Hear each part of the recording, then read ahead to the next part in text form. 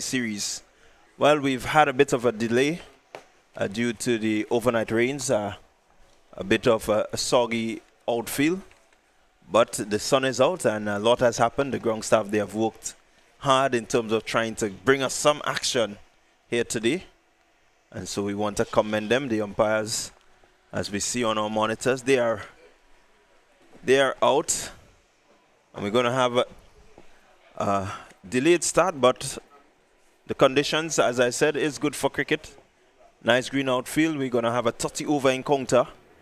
The Windward Islands, they've won the toss, and they have decided that they will bowl first. And let's see if they can utilize the conditions that is there. Just a nice sunny day. And so far, the Trinidad and Tobago team, I can tell you, they are in the lead in this series. And they beat the Windward Islands on Monday to go 1-up in this 3-match series. The first encounter was rained out, and on Monday they won, and won handsomely over the Windward Islands. The Windwards will want to strike back today and hopefully draw this series. But I can tell you, Trinidad and Tobago and the youngsters that are here, I think they have a different plan. And so it's going to make for a very interesting afternoon of under-13 cricket. And we want to just ensure that you stick with us. If you've enjoyed the broadcast so far, you can always let us know. We're live on the GCA page, live on Facebook. And so you can tune in to TNR Communication on YouTube. You're going to find us there. So we're about to bring you ball-by-ball action in this 30-over encounter. So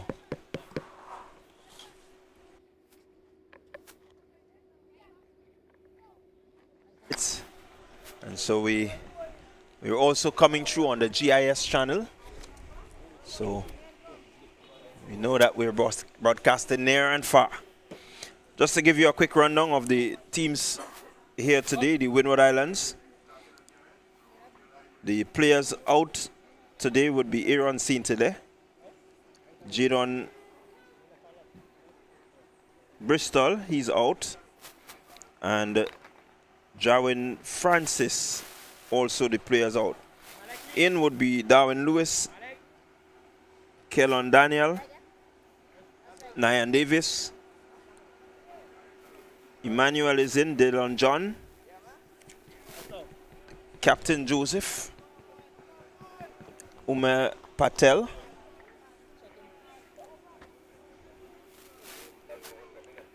Samuel Jean, he's playing here today, Ahmad Williams, and Justin Nickel. So it's going to be an interesting encounter as we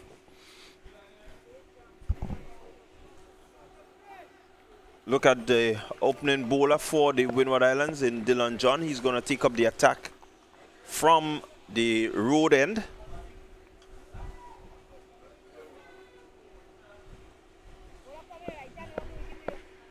He's going to be bowling to the opening batters, Levi Burke and Larell Gossepi. That's the opening pair for Trinidad and Tobago. And I can tell you that Burke has looked pretty well. He hasn't really gotten among the runs, but he has looked good. His setup and his mannerism in terms of his stroke play, it's really good to see an opening batter like himself. You know, he seems to be a bit aggressive, and so we just need to curb that aggression and get a score under his belt here today. I know he definitely will be looking to have a score. Dylan John, on the other hand, will have a lot to say about this. As we're about to see the first delivery. And ball, good movement, quick single taken. And so Burke happy to get off the strike. And he gets his innings on the way. So if you're now joining us, I would just let you know that the Windward Islands, they won the toss. And they have chosen to field. And so Trinidad and Tobago, they are one without loss. In over number 1. Really nice, good condition. The breeze, just a bit of breeze will help aid the fast bowlers and the swing. So we look at that one, just tailing back a bit into the left-handed Giuseppe. And it's a feature that we've seen from the Windward Island bowlers in game number 1. They got the ball to move around quite a bit. Seem to be starting on a positive note. We've actually seen quite a few of them just stealing back in, beating the outside edge there. So good start by John.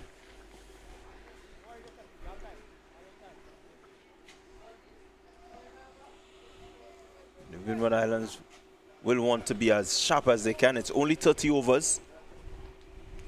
And my estimation, I think this really suits the under 13s. 30 over encounter. Again, getting that one just a tail in. Good quick field in there by the man at short mid wicket.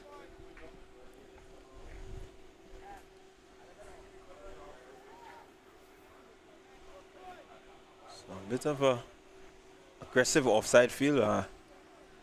We've seen that the Windwards at times have chosen to start with a 7-2 this afternoon. That one just goes away. So pretty decent bowling by John so far. So the Windwards, they start with a 6-3 field. Just looking to keep the ball on or above the off stump.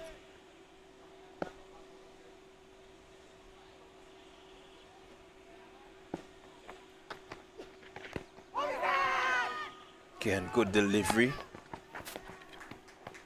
And we see a bit of overthrow.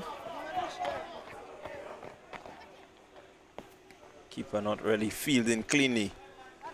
So the Trinidad and Tobago batters, they will be happy as Giuseppe moves on to 2. And the total after the first over, 3 without loss.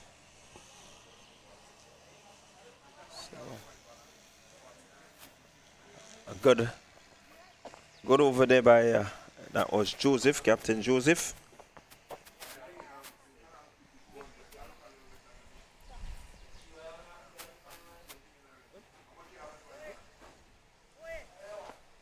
And the Trinidad and Tobago, they will be happy to not have lost any wickets in this over.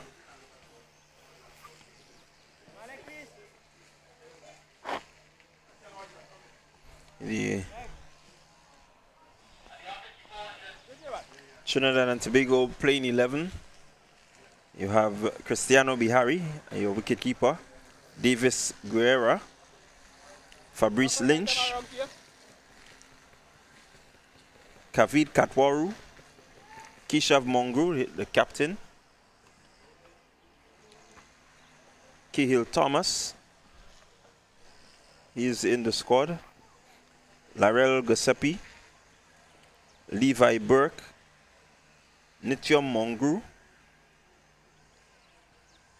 Sanjeev Bashu, and Varun Mahadio. That's your playing 11.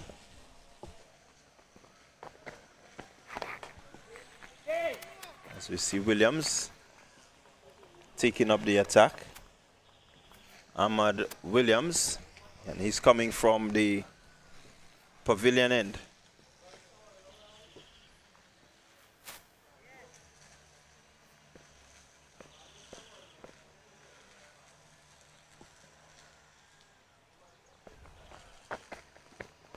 Again, bowling on target. The quick single.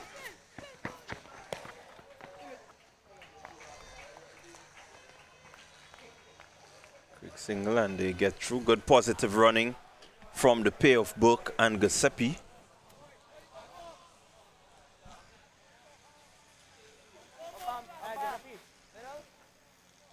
They're both left-handed batters.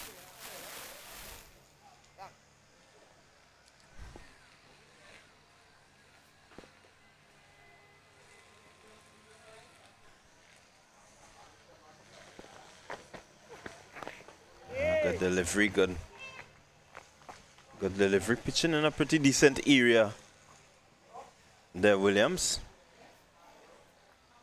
So he started well.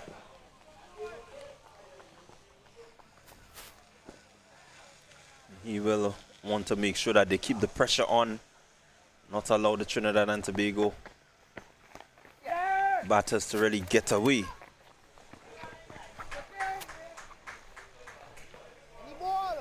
Again, another quick single taken.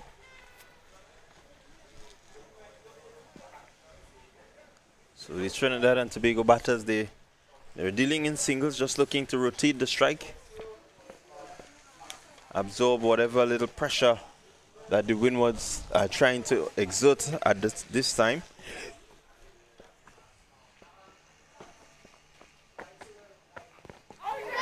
Good delivery. Just cannon into the pad there a bit, but umpire determines that it's going down the leg side.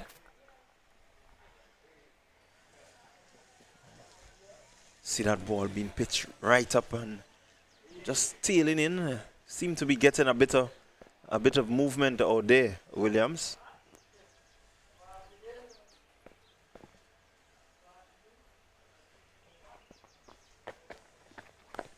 Again, back on target. And Burke equal to it, just pushing it out. Looking really solid there, Burke. As I said, he hasn't really gotten any score to really talk about, so I know that today Burke will be in a frame of mind where he wants to ensure that he shows the quality and the pedigree that he has.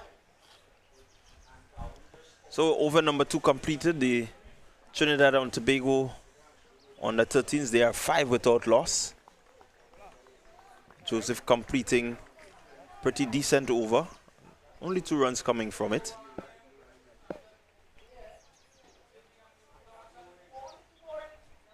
It's going to be Joseph continuing. Getting some lift from that one.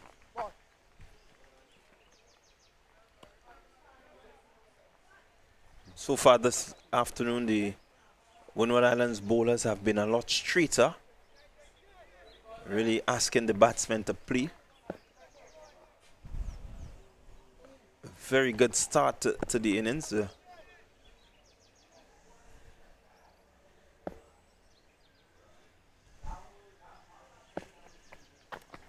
Joseph in looking to get that one to go away. Really bang on target.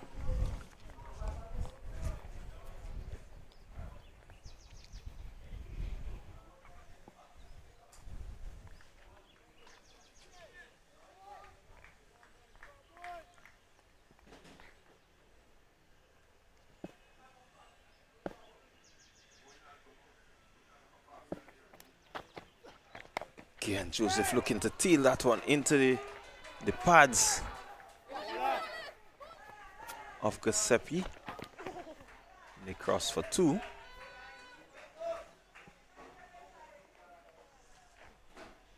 Well run too. And that one just played to the left of the man there at short mid wicket into the gap and picking up 2 comfortable runs.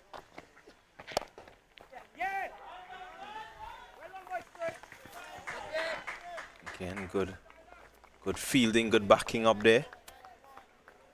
But the Trinidad and Tobago pair, opening pair, looking really solid so far. Haven't put a foot wrong as yet.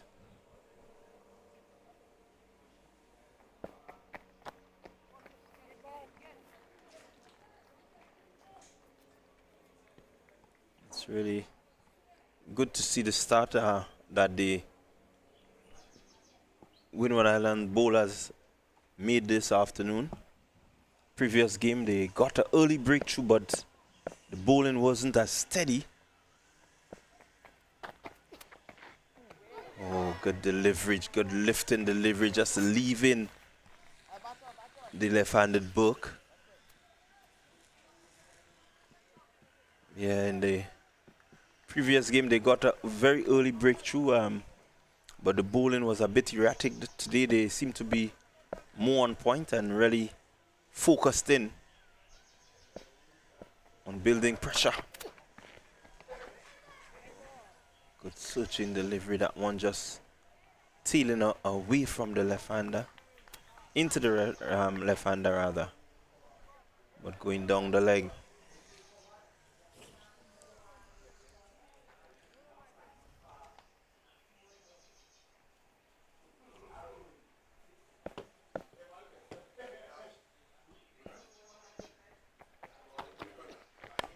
Oh, good delivery, well stroked. That's a beautiful shot.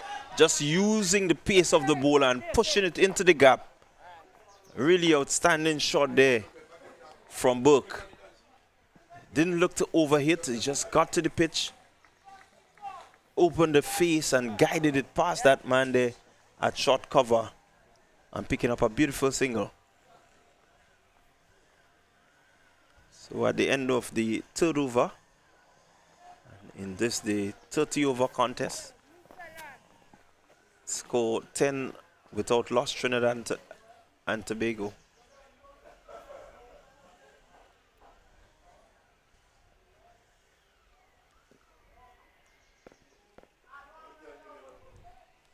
So it's going to be Burke.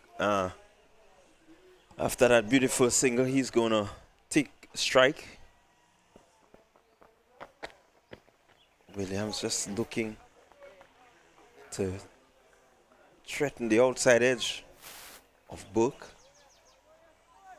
Burke deciding not to play. But again, I really must commend the start by the pieces from the Windward Islands.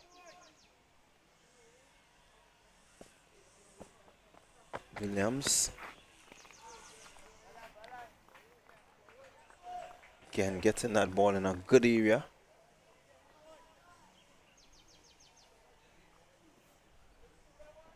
It's really good to see the temperament of the opener in Burke. He knows where his off stump is.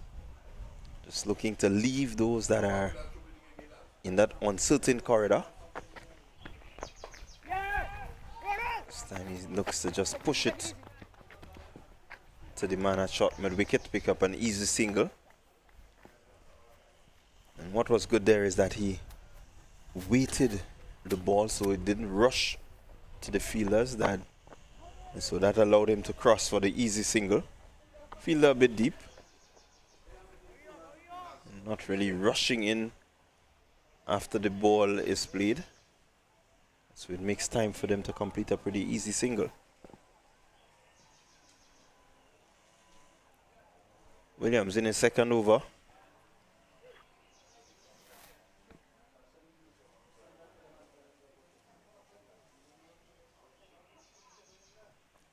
Bowling to Giuseppe. Again, good line, good length from Williams.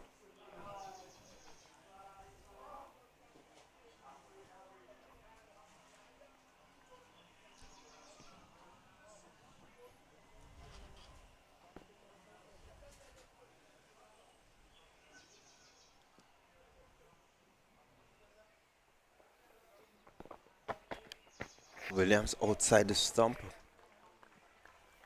Again, just asking Giuseppe to come at him.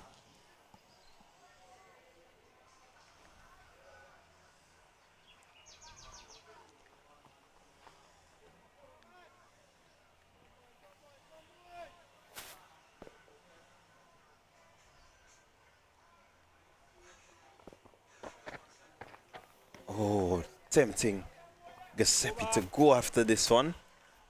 Pretty decent over there by Williams, completing his second over. His 2 overs going for some 3 runs so far.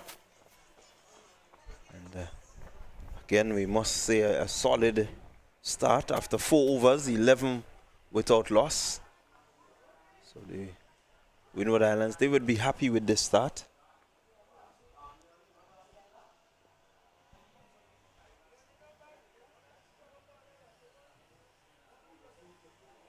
The TNT batters just seem to be content in seeing off the shine of that new ball. I'm guessing as the ball gets older, they will look to capitalize.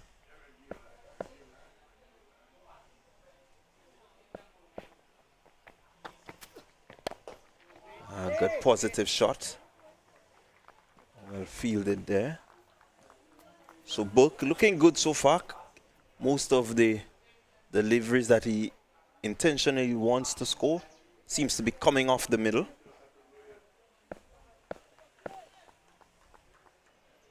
It says that he's timing it well. He's rocking back, he's pulling well. And they go for 1. And they will get an easy 2. As the fielder there at short mid-wicket just retrieves. Gets the throw back to the bowler's end. So good. Again, good positive start from Book. He will want to show the quality that he has. Really will want to put it on display here today. It's Joseph. In, nice. Really nice delivery, just touching down just outside the off stump of Book. Book thought about it, but eventually the clear mind, he decided to let it go.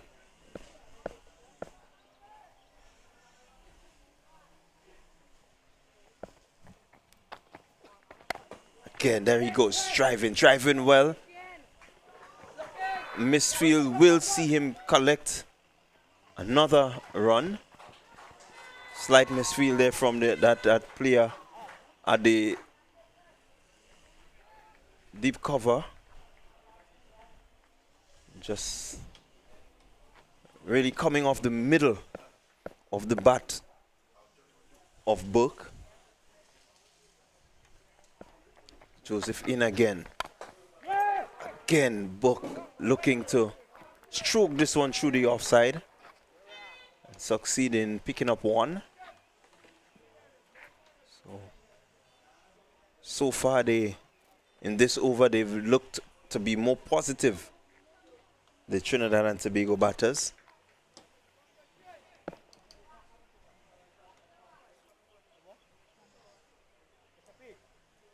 John just looking to tighten up his field. Bowling good delivery outside the stump. And Giuseppe just shoreline arms and allowing it to go through. So at the end of the 5th over, it's 16 without loss as I welcome Rafael Crony to the chair. Yeah, thanks, Rondell, and certainly another beautiful day. And we expect at the score 16 without loss, we do expect again this final game to be very competitive. Yes, again, as I was saying earlier, the Windward Islands bowlers have made a pretty good start. They tried to keep the ball, really steady outside the off stump, and so they haven't gotten the breakthrough, an early breakthrough. We saw that they got early wickets, but they were held up in that last game with a 88-run partnership between Cahill Thomas and Nitya Mongrel. They really put on a good display. Book, who has not really gotten off, seems to be in a positive frame of mind today as he's facing Williams, who goes down the leg. Wide signal. Yeah, and Bog did look pretty promising. We saw him in the first game that he really looked the part. And yeah, certainly he's on 9 now from 15 deliveries. Wanted to expect based on the talent he has shown that he's one of the players to look at. Yeah, quite agree that he's one to look at. He's played some really good shots. Just seem to be getting the ball coming off the middle very often. You look at even that last delivery, really raced to the field that they had backward square. And so it tells you that he's timing the ball pretty well. Williams. Again, on point, just looking to get the ball to tail back a bit into the left-handed book. I think this time he started it a little bit on the stump. He just needs to start it outside the off stump.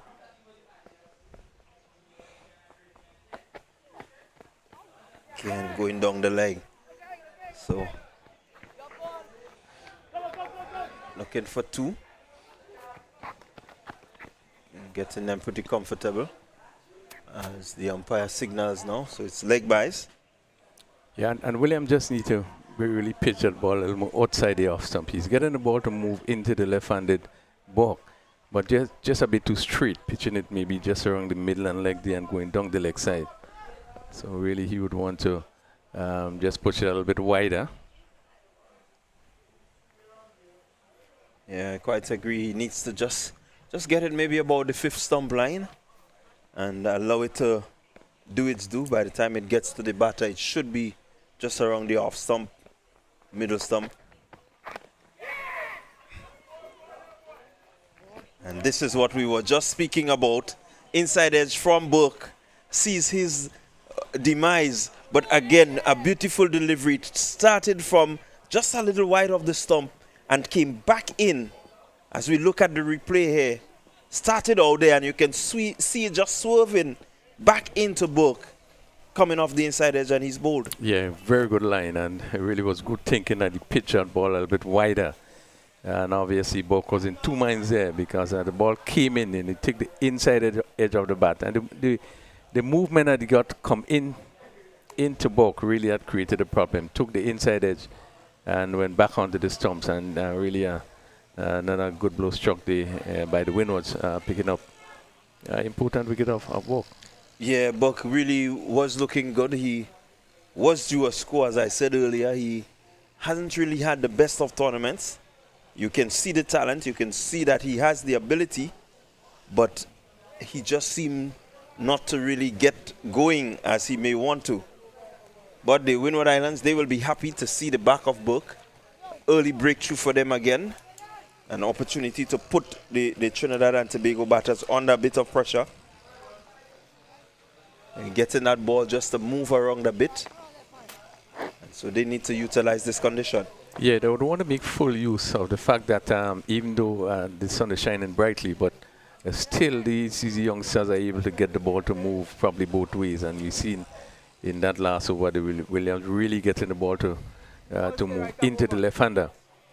And just need to get the line right. And I think if he get that line right, he would, as was the delivery that got rid of the wicket of Burke. Just need to pitch it a little wider. Now he's going over the wicket to the right-handed Mongrel, and we have seen him before. He's an ex-quality player. And importantly, he's going around the wicket, which I think is over the wicket, which I think is a good move. Yeah, really. Good start for Mongrel. Mongrel really in a rich vein of form here. He just nicely placed that one through the gap, picking up the easy single, getting himself off strike, and his innings begins. Yeah, he was really in good position, and we have seen that in the inning that he played in the previous game, being able to get into position, and he really got in the line and really ride this one, played it with all the confidence, played it down to that white third man, and right away he's off the mark. So it's going to be Williams in his final delivery of this, the 6th over. It's a 30 over contest, I want to remind you.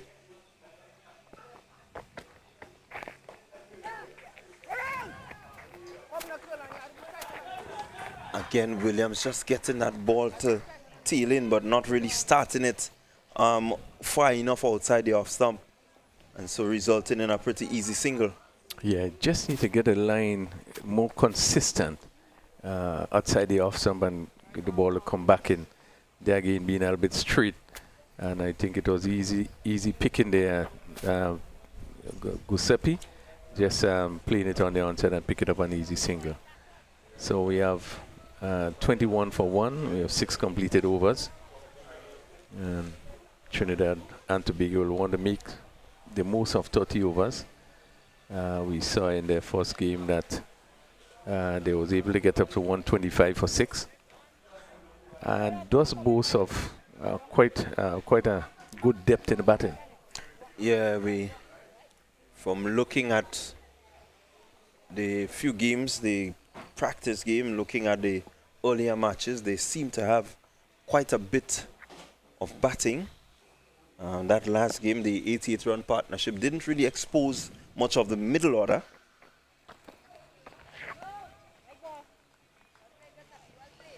Again, you see the change in bowling there, that's Emmanuel. Jean-Claude Emmanuel, St. Lucian. And he's looking now, and I must give kudos to the Windwards coaching staff. I spoke with them this morning, and they were just speaking a bit about the boys and the ability to move the ball, and something that we saw from our vantage point. And the coach was just speaking about Emmanuel having a bit of pace and still being able to get that ball just to leave the left-hander, which is a really good asset. Yeah, certainly what we are seeing with him is very encouraging. He's easily the quickest bowler. Well, I would say in this tournament, as we see another beautiful delivery that there is bounce, there's movement. He's the quickest bowler in this tournament, and certainly we have seen him being able to extract quite a bit of pace and movement, moving the ball away from the left-handed batter and bring it into the right hander. Really looks a good prospect. Yeah.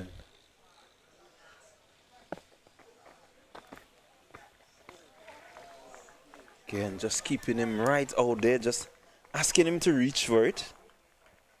As they say, he's suckering him into just, going after it. The line, the length is really good from Emmanuel.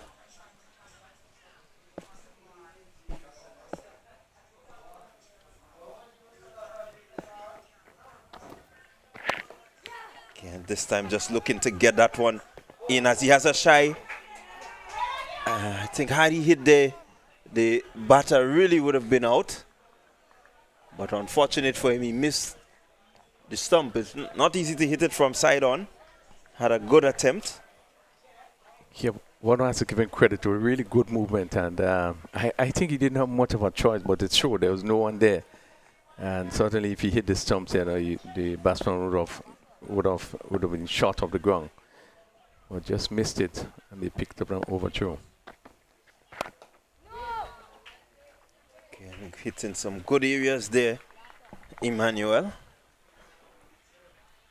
As we looked at the Windwards team, I think if is one area that that looks good. One area that I think that they have been able to hold on is probably the bowling. As it could be danger there, and that's another single taken there, which really look very close. But Emmanuel didn't release the ball. I guess it was caught in no man's land there. But a very good over, quick over, good line, good length. We have seen him beating the bat a couple of occasions that over, but really gives the impression that he has quite a bit to offer. And certainly the batting of Mungu, they really had to look at him closely in that particular over. Yeah, so it's 25 for 1 after 7 overs. Book, he came and he went for 9 of 19 deliveries. Giuseppe is still out there. And Mungru has joined him. Mungru on 1. And Certainly Williams in his fourth over will have his tail up. He got the breakthrough in the previous over and will be looking to get a few more under his belt. Yeah, let's see in this particular over. Just need to, as we see, just readjust the line, just to keep it a little bit wider of the off stump. And this first delivery is played on the onside. They pick up another single. Again, one fairly straight. But you just need to keep it a little bit wider of that stump and give it the opportunity for the ball to swing back.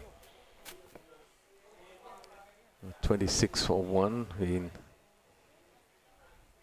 the 8th over, and Williams now goes over the wicket to the right-handed Mongrel.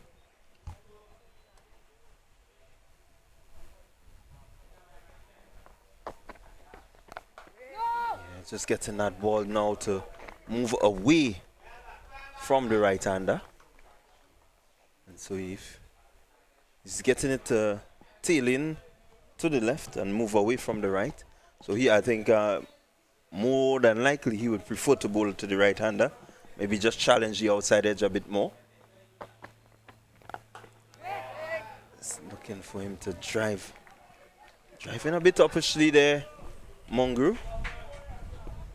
And something that we've seen with the Windward Island fielders, they're walking in, but they seem to be walking in just a bit so slowly that, they're not able to capitalize on opportunities that they should really capitalize on. Yeah, still a little bit flat-footed. As we look at that full delivery there now, the cover have moved, neither the extra cover have moved, neither the mid have moved. And full toss there that I think Mongrel will be disappointed not to take full advantage of. He missed, and also the keeper didn't collect it cleanly, so they was able to pick up a bye in the process. But you're right in terms of the movement, just seemed to be a little bit slow, a little bit flat-footed. Now he goes back around the wicket to the left-hander. Better line, push into the cover. But you can see that Williams always thinking. Probably know what he wants to do. I just need to get his line right.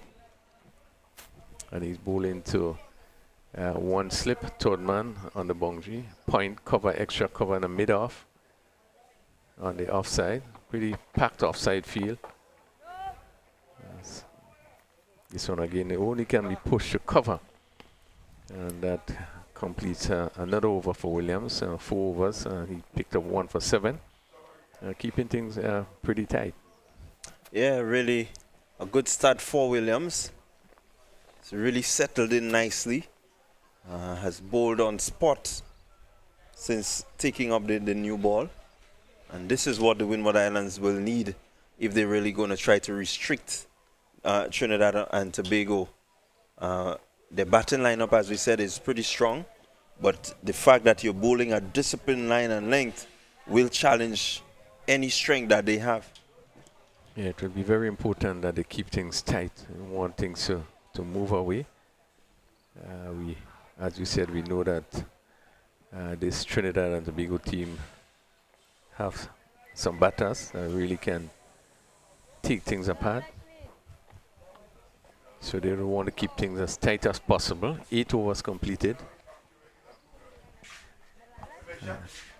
They would want to try to force, put the pressure on so that they wouldn't have to chase too much, probably 100, 110, 120 for the most. Obviously, Trinidad will have other ideas.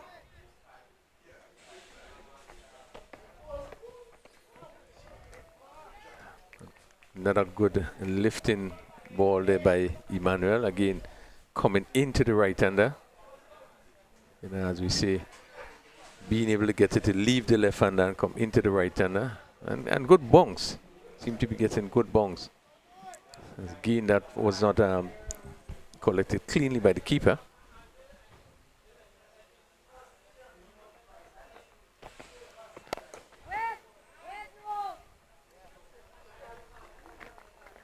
Yeah, very evident have we seen definite movements from most of the delivery. Again, this one coming in and being just pushed down to short mid-on.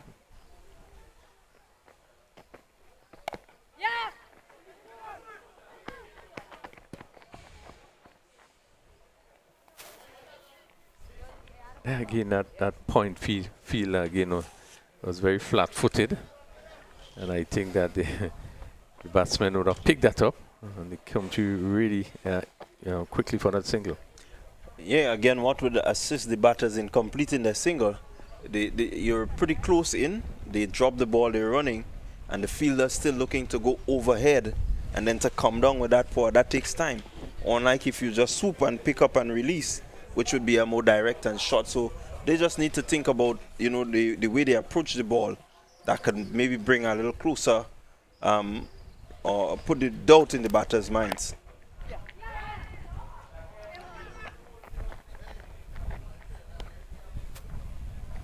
Good delivery, just getting the edge of the bat of Giuseppe. And luckily for him, he got it into the gap. I think one of the challenges we have seen, maybe we could discuss that. The fact that the Windwards are really divided by water. You have players coming together for a short period of time and then into a tournament. So, it takes time to get to know the player, one, in terms of even your training, in terms of what you want to get in. Just to have the unit click. So that you can get what you really want out of them, and it can be.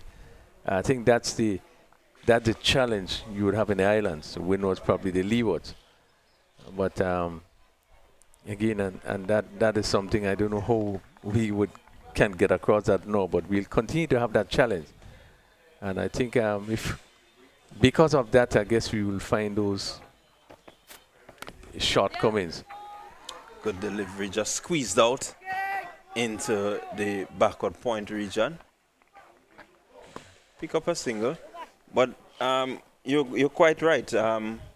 This is something that we looked at in discussions with a couple persons on the ground in terms of the team and the time that they spent together. And so I think this is where maybe the cricket boards may want to maybe approach the different governments to see how, in terms of the movement of players like this, they can get maybe reduced airfare and that sort. So maybe it's a discussion that needs to be had among the different territories. Yeah, I think obviously a lot of costs would be involved, because if the winner was going to play a tournament, you're talking about instead of you come in maybe 3-4 days before, you would want to be together for maybe at least 2 weeks. So at least, you get to really put the kind of structure you need to put in place in terms of the team, meaning that you'll know who are your quicker players on the ground, who are your best arm, who have the strong arm in throwing, so it helps you in field placing, it helps you in really reorganizing your team so that you'll be able to play, at your maximum when you come into competitions. Yeah, I quite agree with you. Maybe they need to adopt something of what the volcanoes have right now, where, you get them together in that one central place. You may just have to look at the timing your tournaments are held and so on. So it's a lot of things to consider, especially at this level with the semi-professional leagues or the West Indies Championship. It's easier because that's what they do for a living. But at this level, you may want to get them in maybe for a month, have them staying in one location where they can prepare themselves for tournaments. So maybe just as a selection, when they're selected, maybe the Windwards would need to make it a duty that they get at least a month's preparation. So you may have to, make arrangements for schools to get work to them and so on, and look to build from there. We into the 10th over 30 for 1. This one hit firmly to cover by Mongrel, as we see the introduction of Patel. He's into his first over from this commentator's booth end or southern end. Hit on the pad, low appeal, not out. Again, just tentative there. It was at the Mongo. Maybe you're playing for more turn. And this one, they sit him on the pad, and as we look at the replay here, probably yes, would have missed leg stump, the bunks and also the turn.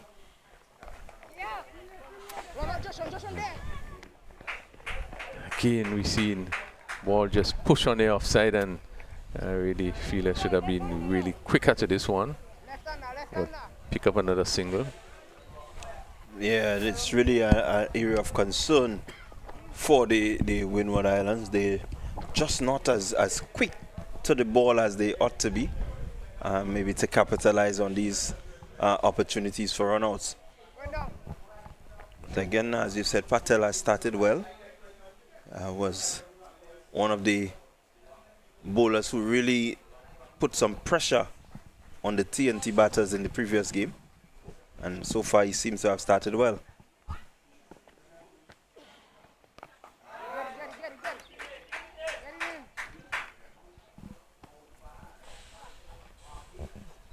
Again, bang on target, just bringing the batter forward. Not really giving him anything to free his arms. Yeah, we have seen Patel, particularly in his first spell, comes on and really tend to bowl a good line, keeps things tight. One remembers picked up an important wicket in his first over in the last game, and certainly he has shown that he can keep a line. But just coming down to the end of the spell, sometimes you tend to, and I guess it's because of lack of work of trading, you tend to just stray a bit. But his first over has been a good one, 31 for 1. Just conceding a single in that over. And the Windwards just want to continue to keep things very tight. Don't want to allow the batsman to really get off and begin to score quickly. Yeah, really good first 10 overs completed. And so they have done well to keep a run rate of just about 3. May want to just try to squeeze it just a little bit more and maybe cut off the easy singles and look to put the batters under a bit more pressure.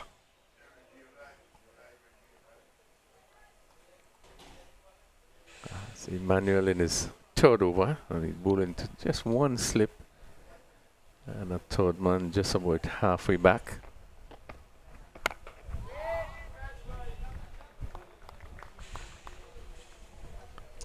Again, good idea in terms of looking to get the batsman forward driving.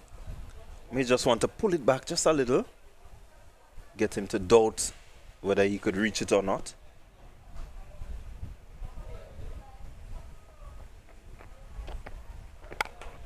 Full toss and really hit well through the covers. Pick up 2 runs there.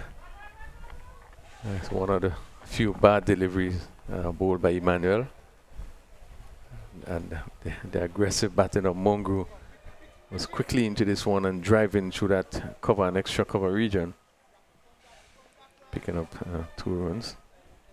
Yeah, Mongo just does look a really good player. Very positive. Clear in his mind as to what he really wants to do, but this fast delivery there has just drawn him to do something that he's not really planning to do. He got some bounce, came through at a decent click, had him in 2 minds. You know, he did play but withdrew the bat after. Yeah, you could see that he put a lot of effort into this delivery, and it went right through Mongo. This one is over pitch and stroke nicely through the covers. Again, really good, comfortable shot.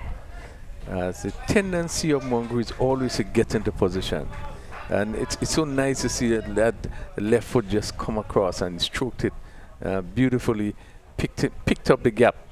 And it's so important when that foot is in position, you can pick up whatever gap you want.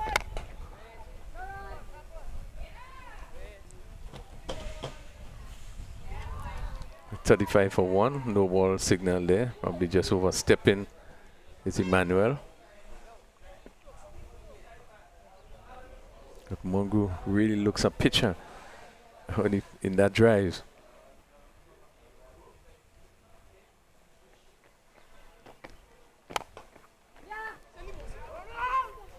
Mongo looking to capitalize on the free hit. Still able to get that single. The fielder's not really able to cut these quick singles that are taken by the TNT batters. And they really want to look at that, the Windward Islands. I think the fielders need to be a bit more on their toes. They need to be quicker to the ball. And you can see them being just a little bit lackluster. They're moving, but not moving quickly to cause the batter to really think whether he wants to go through or not.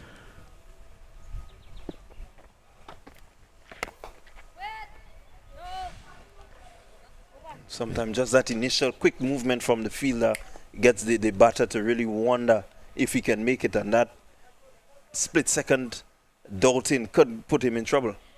Yeah, so the end of the 11th over, 37 for 1. Mongo is on 9, and Giuseppe is on 10. It has been another good over by Emmanuel. Try to keep the ball right up, not giving Mongo the opportunity to drive much, but the ball that he was able to play drive with, he played it really beautifully through the offside. So it's going to be Patel to continue. And, he's looking well so far. His first over going for just 1.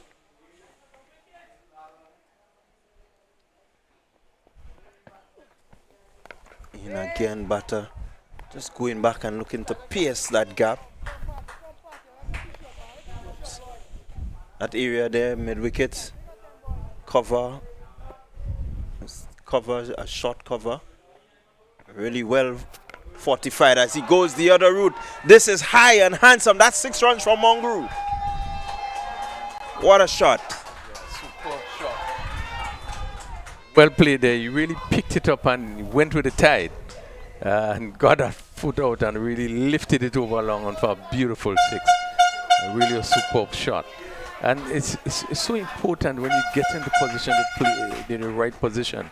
The shot looks pretty easy, but he really played it well.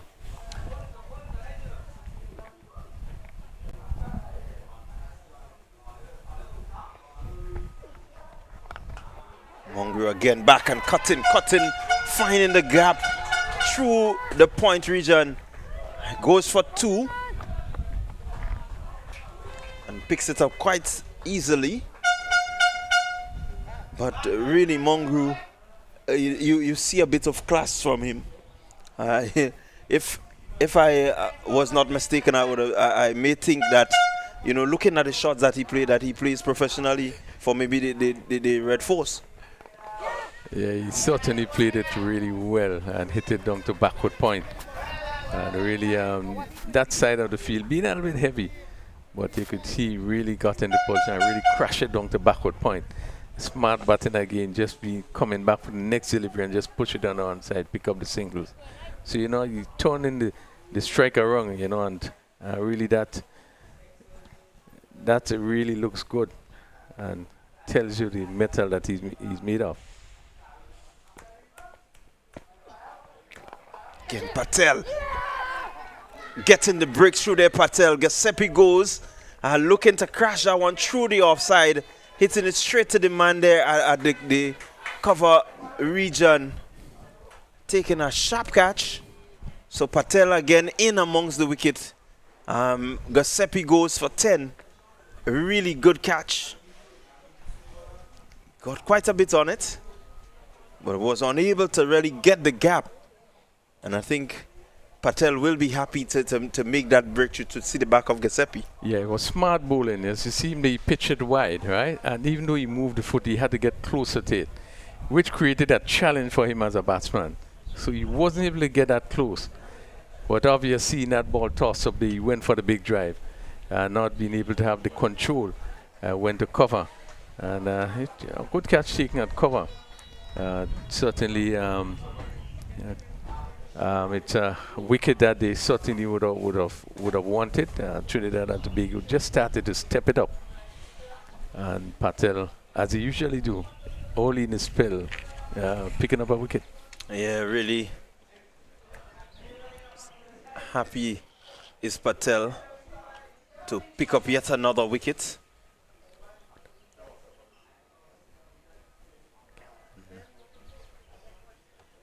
So the Windward Islands, they have a breakthrough. It's 46 for 2.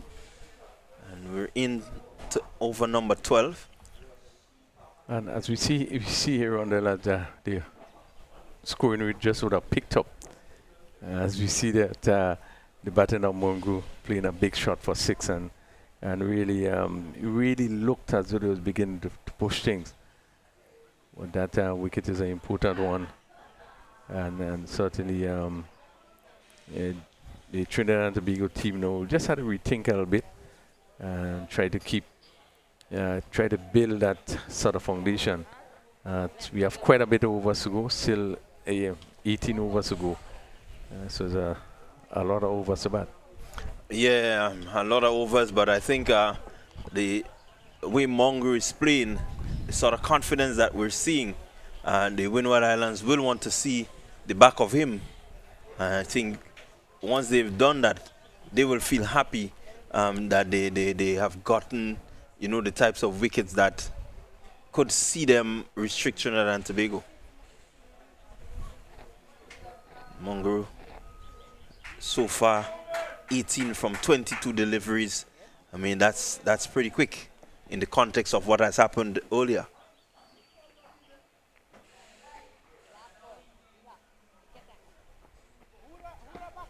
Patel with 2 deliveries remaining in his over, his second over. 1 for 10 so far.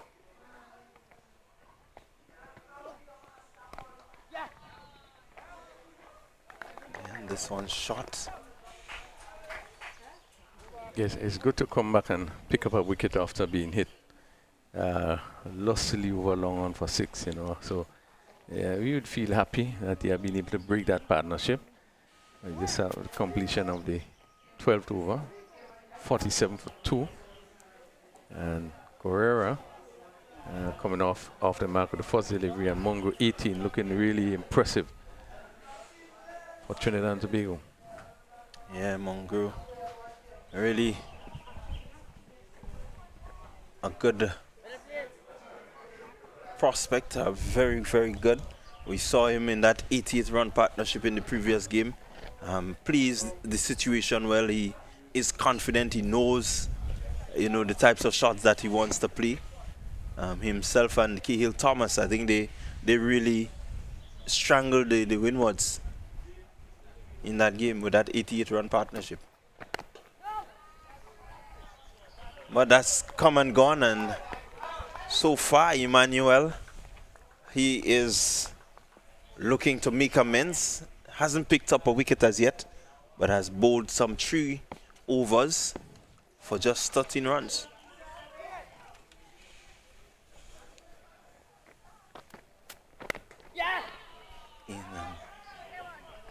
Guerrera just finding the gap there, picking up an easy single.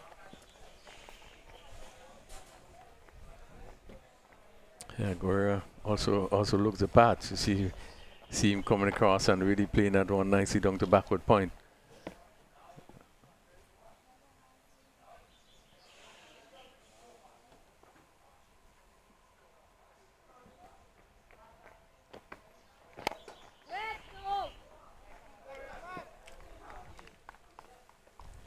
Mongo just getting that one off the middle. I think so far he has gotten everything off the middle. Anything that has not come from the middle has not been hit.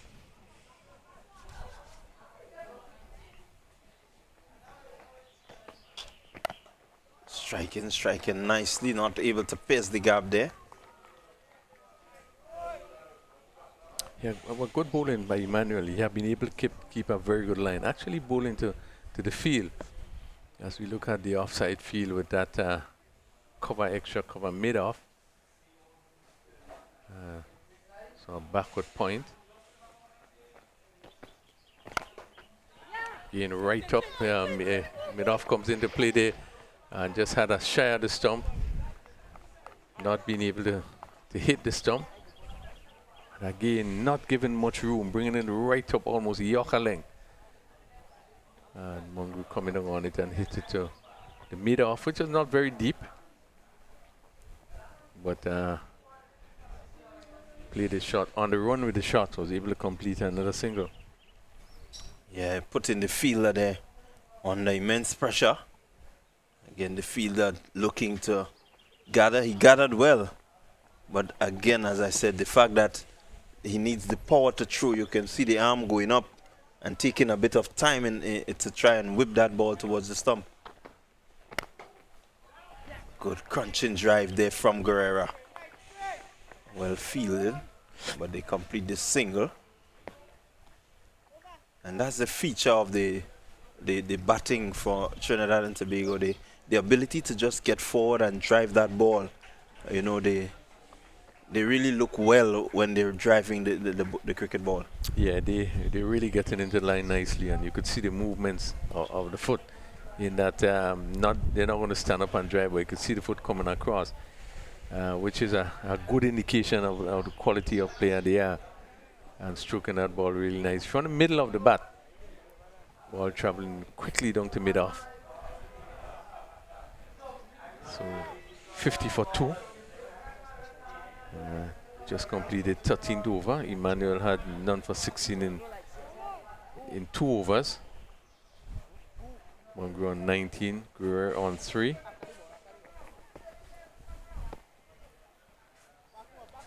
And Patel, who picked up the wicket in the last over, comes right arm around. And he's bowling to the left-handed Guerrero. He down the track and driving straight, not getting hold of it, but it was good movement by the batsman. He came down and meet it on the full toss.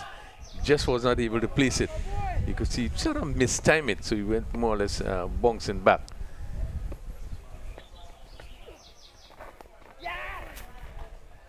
This one, again, you could see him back and just pushing it into the gap and pick up a single. So really smart batting.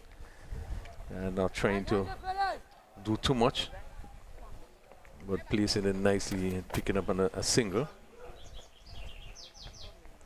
Yeah, good smart bowling there from Patel. He saw him use the feet come down. The previous delivery, this time he slowed it up a bit.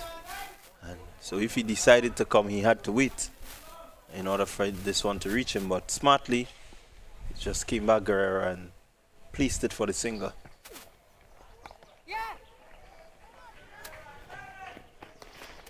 Yeah, once again, the length of time that to release the ball really give the batsman the opportunity to get home. But this was pretty close and really should not have been a single there. But again, it's good running, good backing up by the Trinidad batsman. Yeah, it's good positive running. The fact that the fielder had to move from his position, I think they calculated well that they could complete that single. And that's good positive running.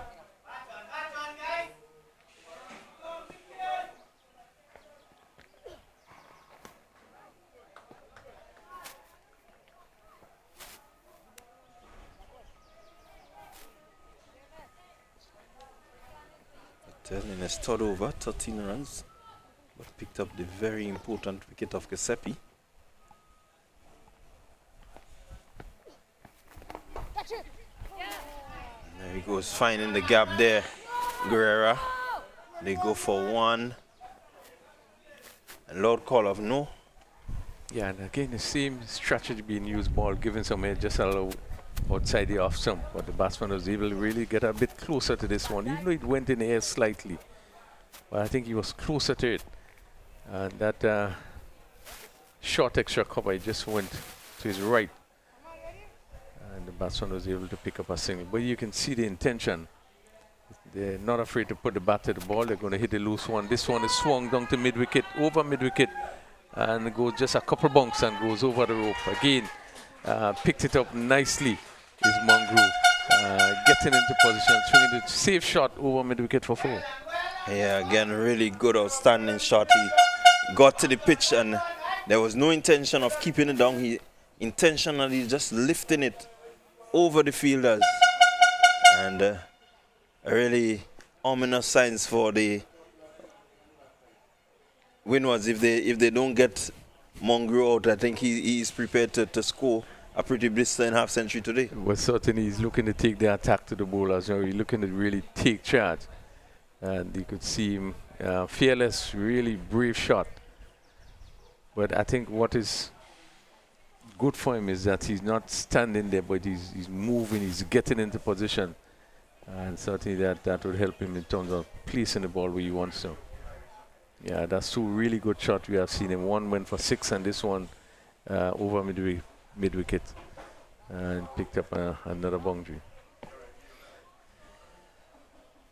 So it's Mongrel 24 of 27, scoring at a pretty fast rate. Context of what has happened so far. I think since he came in, he has been the aggressor. And is looking to be positive and very aggressive. Yeah.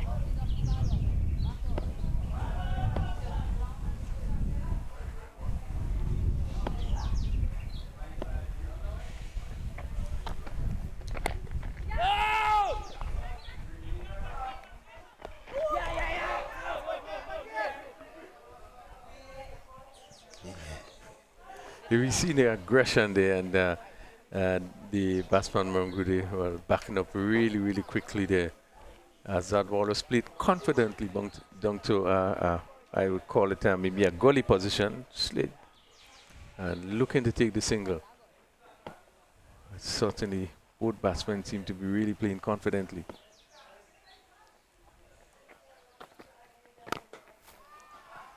Yeah, they really look positive, these two. And they can see the confidence that they're displaying, not really questioning what they can do. You look at it even in the way that he played that last delivery and the fact that he got behind it and was just so relaxed. Yeah, Emmanuel is bowling well, always giving a good line, full toss hit. This is one of the few deliveries was offline. And they only pick up a single there, surprisingly. The ball would have stopped, hit over cover, and only allowed them to pick up a single.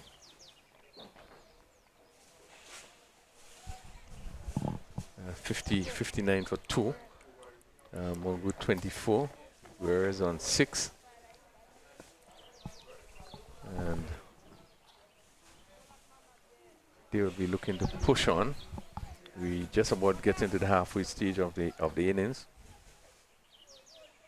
Really pack offside field. Just now they're making some changes, so it'd be a 6-3 field, mid on, short mid wicket, and a square leg. So that's 3 on the onside, 6 on the offside. A slip. A mid off shot, extra cover, backward point, third man on the boundary. So really the attack will be, one imagine we off stump and just outside. This one's straying a bit down the leg side. And they come through for a single. We wait to see the signal. Yeah, off the pad. But again, we see the movement coming into the right-handed Mongrel. Yeah, really getting the movement, but not getting that ball to start on the right line.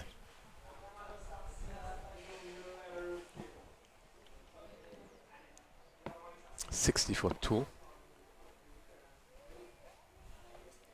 Left-handed Guerrero. Played nicely, firmly. Key in the mid on there, just a bit slow there.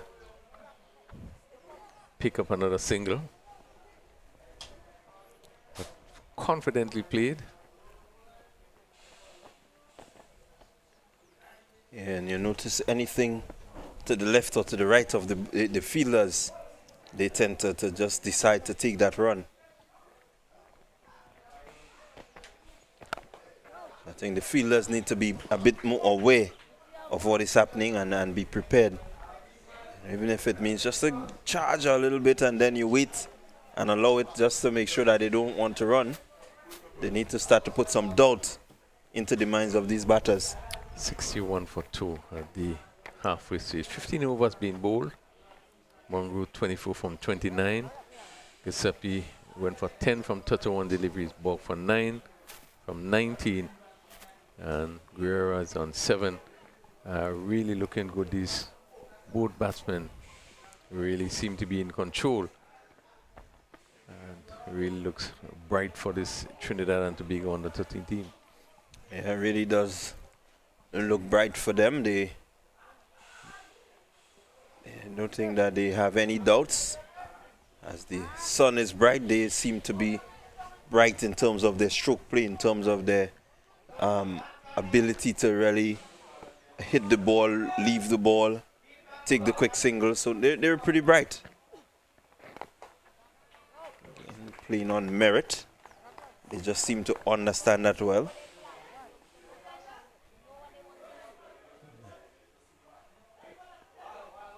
Really is a show of confidence from them. Patel also showing some confidence, not afraid to, really give that ball a bit of flight and pitch it in that area where he's asking the batter to play. Asking him maybe just to look for the big shot. Again, good line, good length from Patel. Yeah, despite being hit for 2 boundaries, he had been able to keep his line really good to the left hander. Just giving the ball a great deal of air, but his line and his length have been very good. Correa really is equal to it. Another good delivery. He could only defend. Just being able to put it on the spot. Just every now and again, he would try something different. But he's into his 4th over. He's gone for 18, pick up 1 wicket.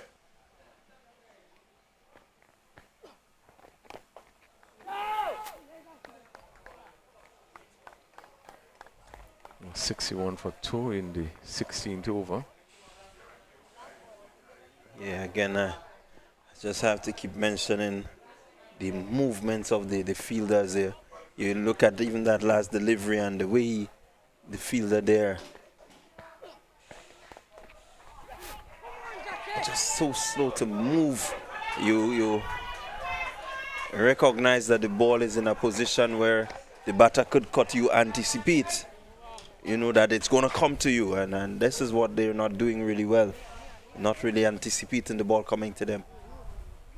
Yeah, this is why it's important that particularly a ground fielding, you play a lot of attention with, in terms of your preparing a team with the ground fielding and so forth, the movements and your positioning and so forth, and that's a critical part of the game. Certainly, I think that's an area the winners probably will have to look at.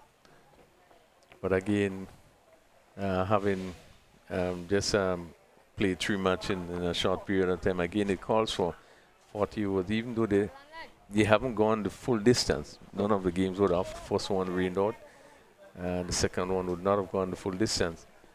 One would expect that you still would be in some sort of shape, right, to be able to move, to play a good competitive game for this last one. Yeah, they've done well. They're doing well. But these little minor areas are areas where you want to help yourself. Even at this stage, John into the attack, starting with a wide. Yeah, certainly shows that a fighter, tough cricketer is John. Another Dominican.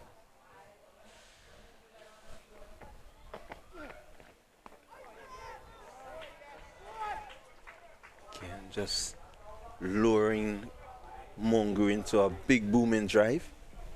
And for the first time, I think we've seen Mongo not really getting into position.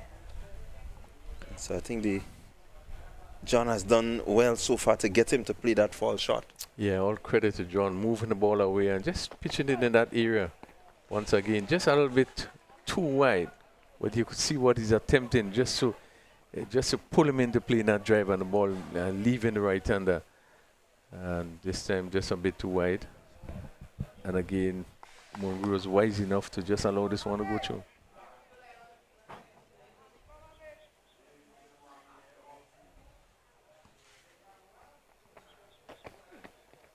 Yeah, just getting that movement. Really, Mongo can't play it as confidently as he's played the others because it's pitched up but just moving away. John at this age has the tenacity and may decide to just get one sharply coming in. Could have Mongo in some problems. Is he thinking along that line, or we wait to see?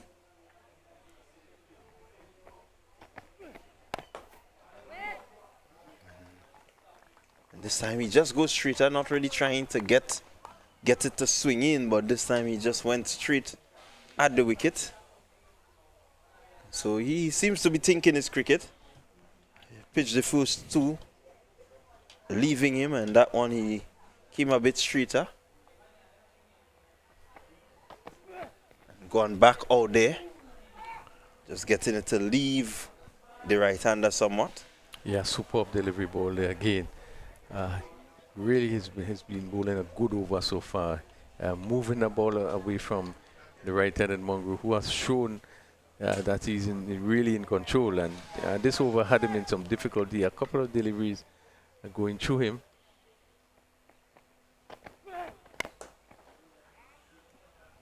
Yeah, really good line. And Mongo, you can see having to recheck there, just being very cautious.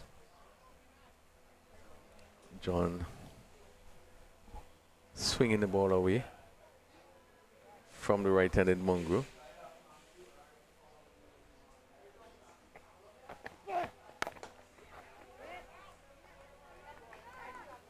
Really outstanding over there by John. Really has been on the money. Apart from the two wides that he had, really nothing coming off it. Unfortunately, he had to give away these two wides, but this is the kind of pressure that you want to sustain. You want it to be sustained. You don't want to ease it up at all. Yeah, and you could see that he's bowling to a plan. We're really looking for the outside edge, and came really close to taking the outside edge in a couple of deliveries, bowling that over. So really, he's thinking what he wants to do, and really that has been a really good over. First up, just going for two, but he's the sort of player that shows that he's a very hard worker. He's a tough cricketer. And you could see him when he's running very aggressive to the crease. That's Patel. Again, giving the ball a lot of air. In this fifth over is Patel. But keeping a good line. Yeah, I think the fact that he's giving it air but getting it to pitch in a really good area where it's not too full. Guerrero not able to respond. You can see him, just trying to put off Patel. Patel has really been steady to him. And so one would hope that the fielders are ready because something may be coming. Yeah, really good bowling. You could see that he has kept him quiet for the last two overs. And he's really making effort to throw him off. So, it could be a really interesting battle. Next few deliveries of this over. Once again, he make the step, and only able to hit straight back to the bowler. Keeping his cool, his Patel, not trying to do anything too different. But the batsman is really trying to throw him off, but he's keeping calm, and that's what he needs to do. Short delivery and hit down to mid-on, and obviously the mid-on fielder having a throw at the non-strikers and make no contact. But again, you could see the pressure building. Really another Good over by Patel, keeping it really tight. Now he has the opportunity to bowl to the right-handed Mongru. But a nice battle developing. Patel. He goes over the wicket now to Mongru. See him pushing the mid on back a bit.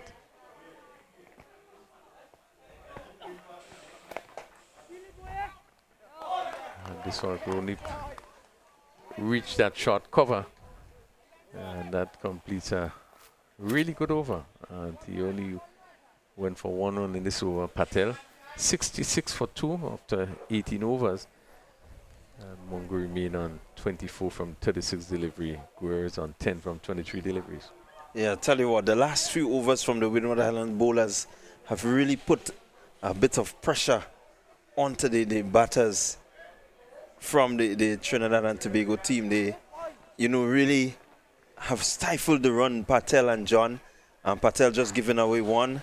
John, his 2 wides was the only thing that really the TNT team could talk about. But you can see the pressure building, especially on Guerrero. Mongru looks relaxed, but somehow Guerrero is feeling the pressure of not scoring and maybe just needs to settle back in again. He does look as one that can hit the ball and hit it cleanly. So John comes around the wicket. Left-handed Guerrero just missing his run there. We have 18 overs complete, just 12 overs to go. And as I say, the winners would be happy to probably get them to be under 120.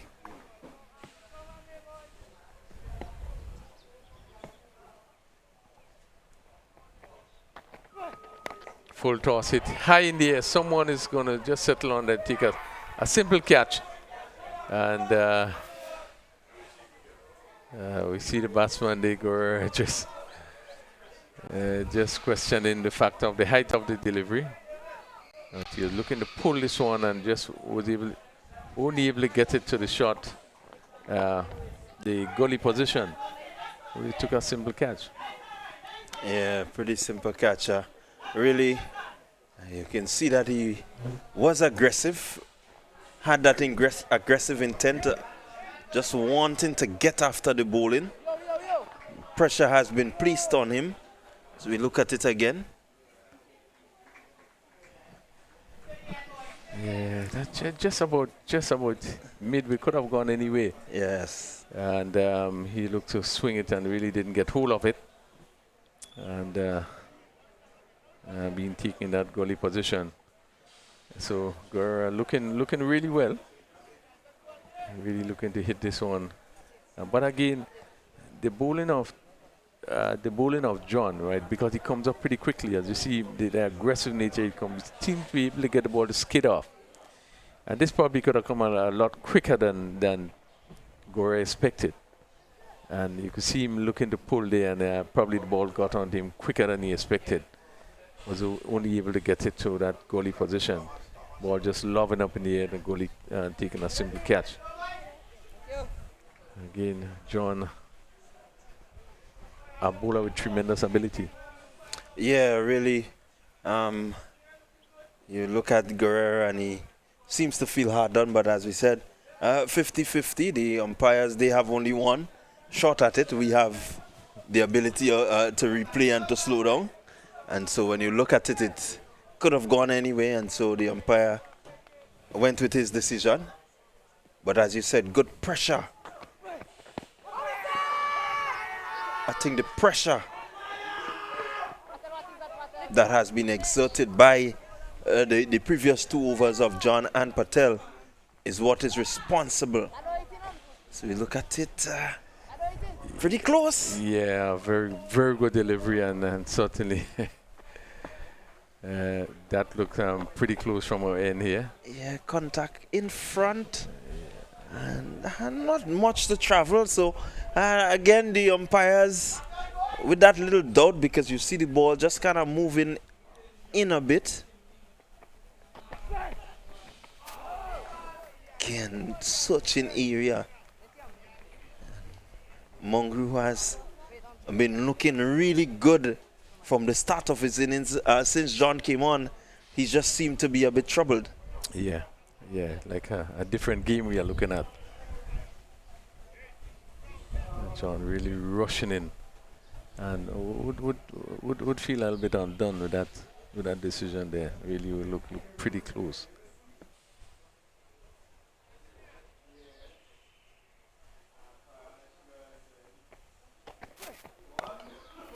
Again, searching delivery from John. Has Mongrel just reaching out in front somewhat. Just seem to be feeling his way around now, Mongrel.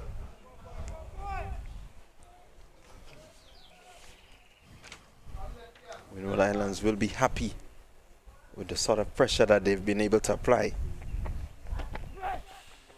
Again, John on that outside off stump corridor of uncertainty. And we see the mongrel, the cousins, both Kishaf and Nitium.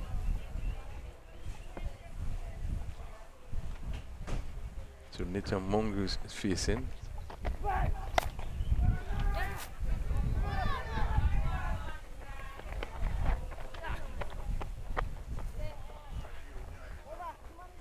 At the end of another fine over ball day by John, picking up his first wicket, and he completed 2 overs, only going for 4. Picking out an important wicket for Guerrero, and then probably could have suddenly almost picked up another one. Yeah, really, since John has come on, he has done well in terms of helping the Windwards to put some pressure and to slow the game. The scoring rate, especially Mongrel, as we said, came out. He was in a really aggressive nature, and so far, after getting some 23, maybe from 27 deliveries, he's now 25 of some 40 deliveries. So it tells you that he had to face a few deliveries where he was unable to score. So Patel in his final over, and he will roll into Mongrel. Again, stroke to that short extra cover. And he continues to give the ball really good air, but his line has been very good. Nitram Mongrel. Patel goes over the wicket. Right arm off spin. He's short and he's back and just beating the short extra cover. Pick up there. Picked up a single.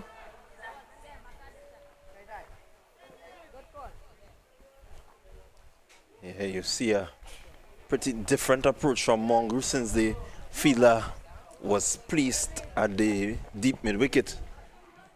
The tendency to really play the big lofted shot. He seems to have restrained himself. A lot of credit has to go to Thomas, as he bowled 2 really good over, and then we saw Patel continue to keep it fairly tightly. Batsman having to look up to think. So he goes back around the wicket to the left-handed Mongrel. Ball stroke to mid-on.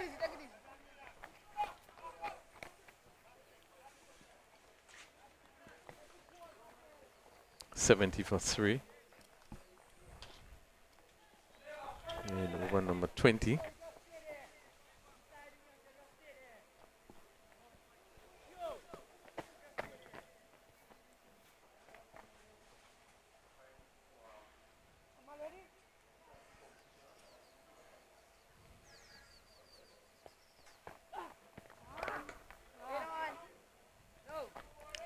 Short delivery there from Patel, but getting away with that one. What was important again is that it was outside the off stump. I think that helped him. Was a bit faster.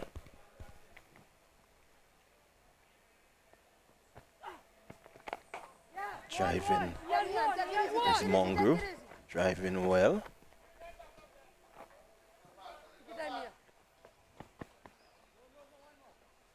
It's notable to see, even though he would have played that drive, he had to reach for it.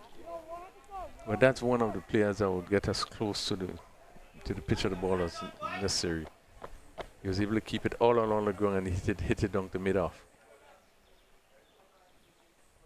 Patel with his final delivery goes back around the wicket.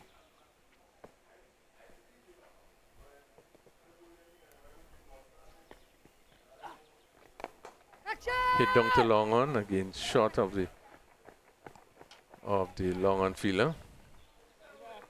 And that completes the bowling spell of Patel, who went 6 overs, went 1 for 24. After 20 overs, Trinidad and Tobago 72 for 3. Yeah, really good fight there from the Windward Islands to restrict the Trinidad and Tobago batting line up to 72 for 3 after 20 overs. It means that they have another 10 overs to complete, and they would want to complete that 10 overs as tight as possible. If they can restrict them to under, I would make it 100. I think they would be in with a good chance. Yeah, you get up to 110, I would think they would be happy with 30 over the 110. But 10 overs to go, Trinidad and Tobago will want to score as much as possible. I think they probably might be looking in the region of 130.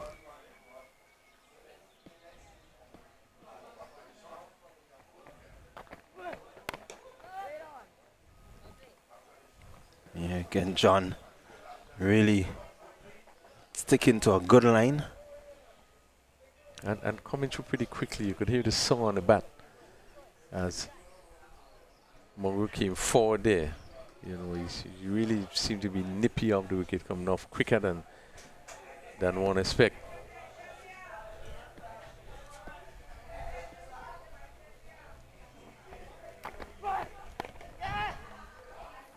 Again, just using the piece of the bowler, guiding that one.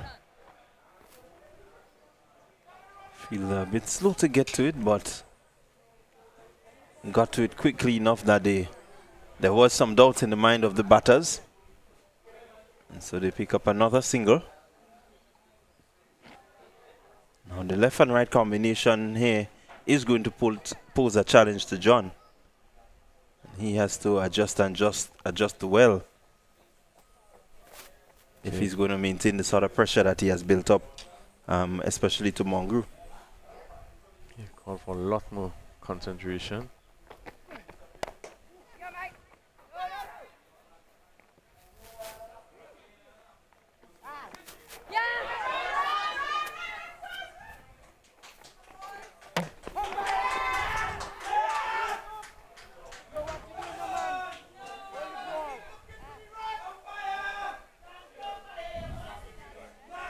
Yeah, and we've seen some careless cricket there. That ball coming should have been backed up. Yeah, the umpire making a pretty good decision there. Batsman is out. Yeah. Again, we have the benefit of the replay. The umpire doesn't, but it will be unfortunate for the Windward boys as this one is played in the air.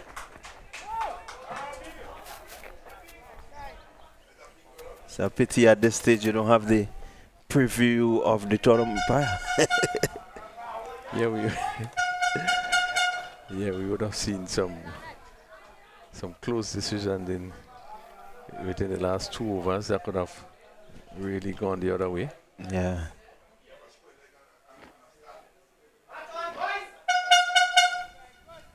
Trinidad 75 for 3 in the 21st over. A lot of things happening in the last few overs. Hit in the air, and let's see, the mid-on comes in, takes the catch. Really good catch taken mid-on. And one could have seen that something would have happened. As you see, there was so much drama in the last 2 overs. Mongo they looking to clear the mid-on fielder, just holding out at the mid-on. And certainly, I think a well-deserved the bowling of John. Yeah, John just putting that bit of pressure since he came onto the bowling attack. He has been applying some pressure. Cahill, not Cahill, but Nitium not really comfortable since John came on. You look at that shot that he played, and you can tell that that's not his sort of the slog, and his thing is to get behind the line and punch and drive and so on. And so he just got underneath that one and spooned an easy catch. Well, a good catch taken by the fielder there running in. But that's not his game. You can definitely see that's not Mongo's game. So John was able to put him off and put him off well. And it's fair to say the last 2 wickets that went, Mongo and Guerrero, I think it was really because of the pressure that John put on the batters. We have also seen, and one has to give Pat a lot of credit because he kept things tight. We would have seen that also Mongo trying to give himself room, trying to do something to ease up on the pressure. Certainly, I think it's because of the pressure that put on the last few overs would have resulted in both of these batsmen being dismissed. So definitely the Windwards, they have done well. They will feel well that they're in a position to maybe restrict the scoring. Thomas, the vice captain, is out there. Another tremendous player is Thomas.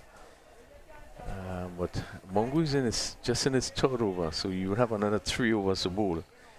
And the way he's bowling certainly is going to make things really, really difficult for the batters. Yeah, definitely. John has bowled well. He's 2.5 overs, going for just 8, picking up 2 wickets. Slower delivery.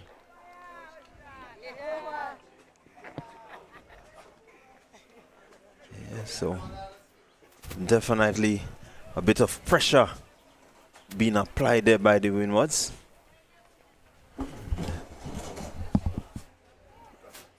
And so at the end of over number 21, the Trinidad and Tobago under 13s, they are 76 for 4. And really the Windwards, they have done well in terms of trying to restrict the scoring of these Trinidad and Tobago batters.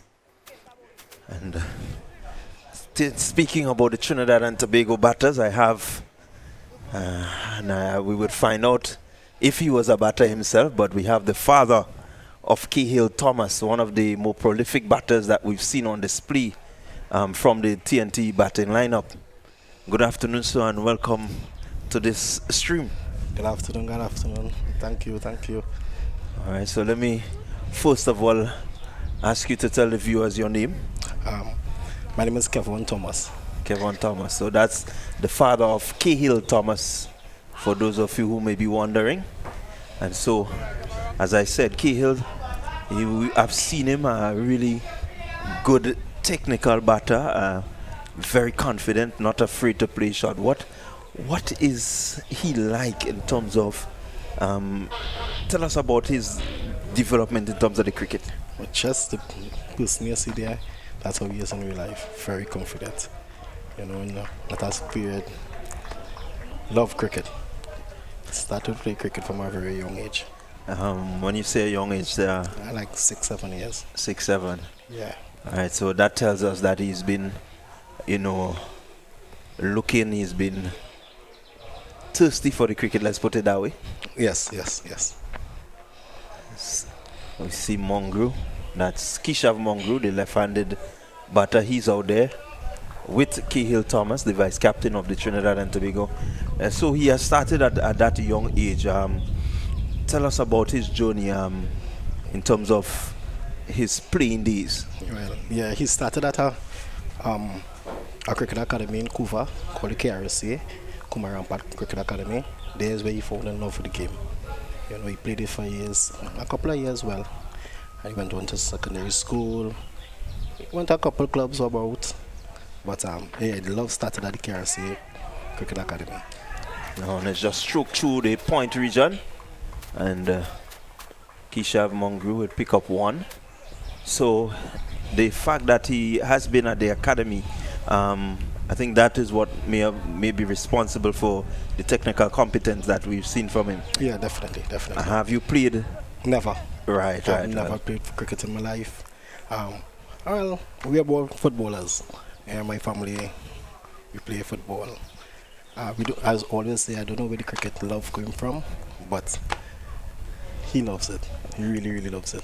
Yeah, I was just about wondering if he had it in his genes, but I think he's wearing short, soft pants now. Yeah.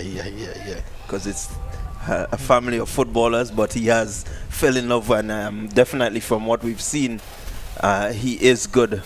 As we look at that replay there,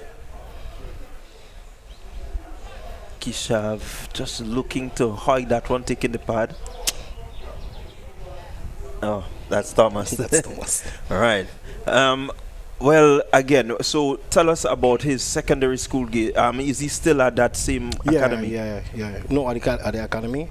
In and out, the amount of cricket he have played right now, you get time to get back to the academy. But school, he goes to the presentation, College San Fernando.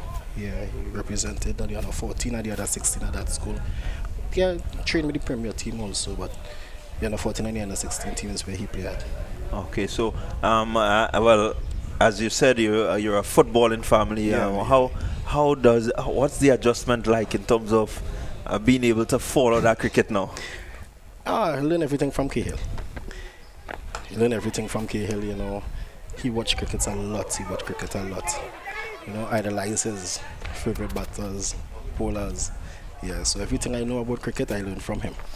Okay, so definitely, I guess he's turning you into the cricketer. Yeah, actually, now I can say I'm a cricket dad. I'm a cricket dad. So the fact that you said that, I could imagine as that youngster at home, he always maybe in the back looking to hit the cricket ball. In the house. Yeah, I remember it at times when his grandmother came to spend time. He will be bowling through the house whole day. And it had that fun fact where she told him to stop at time. And he said, if I make the West Indies team, you will have to pay to come in the stadium.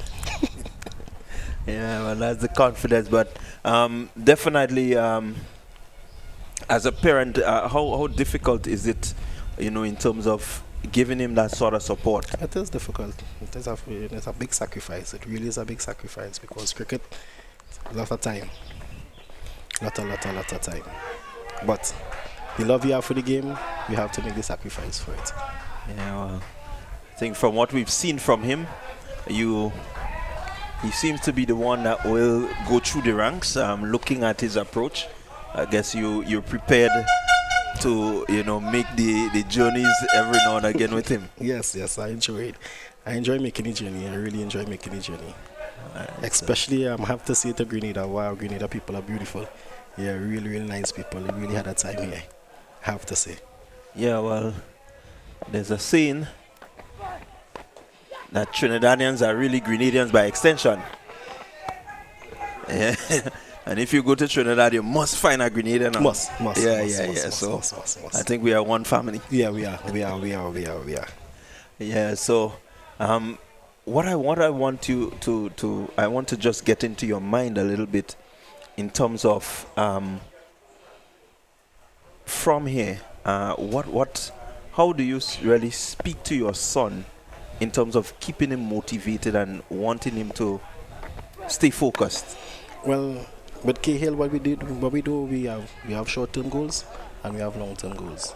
What we do, he puts it on a paper and we try to achieve it as best as we could. The work have to be his own. He loves the game, he wants to work hard at the game, and all I do is support. When he want to go on the cricket ground, sometimes I'm tired, but I have to go. And that's his support. John just looking to build pressure. Thomas responding well to the pressure, taking an easy single. One of the very, very important things I want to ask, because, you know, as parents, we know our children have ability. He's only 13, but what is your strategy to balance school and the game of cricket? Well, it's strange you ask that question. What happened is that both parents, right? And my wife do the school part of it, I do the sport part of it. So it's like a competition between both of us. So once he wins on the sport part of it, he have to win also on the school part. So I think that's where the balance come in. So far, so good. And that's excellent. John getting that ball just a tail in somewhat.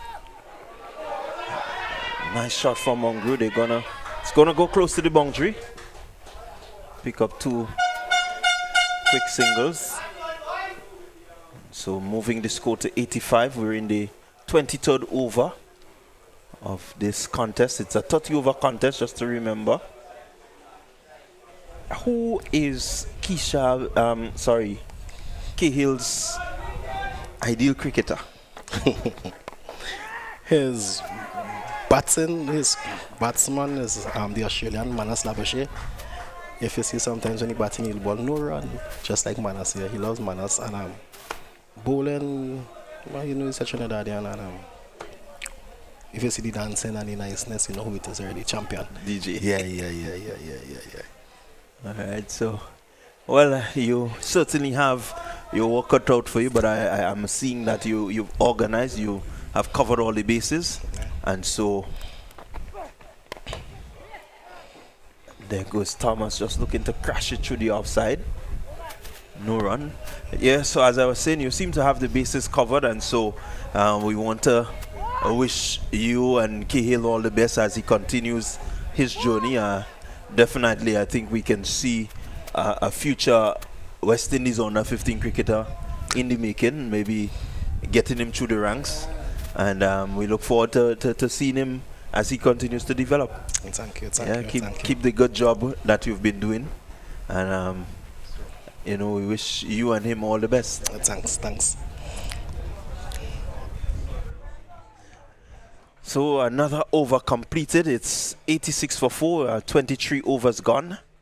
And we are just 7 overs away from the end of the Trinidad and Tobago innings. Windwards really doing well to restrict them so far. John has put quite a bit of pressure. His 4 overs going for 16 runs, picking up 2 wickets. Emmanuel, who came in for a second spell, has bowled a pretty decent over. Just some 7 runs coming off it. Not as tight as one may have wanted. So we see the reintroduction of Williams. Ahmad Williams, he's going to come back for his second spell. He's bowled some 4 overs, 1 for 7. So has bowled pretty well. They would be happy to try and restrict the Trinidad and Tobago batters under 100. Yeah, the Windward bowlers would have really kind of pulled things back a bit after picking up those 2 important wickets of Guerrero and Mongru. Williams starting there with a wide. We are in the 24th over, 86 for 4. And as you said, Ronald, they would want to keep that pressure on, really look into border, maybe just even with 100, just over 100. I think, as I said before, 120, I think Trinidad and Tobago will feel that, you know, that's good enough. The field is not as fast as it was before. We are seeing some ball hitting the outfield and not really running off, as we know normally happens here. As we see another drop catch, that ball going to that point fielder, getting both hands hit and not being able to hold on. Yeah, really not anticipating well, as I said. I think this is one of the bigger problems as we look at it on replay, cutting that one, steering it straight to the man, in and out, not really being able to get it into the hands. So 88 for 4. Williams around the wicket. Kane looking for the big drive and the ball just coming from the bottom edge, just past the keeper. The intention seemed to be pretty clear here. They are looking to push on. Yeah, really, the intention seemed clear from Thomas. He's not really executing as he may want. He's 3 from 10, but you can see that he has the aggressive intent. Mongrel seemed to be the one that is the aggressor. Hitting that one into the outfield, a cross for 2. That's all it will be. Mongrel 12 from 13. He's just picked up 2, so he's 12 from 13. Scoring at a pretty good scoring rate. 91 for 4.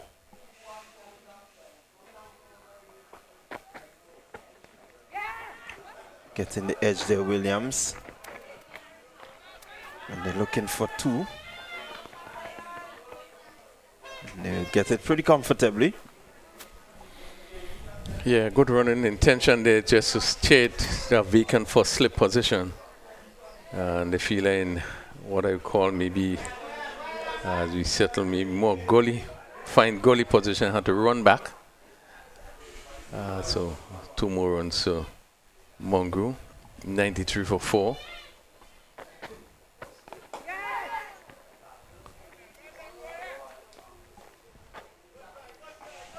Yeah, good thinking there by the batter, just looking to drop, call his partner through, but the fielders from the Windwards, a lot to it. And I think this is more of what we expect. We expect them to be a bit more sharp. I think that initial movement from the man there at the short cover really caused them to change their minds. There he goes again, over the infield.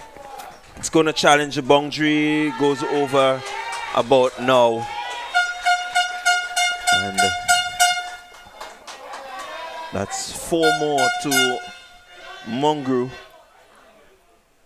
Yeah, and that was well played. It was an over-pitch delivery, but you could see him giving himself a room and sort of opening up himself a bit to get it over that extra cover, a wide mid-off position, which was pretty vacant. And the fielder at long on really had no chance, even though he tried to get it. He just went over the rope. But a good shot. And again, we see the importance of the positioning, just to open himself a bit, right? So he able to really swing that bat, and he hit it well over that extra cover region for 4. Yeah, really. Kishab Mongrel, showing what he's made of. Seems to be a bit more aggressive than Nitium, and definitely it's showing. He's 18 from 16 deliveries. And so he's scoring at over 100, a strike rate of over 100.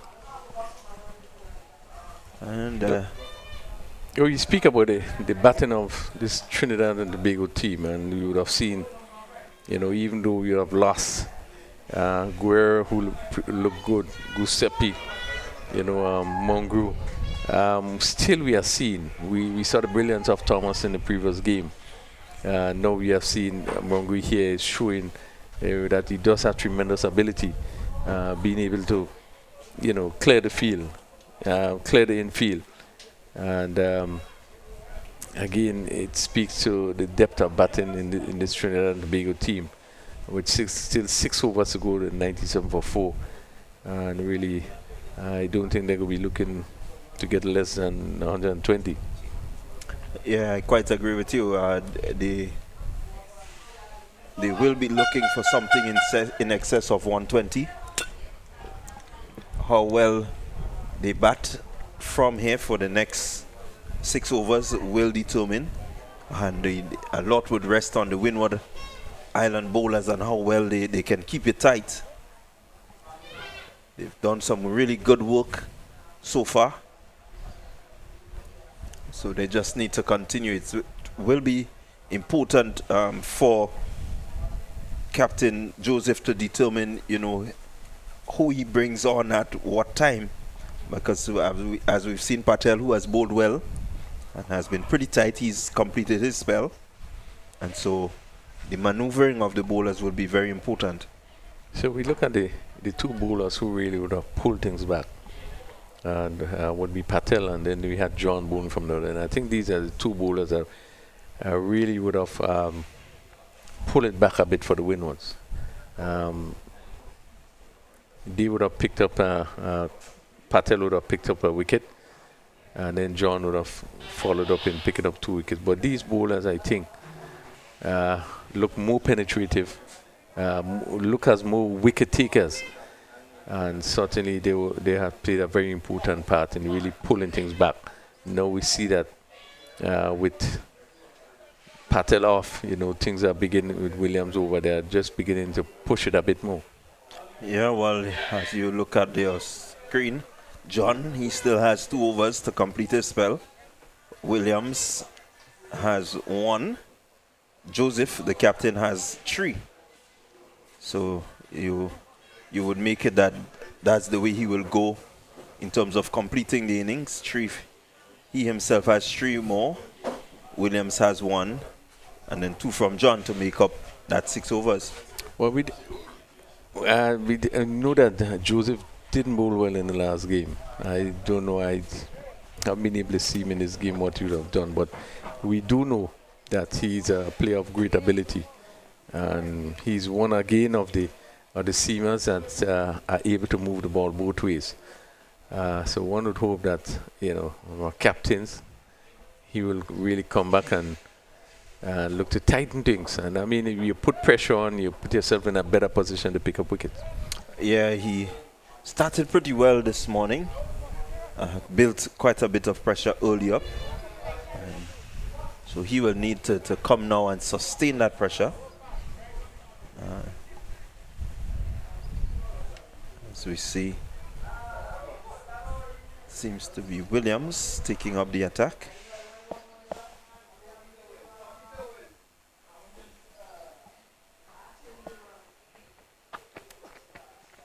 Good delivery, just moving away, getting a bit of bounce there.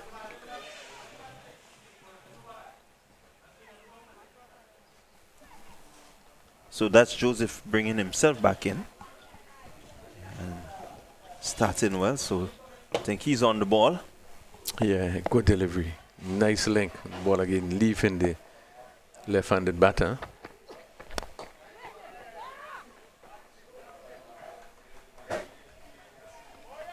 Yeah, seemed to be in a much better rhythm today, Joseph. Has bowled his first spell. He came down pretty tidily. Bowled his 3 overs for just 11 runs. And so these remaining 3 overs will be very, very important.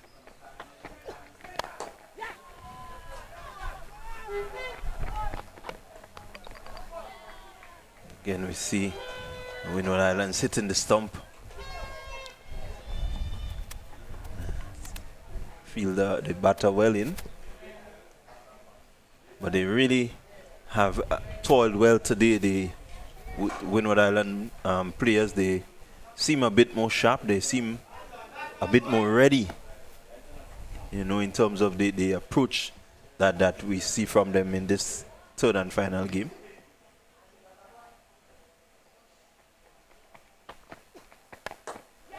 Again, Joseph right up in there. What is good about it is that he's looking to bowl wicket to wicket. Yeah, so important, and keeping the ball right up. And batsman Thomas. So they hit that one down to mid-on. Not giving them much opportunity. They must play straight.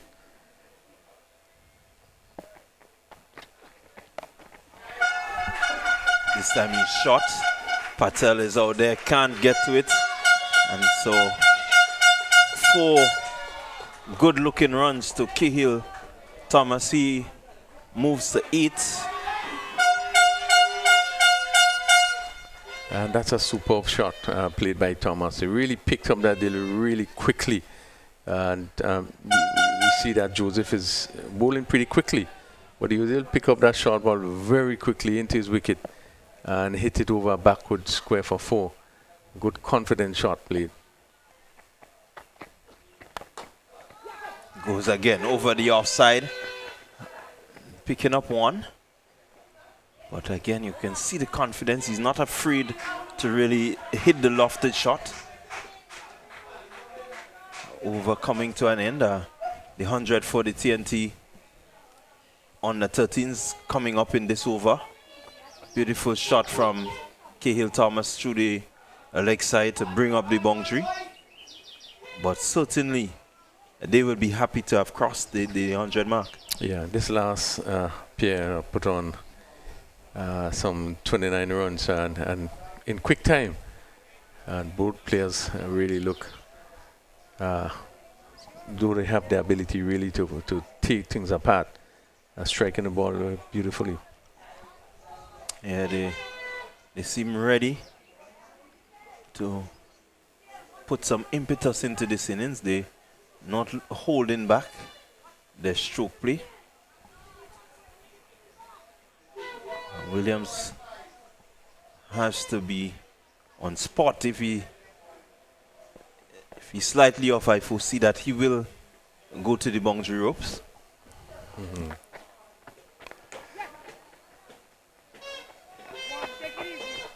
Yeah, trying to make use of every delivery. If not being able to put it in boundary, picking up a single. And this one was, see William, they trying to slow a delivery, pushing it wide. The batsman was equal to it, Mongrou, and just played it just to the left of that point feeler and picking up a single. Again, full delivery, stroked by Mongrou. Go for 1. Come for 2, and 2 getting them in the end. Through to the bowler's end, but Thomas was well in. Another good-looking shot there from Keshav Mongrou. Yeah, Patel being a bit slow, feeling that fairly deepish cover position. High delivery. I like the idea from Williams asking him to reach. It's just a little too wide, but definitely the approach says you come, and if you're off balance and not able to hit well, then you just may present a catch. The field, in my view, may just need to be back a bit, for that type of bowling, but certainly good ideas. Wide Yorkers, that's the line that he was looking for. Still, maybe that man there at point just needs to go back a bit, maybe closer to the edge of the circle. Anything over his head can present runs.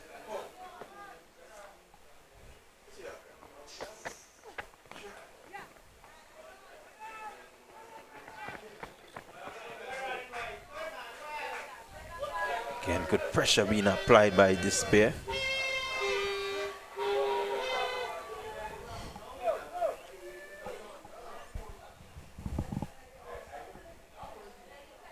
So 109 for 4. Williams. Left-handed Thomas. Thomas is hitting this one straight. Not really getting hold of it, but dropping in no man's land. Was able to complete a single, but again, slow delivery ball by Williams. So he's thinking. And there, Thomas looking to play the big shot. Not getting into position. Still able to pick up a single, 110 for 4. For this full toss is push on the offside.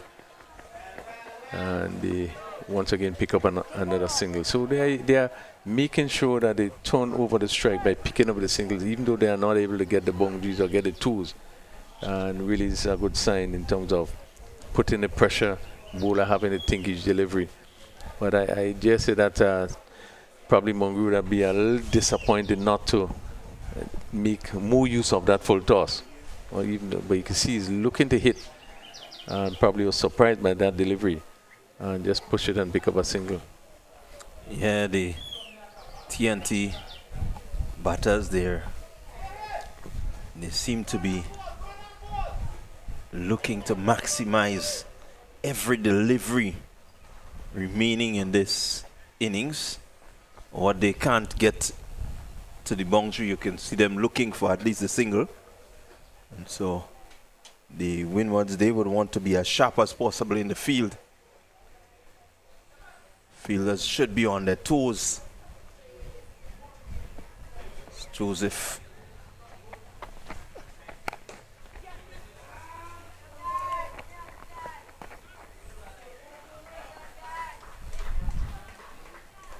Joseph just pushing that one and picking up, not Joseph rather, but Kishab dropping it.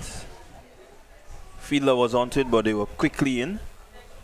And so they seem set and ready to run everything. Yeah, I think one of the positive signs you are seeing for the batters is that the communication between the wicket, being able to run in the wicket, they really have been doing it well. This one looked very close, so again the wicket has been missed and they will go back for an overthrow. We're just making a point in terms of the running. They look very positive and quick to pick up the singles, you know, and that has been a feature of the batting. Even though this particular one look pretty close, but they have been running well in the wicket, and you could see their communication has been good. And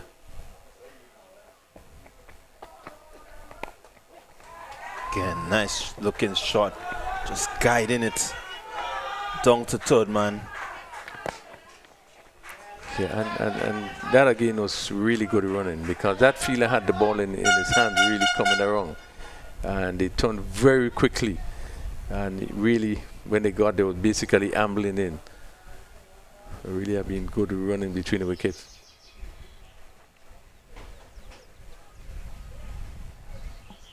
Yeah, the pair of Thomas and Mungru putting on 41 so far in very quick time. They came together with the score on 75.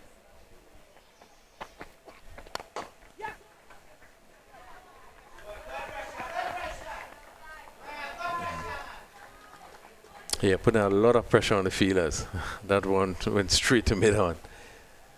Again, you know, and the fielder actually fumbles. He really put pressure on the fielder. Well, he's still going back. One, I think he will probably come up a bit more just to cut off that those singles.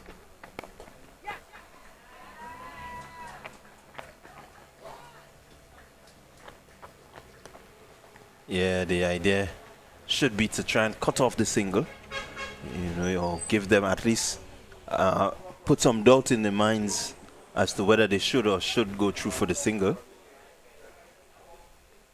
But so far they're pretty clear.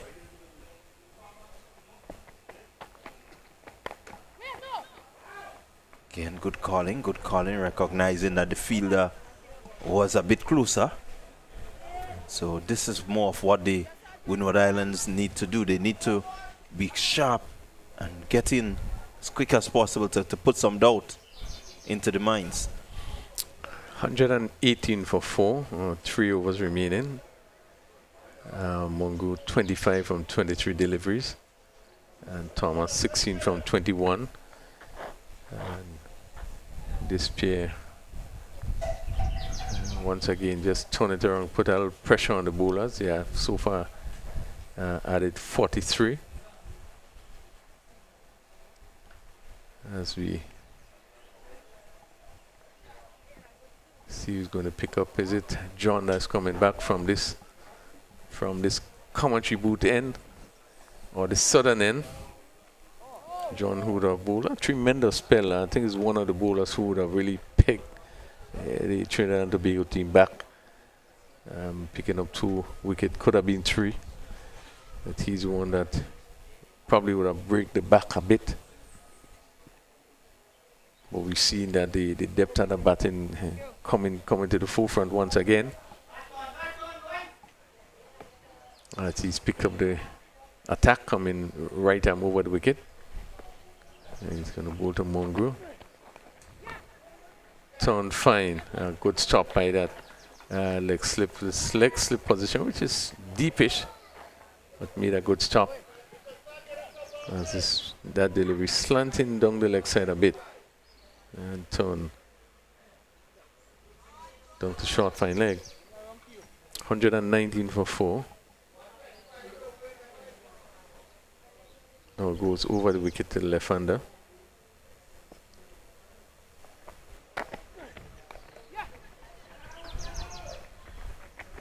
Again, really good batting adjustment. Just played wide out the field out short third. And an easy single. So they are picking up the singles, not allowing any delivery to come that really they wouldn't score off, but trying to score off each delivery. Yeah, what is really evident is that when they can hit it, they're going to go after it. When they can't, they just drop and run.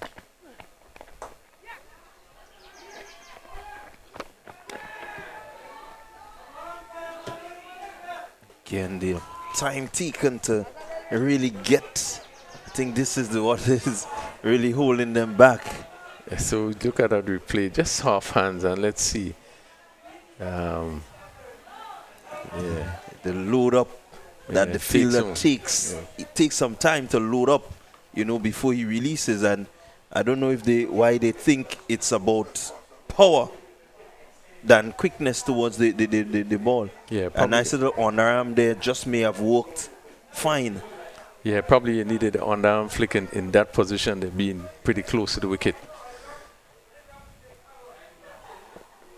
Well, I would think that, the coaches, as you look at those flaws, this thing you will be working on to help develop as you go to the next level.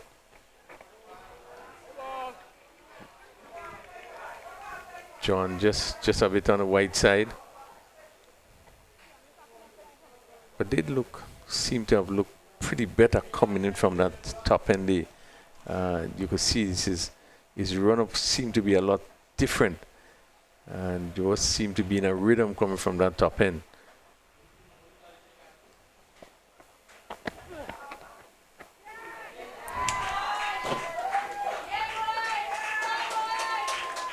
Yeah, by signal there by the umpire.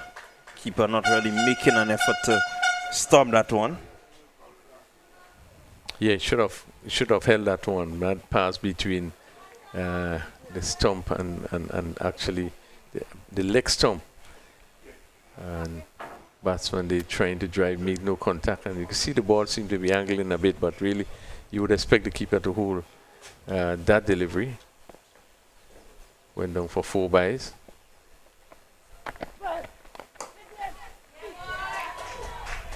Again, nicely stroked by Thomas. Picking up to the man at mid-on. Just up into the circle. He was able to beat him and pick up 2 easy runs. Yeah, that long off position there actually no one was in long off or even mid off. You see that mid off was very wide. So the fielder on the boundary had to come around.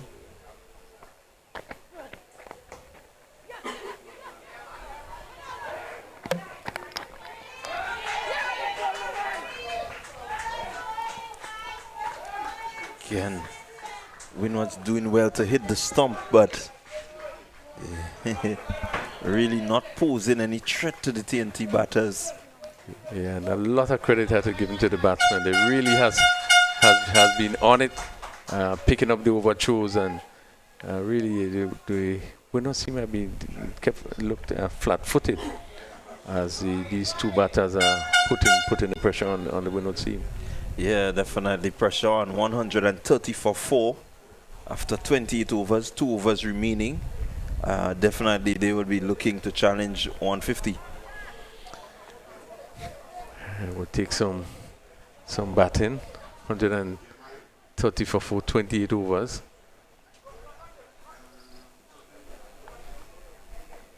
Once again, they would have done very well.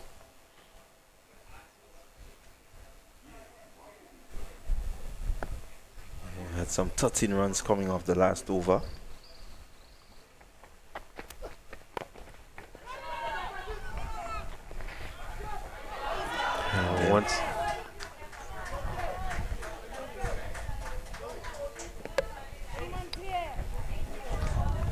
just think they're backing up. You know, one has to more or less sometime read the play, try to understand what is happening, and then move. Once again, ball pushed straight to the field at point, and they was able to pick up another single, 131 for 4. But they just have to be on their toes in terms of backing up. I think it was a good shy to the wicket. The batsman was out. Ball hitting the stumps and go down to what would be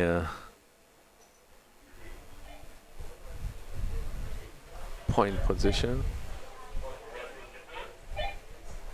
So a discussion between both umpires.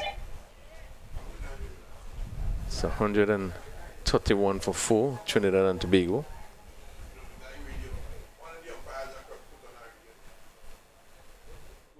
Yeah, 131. The TNT batters will be looking at possibly 150. Yeah, that would be the highest total for the tournament. Yeah, I would think they probably 150, 140, 145. Obviously, you need to pick up a couple boundaries.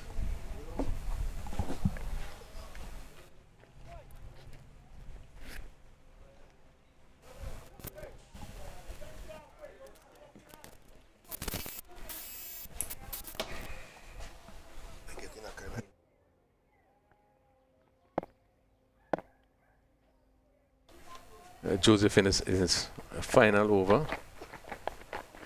Really good shot there from Cahill Thomas, just getting inside of that one. You can see the deliberateness in it. He just easily moved in, got the bat at that angle, and was able to get it to fine leg and 4 more to him. So you would have picked up the gap, and that ball just slightly, it was not a bad delivery, but he got inside it and really tried to make the most of that gap there. Play down to a vacant long leg position and pick up very important 4. Yes, Joseph just needs to keep the head. He knows that the batters, they are going to come at him. Wants to remain as steady as possible in terms of his plans. Doesn't really want to serve up these wides. It just lengthens the length of time that you're out there. Yeah, wants another extra.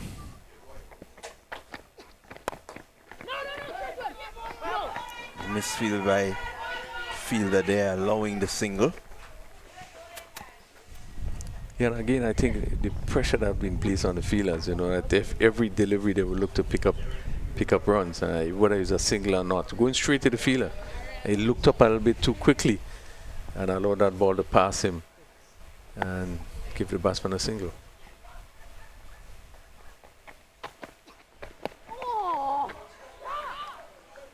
Grew livid with himself, missing what he thought should have been a boundary ball. Yeah, it would have been better to probably play on the street and maybe hit it through that cover region. But I think he looked to pull it somewhere on the leg side, mid wicket, and he made no contact.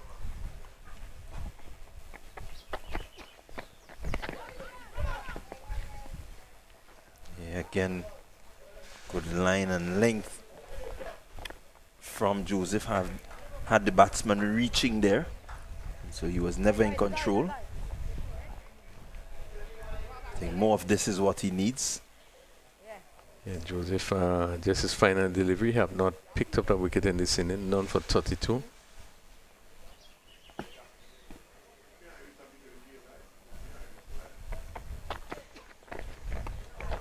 Again, going through well. That brings the end to his over. So I would make it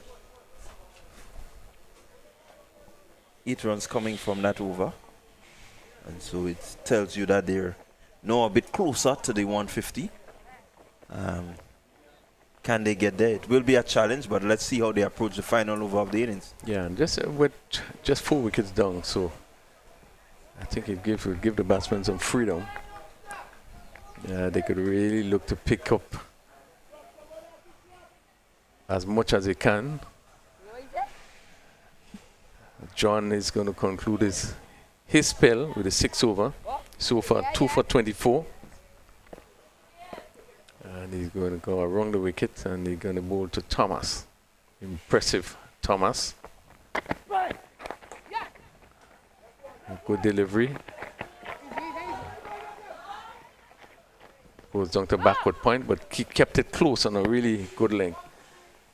Not much that Thomas could have done, but just probably get himself in position just to push it down to that in that vacant region to pick up a single.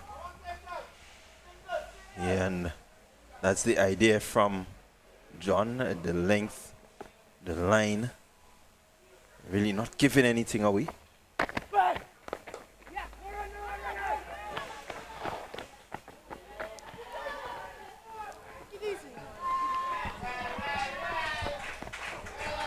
Again, being able to pick up again 2 runs, ball going straight to the cover fielder. Again, the pressure on the fielder, you know, just looking up a little bit too early. And so 140 up for the Trinidad and Tobago under 13s. Yeah, and, trying a reverse sweep, and we at this moment looking to do anything just to get the ball. Again, looking to pick that gap down at that long leg position. Deep backward square, missing, goes into the stump, and that ends the inning of Mongrel. Played a good hand of 30. Yeah, really good, outstanding batting there from Keshav Mongrel. Was aggressive. His 30 coming off 31 deliveries. You know, he really looked to put some impetus into the innings. The Windwards, they bowled well, but when he came to the crease, he was just ultra aggressive. And really, the score of 140, him getting 30 in 31 deliveries tells you that, you know, he was able to really execute that which they wanted, which was some quick scoring. So with 3 deliveries remaining, 140 for 5. And I think that the Trinidad and Tobago team will be pretty happy with the score they have on the card. The Windwards will probably have to give the best batting display if they're going to come through in this one. B. Harry will face John, picking up his 3rd wicket, now goes over the wicket to the right-hander.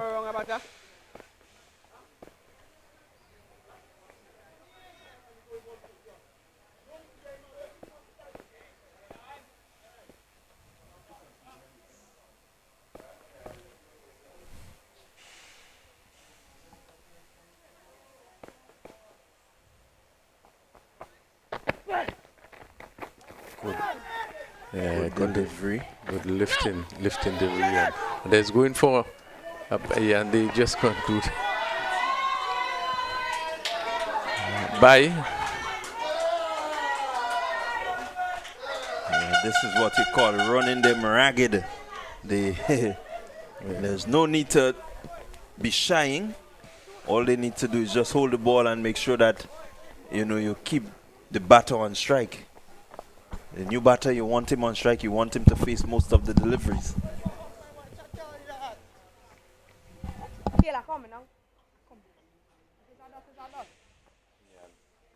Pressure has been put on the fielders. Just 2 deliveries, one delivery remaining, 2 deliveries remaining. 141. Thomas.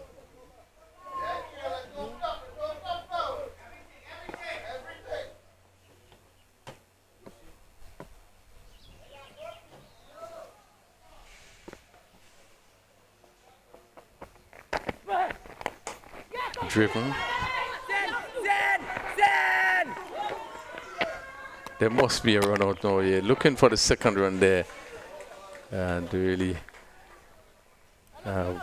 Short of the ground. But I think they're looking to run for everything now.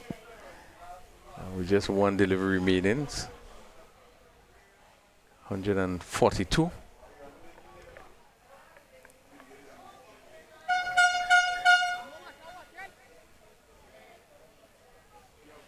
Yeah, that was really good work there from Saint Hilaire, who is the substitute fielder. Was quick to it, picked up and made a really good throw right next to the stump. The bowler had very little to do. Right. Ultimately, they're looking to maximize, so they're going to try to turn ones into twos, so the fielders have to be ready.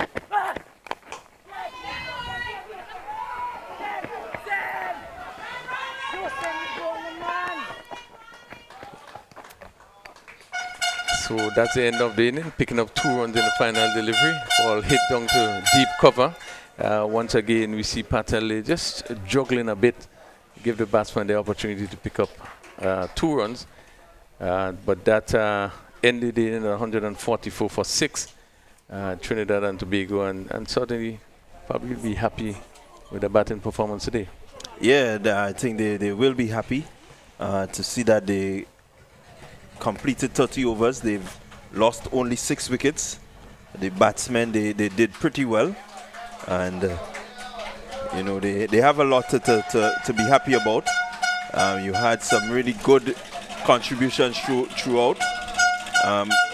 Just to give you a quick rundown, Levi Burke and Larell Giuseppe, they were the openers.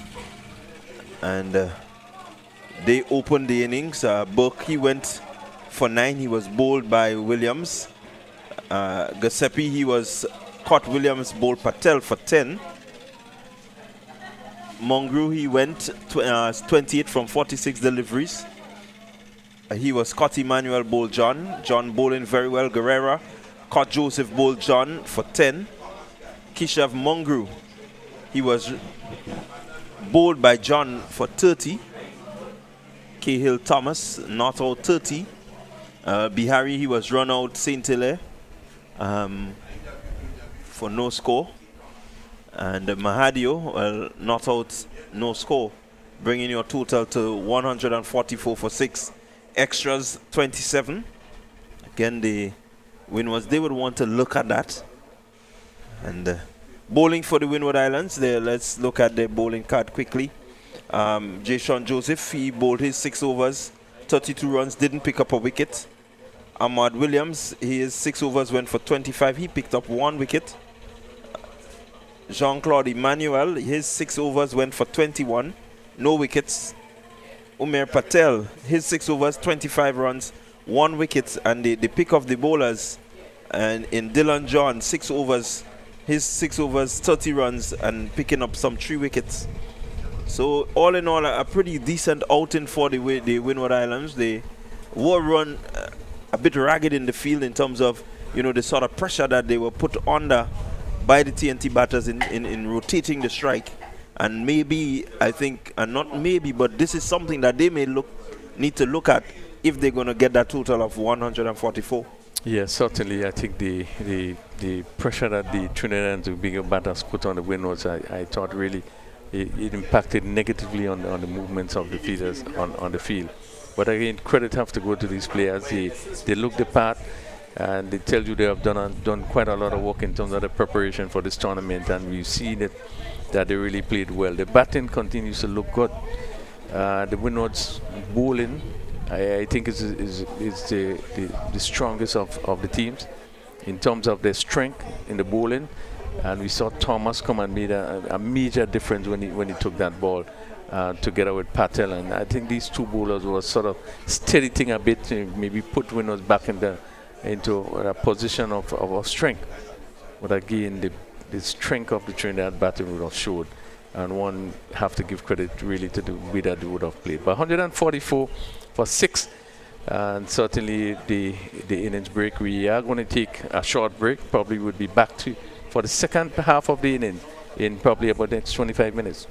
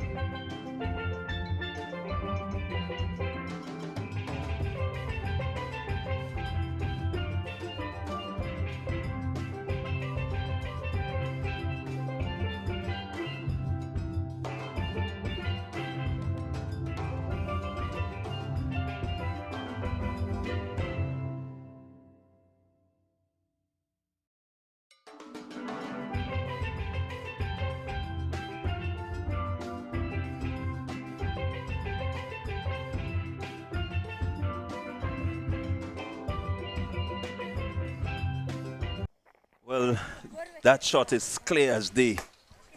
And we are in the day.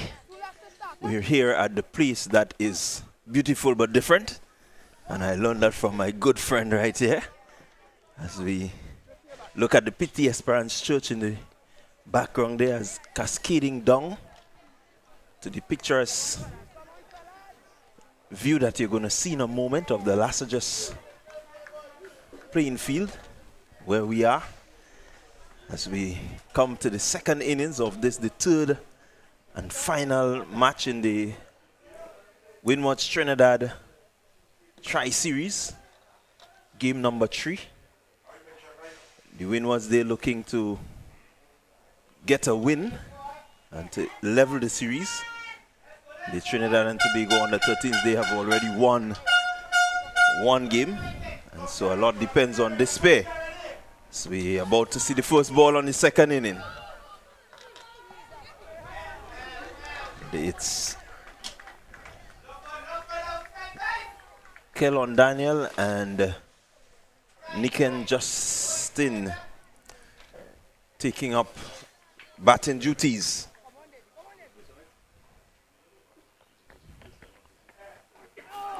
Trinidad and Tobago starting with spin. Guerrera coming from the pavilion end, and so far all the deliveries has asked questions of the batters. As I welcome the voice of Jason Skeet. Good afternoon, Clyde, and good afternoon, Raphael Crony, and all our viewers. Welcome to what has shaped up to be an enthralling encounter so far between these two young lads, sets of young lads, Trinidad and Tobago, and of course the Windward Islands. It's tantalizingly close to the off stump. That was tantalizingly close to the off stump. The Trinidad and Tobago having to defend a small total here by all things considered. The Windwards having to find 145 to win from 30 overs. So it's not a difficult task, but it's going to require some doing. It will require some doing. They really have to be positive.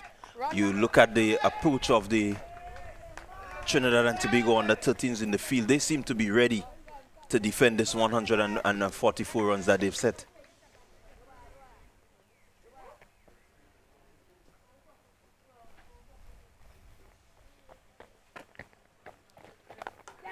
Guerrera again hanging outside that off stump and getting the punishment. It was a half stop, but they will get 2 comfortably in the end. It was always 2. There was no stopping the 2. But it hung outside, it labored outside the off stump for a while, asking to be punished. Didn't get the full treatment, but it got enough to put 2 runs on the board, and that's a good start for the Windwards. Yeah, really good start. They need to go at least maybe 5 and over if they're going to get 145. What they want to do is to limit the chances that first, that opportunity there, shot which should have been put away, but was hit straight to the fielder who unfortunately didn't come up with the catch.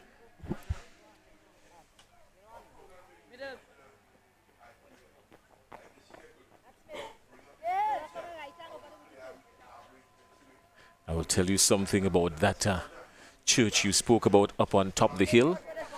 The Pity Esperance Church. That's the Catholic church up on top of the hill in the distance. I'll give you another point on that church in just a little bit. You would probably say at the end of the pointer, oh yes. It's not that you didn't know, but maybe it was lingering somewhere in the back of your mind. Let's see what Giuseppe will have to offer here now. He's going to open from the riverbank end.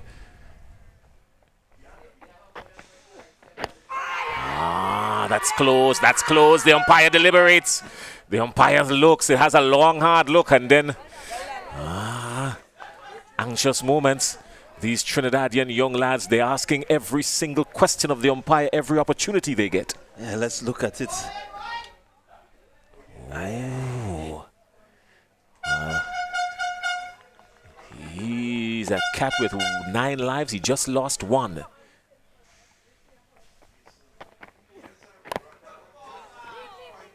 Yeah, again, what placed some doubt in the mind of the umpire there is that the youngster Giuseppe got the ball to shape back into the left-hander. And so that just placed a bit of doubt. You could have seen the middle stump, the off stump. And the umpire just decided maybe it might have missed the leg. So he leaves the fight on. He's fishing. He's living in the valley of indiscretion. He wants to get across closer to that delivery or maybe allow it to go by. But if you're going to stand there and hang the bat, well, then you're asking for the edge. Yeah, really not in a position to play that shot.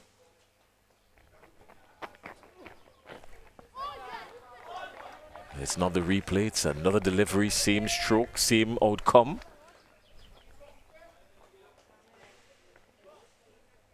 Yeah, the batter in Daniel, they're just looking to find his feet somewhat. Really not moving to the deliveries as he ought to. I think he's mindful of the one that moves back in. Again, he's opting to play back, and that's dangerous living. You want to come forward on this surface. This surface doesn't have any demons in it at all. The bowler gets what he puts in, and it's very even and good for batting, so you want to stay on the front foot. He would be advised to hear that. Maybe someone outside there in the middle, his partner, should tell him, come forward. Yeah, he does like it on the back foot, Daniel. And we've seen him in previous games. Anything short and wide, he really would lick his lip and go after it. Well, the interesting stat here is that after 2 overs, the Windward Islands in search of 145. They've just got 2 runs on the board. They're still in search of 143, and that is, while they've not lost any wickets, you want to at least use the opportunity to score some runs early up when there are some restrictions in the field.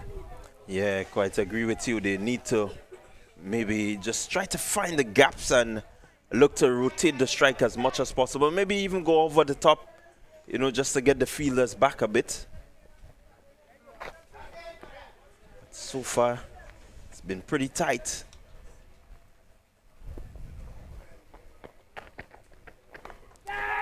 The shout of catch close. Half chance. Just one. Got a hand on it. Trinidadians have shown a little bit more purpose than the Windwards in the field, even when they're batting as well. They've shown that they're a lot more purposeful.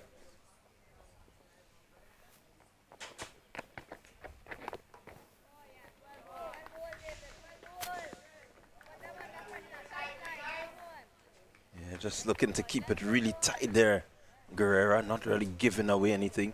And I think this is one of the features that we saw from very early, the ability to bowl wicket to wicket.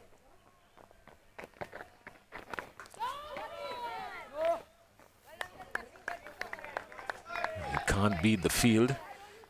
Davis Guerrera has kept it as tight as wax to this point.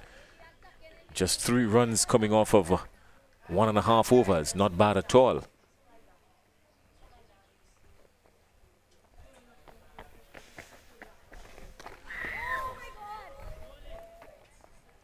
Daniel just missing out there, just pretty late to come to the ball. I think had he come through and really lifted that one, it would have gone over the man at mid-off rather, for 4, but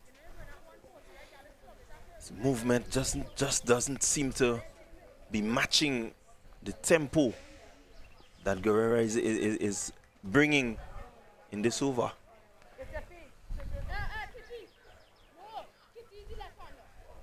We've got 3 dot deliveries in this over already, and that's not good for the Windward Islands. The run rate is climbing. They're just going at 1 1/3 when they require 5. It's not a hard ask.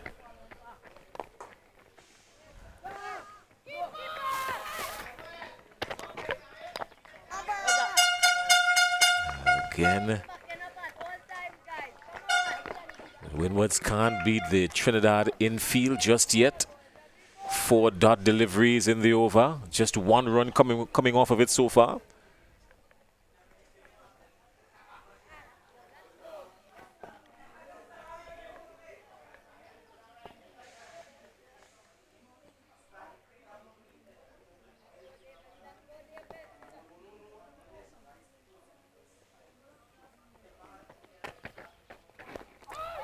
This time he pushed through that one a little faster. And that, of course, is to just keep the batsman on strike. Just keep him up there. Dot ball, he's going nowhere. This one, he pushed it through a lot faster. 5 dot balls, just 1 run coming off the over. The Windwards going at 1 run per over. 3 runs, 3 overs. Yeah, really not what you need in a chase of 144 or 145 rather to get. At some point they will need to put the foot on the gas. So far the start has been slow but steady. Just not what the requirement really is. Let's hope they can pick it up as they go along.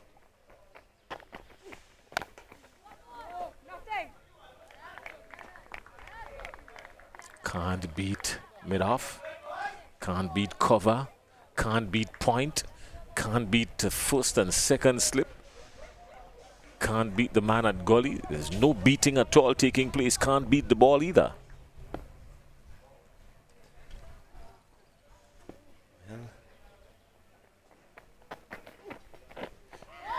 And the edge is beaten. Have not really gotten anything to beat us yet. Think everything has been spot on, and so Trinidad and Tobago has they've posted 144. Windwards looking for 145.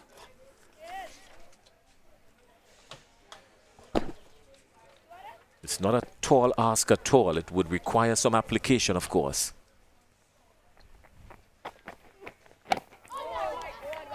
Yeah, I think what we saw from the TNT batters is the running between the wickets. You know, they were positive in trying to find the gaps. Anything to the left or to the right of the fielders, they try to make sure that they get singles, get the twos, put the fielders under pressure. And if the Windwards are going to really get this 145, they need to apply that same strategy.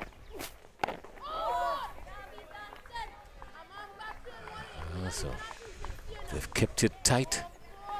These Windward Islands batsmen, they've been batting in a detention center, for want of a better phrase. They were going absolutely nowhere. Yeah, they just need, at this point, you want to get scoreboard ticking over. Don't want the feed the... There's some runs here now, Clyde. 1. We're going to settle for 1. And that's so far that's the customary 1 coming off the over to this point. The Windward Islands have just moved on to 4. 4 without loss. And we are inside the 4th over. If they continue like this, the projected score at the end of 30 will be 30. We've got to pick it up and speed it up.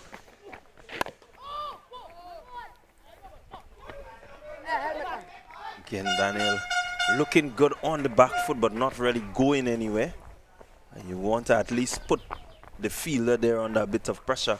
And if you get back and you shadow a run, just to see if he will take his eyes off. But so far, they seem to be settling for that 1 run per over. So 4 overs gone, 4 runs on the board. The Windward Islands in response to Trinidad and Tobago 144. Really, they need to find a way to get the ball off the square.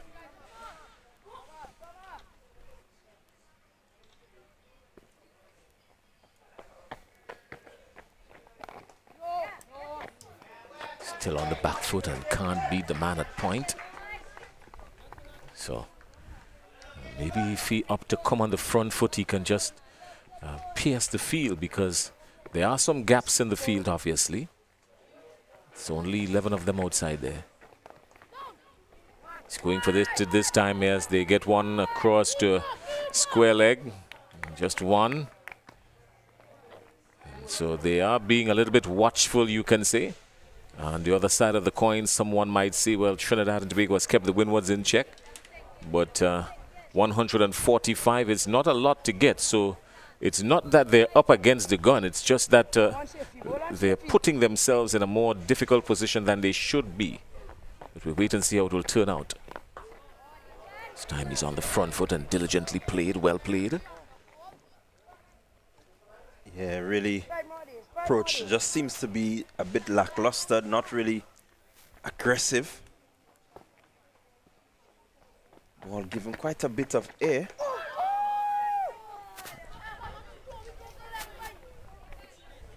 So Guerrera just trying to outsmart him there, gave the first one some air. This time he came through a bit faster, trying to catch the batsman off guard.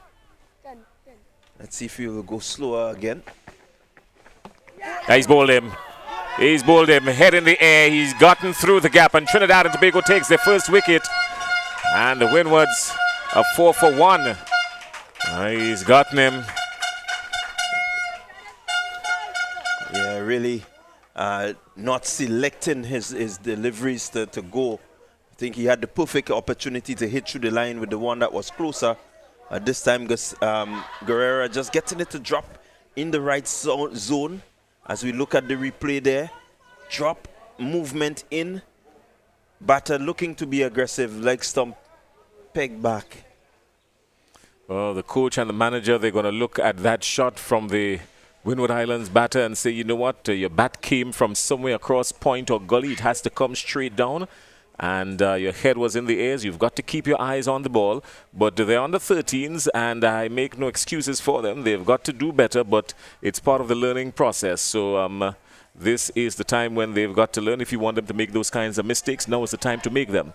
They can't make them. They're not allowed to make them and get away with it by the time they get to the under 19 level. This is the time for them to make the mistakes and learn from it. Speaking about manager, we will be chatting with the manager of the Trinidad and Tobago team in just a little bit. These under 13, Mr. Ramlogan, Bagwandas Ramlogan. He's going to be joining us in just a little bit.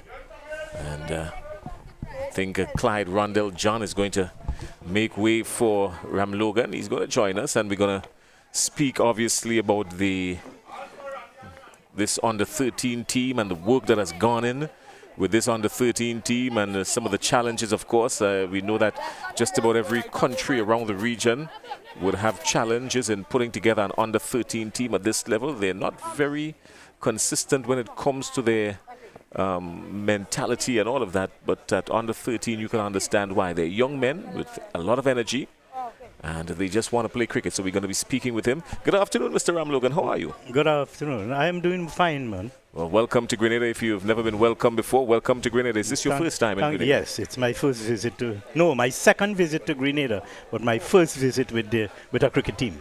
Oh, I'm tempted to ask, what was your first visit and what did it entail? But is it safe for you to say it on the air? Yes. My wife and I, we came for a little holiday last year, around May, sometime in May month. We stayed at the Radisson and, we enjoyed Granans. Yeah, but it was basically a holiday, so we stayed around that area. Oh, I see. Yeah. And you had the opportunity to visit the world-famous Grandans Beach? Yes. You were able to stand and with the water at your chest and see your toes? Yes, man. Yeah, it's one of the hallmarks of Grandans Beach, isn't it? One of the best beaches in the Caribbean. I would leave out the word one of. I would leave out the words one of. Yeah. I would just go from the best. Yes. But then again, someone might say I'm a little bit biased. No. Well, I haven't visited some islands, so I'm still waiting. When I visit, then I'll make the decision if it's the best. But I can tell you it's one of the best that I have, bathed in and seen with my eyes. Well, we'll settle for that in the meantime. All right, we're here at the last adjust playing field. The Windward Islands are 6 for 1 in this final encounter, the 3-match series between the Windward Islands under 13 and Trinidad and Tobago under 13. The first match on Saturday was abandoned because of the inclement weather. The rain came, bucket a drop, in the Caribbean. Yes. And then Trinidad and Tobago with a comprehensive win in the second match on Monday. This one is in the air. It hung a little bit. The man came in at short mid-wicket, but he couldn't do anything about it really. And they picked up a pair. So much needed runs for the Windward Islands against the Trinidad and Tobago under 13. The score has moved on to 8 for 1. And you, Mr. Ramlogan, how has it been with these under 13s as the manager? I mean, as the manager, you're not just the manager, but you're a parent outside here as well. Yes, yes. I would say we have a pretty disciplined bunch of fellas. Cricket focused, you know, they are the best from Trinidad and Tobago, you know, and we have one Tobagonian in the team, and we have the other 13 are Trinidadians. But well, that's a good shot. Yeah. That's an exquisite shot. It was timed perfectly. It would race out to the boundary. Yes, it gets there. It deserved 4. I mean, he came into position quickly and turned it neatly, and it really deserved 4. That was a magnificent stroke. Yes, yes. It was a good shot by the youngster. Yeah, so you were saying these are the best under 13s out of Trinidad and Tobago. We have a system in Trinidad and Tobago where we have 7 zones and Tobago. Right. And we play what we call an inter-zone competition at this level. And at the inter-zone matches, we have selectors. I being one of them. My coach is also one of them. Right? And we go around to all the games. Selectors are there at every game. 4 games and around. And we scout for the best players. We look at technique. We look at statistics. Right? We look at their ability. Then we brought them together about 6 weeks. After we selected the 14-man squad with 3 reserves, we brought them together about 6 weeks ago in Trinidad. And we had some intense training under the coach, the national coach. Right. Right? We also have an assistant coach with us who is the general secretary of the Trinidad and Tobago Cricket Board. So that's a beautiful stroke again. Well played this time by Davis. It would run out to the edge of the boundary, and the umpire signals 4. Was a good shot, well driven. So the Windward Islands picking up the scoring now. They do need some runs. And the Windward Islands in search of 145. They're 16 for 1. And Justin is there on 5, and Davis is on 11. They lost an early wicket, the Windward Islands. But they're in the rebuilding stages of the innings now.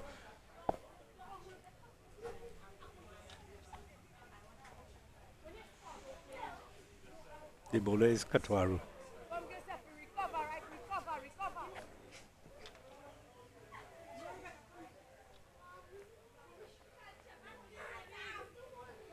Yeah, so you were mentioning that you choose these players from these 7 zones, yes. And then of course you have the opportunity to see which one and how they are and their strengths and their weaknesses, and you're able to bring that together and make one pretty decent seamless merger to get this Trinidad and Tobago team.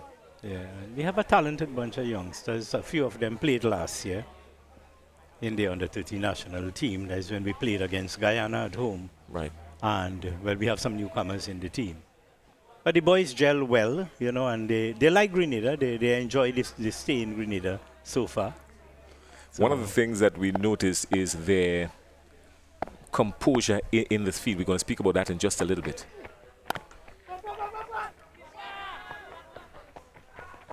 Sharp single, good running. It's good running. So the Windward Islands are showing a whole lot more purpose now. I suppose there are a few runs coming off the middle of the bat does well for your confidence, and it boosts one's system. You get up and you start feeling a lot more purposeful. 17 for 1. Yeah, so we noticed that Trinidad and Tobago, when they're batting, and even in their fielding in the first 2 games, and even in the warm-up matches, they've shown a whole lot more purpose. They come together as a team, and you've got to credit yourselves for that. Yes, we really worked. That 6 weeks we spent with them, they have improved tremendously. They bonded well. You know, and right now we have a good team. We have a good team. I wouldn't say the best team, but we have a good team, and we are playing pretty competitive cricket. right? Most of the boys here to play at the secondary school level in the Right. under 14 competition at secondary school for their respective schools. Now, is there a system whereby they could now filter from the under 13 up to the under 15, then under 19, and then eventually for Trinidad and Tobago, because you would take them from one stage and then someone else will take them to another? Yeah, well, some of the boys, most of the boys, I think about 9 or 10 of the boys will not qualify for under 13 next year. So they will be trying out again. They have to go and play in the under 15 interzone series, and the selectors will deal with them, so we must see improvement, right? Because there are lots of under 15. But I mean, if we play in 8 teams, let me say 15 players, that's a tremendous amount of players. There are 120 players. Right. And we select 14 from that and maybe 3 reserves.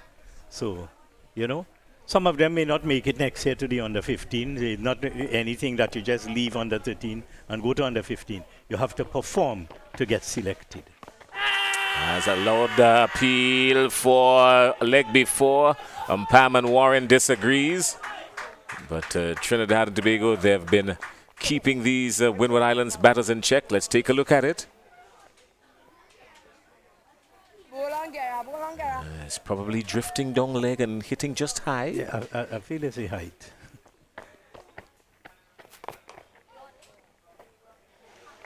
He's got a risky action. He's playing with a lot of risk. That's Davis.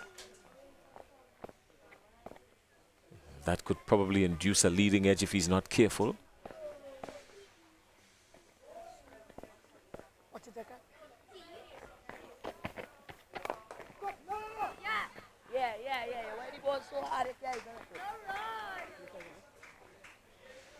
It's a 17 for 1. We're inside over number 7 for the 128 required.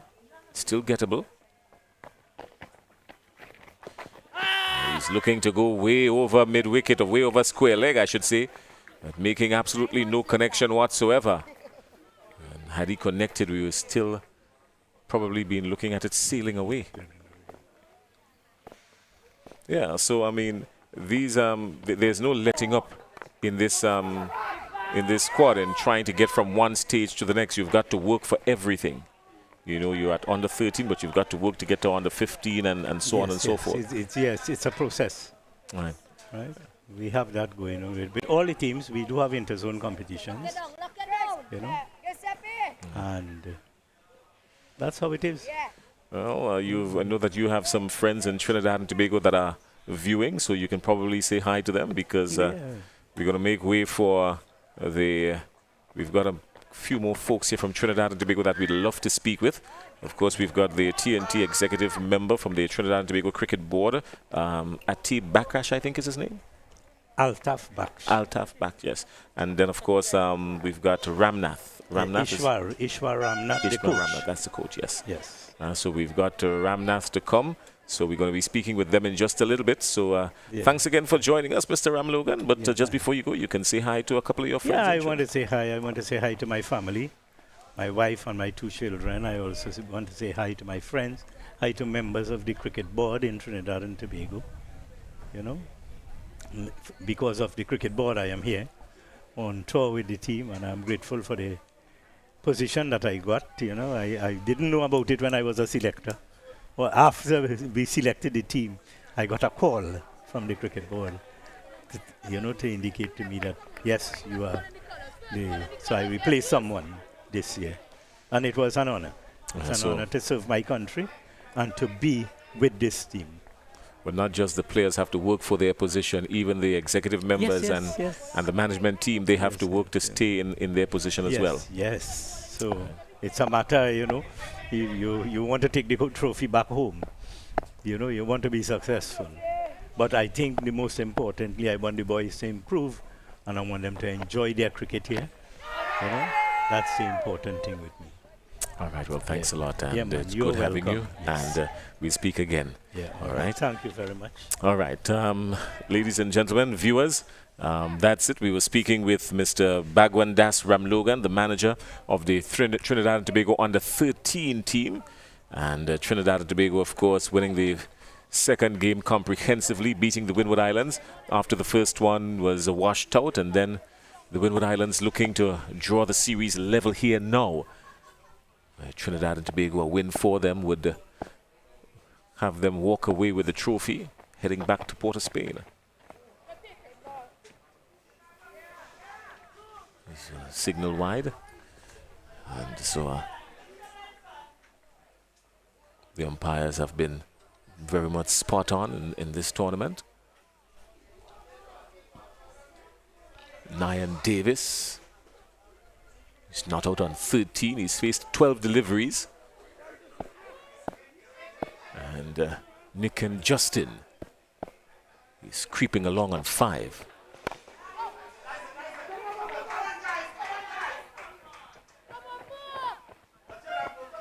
Another single for the Windwards. That has brought them to 20. The equation at the bottom of your screen tells us that it is still very gettable.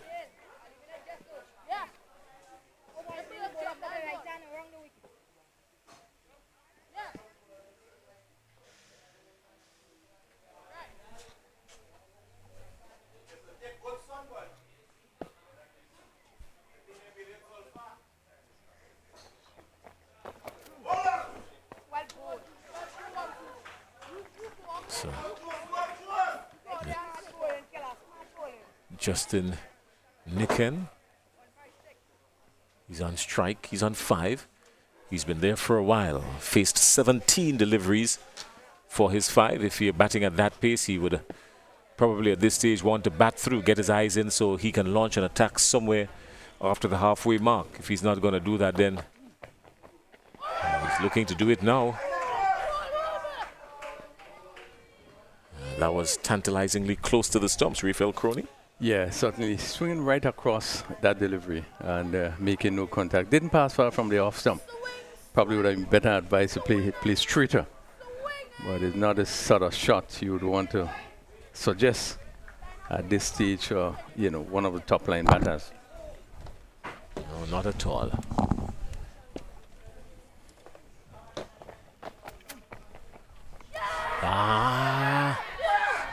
Again. They're very vociferous, these Trinbagonians, these young night riders, I like to call them. Yeah, good delivery once again, hitting that off stump line and just leaving the left-handed Nicken as he was again looking to push down. Again, good bowling.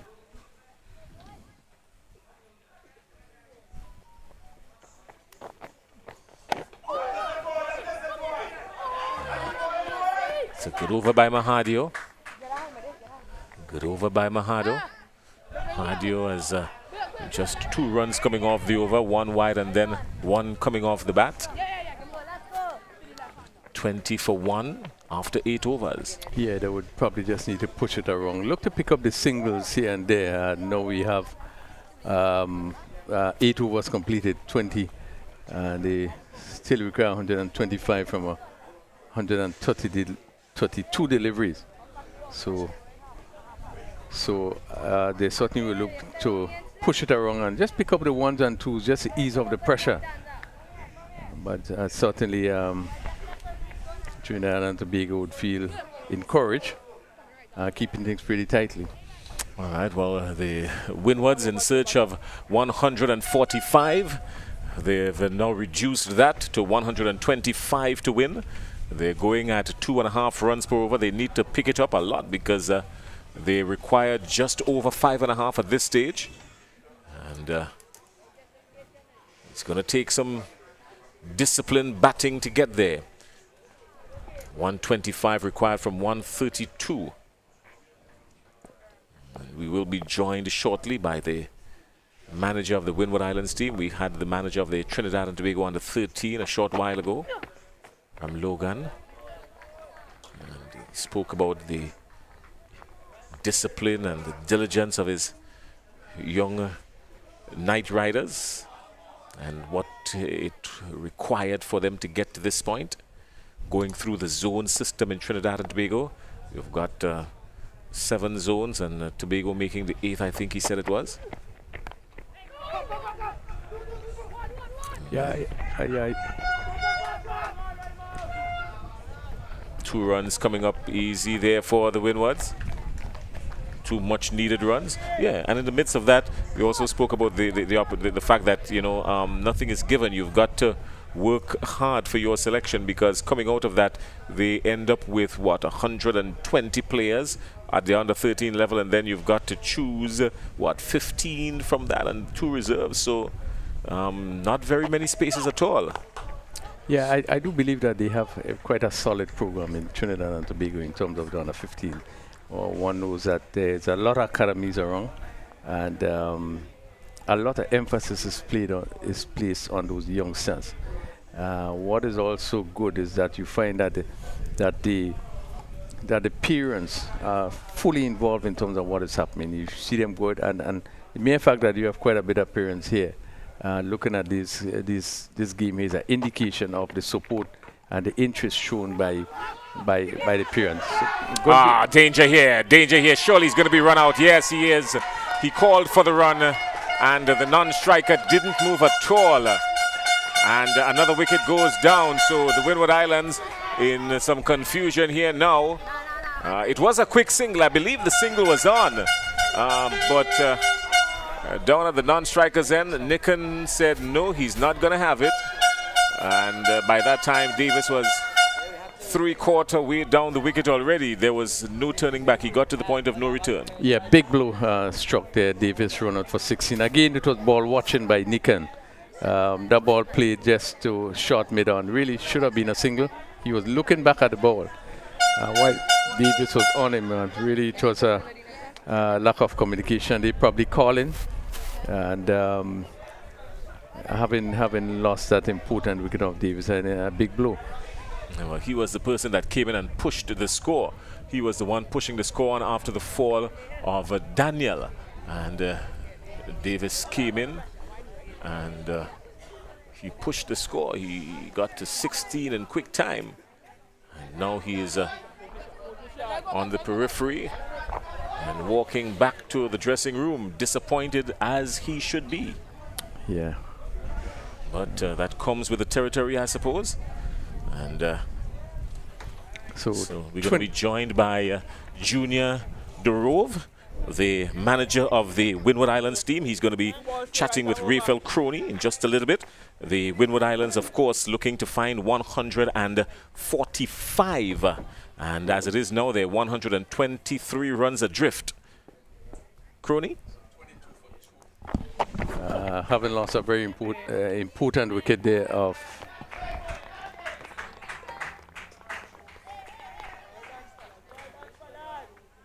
by the run-out route. I think it's probably one of the areas you will hate to lose a wicket, obviously, by the run-out route. We are into the 9th over. It's 22 for 2. The Windward is trying to get 145 for victory. And good delivery. Bowled by Thomas. Again, keeping it very tight. So at the end of the 9th over, the Windwards are 22 for 2. As I take this opportunity to welcome Junior Dero with us. And certainly, Dero, we have seen, have a chance to look at the games have been played. We are into the 3rd game, and certainly you probably would in a position to make an assessment of what you have seen so far. Yes, very good initiative by the Windwards and Trinidad Cricket Board. I've seen abundance of talent, and I think it can only augur well for West Indies cricket. Yeah, it is a structure that we haven't been seeing in the Windwards, but I think back in Dominica, they had a system in place where I think the Dominica normally take part in their under 13 tournament. I think it was in St. Kitts or somewhere in the Leewards. I knew that quite a bit of players came out from that tournament, represented Dominica at the under 15 level and also at the under 19 level. Yes, Dominica has a very good program, primary school program that is. I don't know of it in any of the other Windward Islands, but I think it's a very good program. It serves as a feeder system for the under 15s. Yeah. How has it been? You pick up that position to be coach of the Windwards under 13. I imagine it'll be, probably it's really challenging. You probably care to share maybe some of the challenges that you face, how you would have been able to manage. I don't see it so much as a challenge. Coaching has been my profession for the last 9 years. I have worked with the youth, and then I'm part of the St. Lucia High Performance, so it comes natural to me as a coach. Yeah. So it's 22 for 2, and we are into the 10th over. And really, they would be looking to push on Mahadu in his second over, just going for 2 in his first over. The left-handed Nikan is 5 from 23 deliveries. Looking to swing, hit on the pad there. Appeal went up, but not out. Seemed to be heading down the leg side, but again, a little frustration. They looking for a big swing. Yeah, not rotating the strike as much, and the runs don't come. But I guess if smart crickets, they should get over the line. Yeah, important point you make this smart cricket.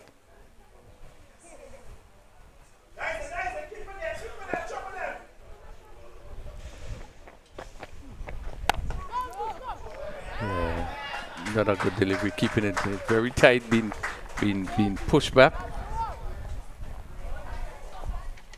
So 22 for 2. The captain Joseph from Dominica, who would have had a pretty good tournament. Yes, with the ball. Joseph has been a very, very good player. He's brought his seniority and maturity to the team. He's part of the Windwards on the 15th setup as well.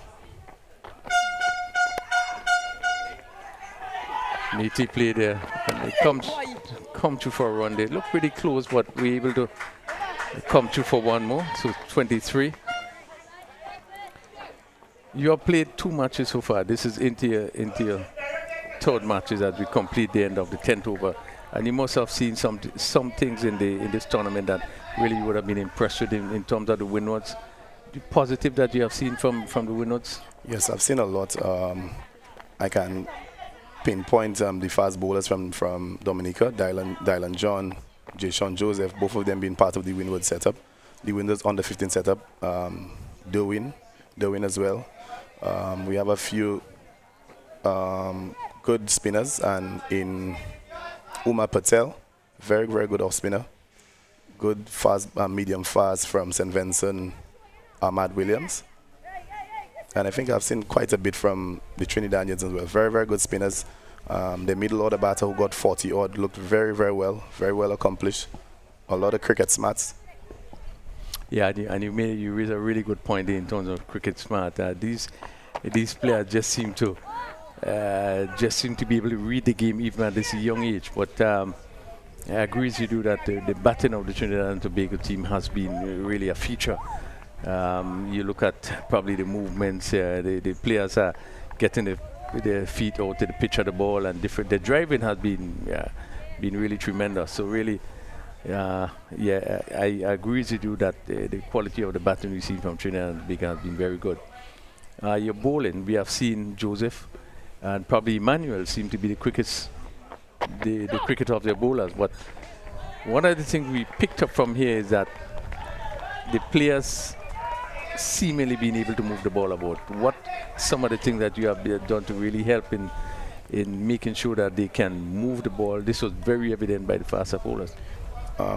Coming into the team with just a few days for preparation, what we only asked for the team was just a bit of simplicity.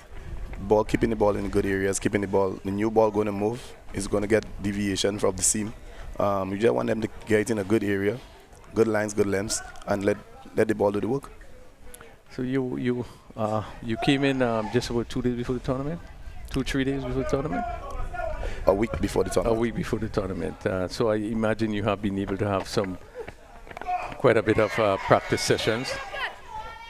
As this ball is hitting there, it's dropped by the fielder just coming off from mid-off. They get both hands straight and was not able to hold on. A catch that should have been taken. Ball hit in the air. Again, as you look at him play, they're just pulling away a bit and not being able to get in control. And we see that ball just fall in the a bad miss by Trinidad and Tobago. Yeah, Nikan, pretty young from St. Lucia. He has an abundance of talent. He only turned 12 a few days ago, and he's a very open player. Very coachable. 24 for 2. This one is a stroke to extra cover. Again, we really see the performance of Joseph showing his maturity in terms of his batting, in terms of his bowling. The last game really didn't have a good one. I think that's one of his off days in terms of bowling. But generally, he has shown this form of maturity playing at the next level. Yes, a big all-rounder, I would call him. Pretty good with the ball and with the bat as well. He came in the last game and scored a few. I think he had the majority of the runs for the team in the last game. Coming into the tournament 1 week before, we had a bit, the weather kind of hampered our training sessions. We had like 2 training sessions. We didn't get a chance to get middle practice in so many times. We had to force to use the net at the cricket stadium. But we wouldn't complain about that. All we do is come and play the cricket. We know we're playing against a very strong Trinidadian team who's part of a good structure. So you certainly would have, the players themselves, most of the players that you would have seen for the first time when they come together here, besides your St. Lucian players. Some of the players I saw in St. Vincent last year, Dylan John, Jason Joseph, Derwin, the wicketkeeper, Ahmad William from St. Vincent. I saw him last year in St. Vincent. Very well.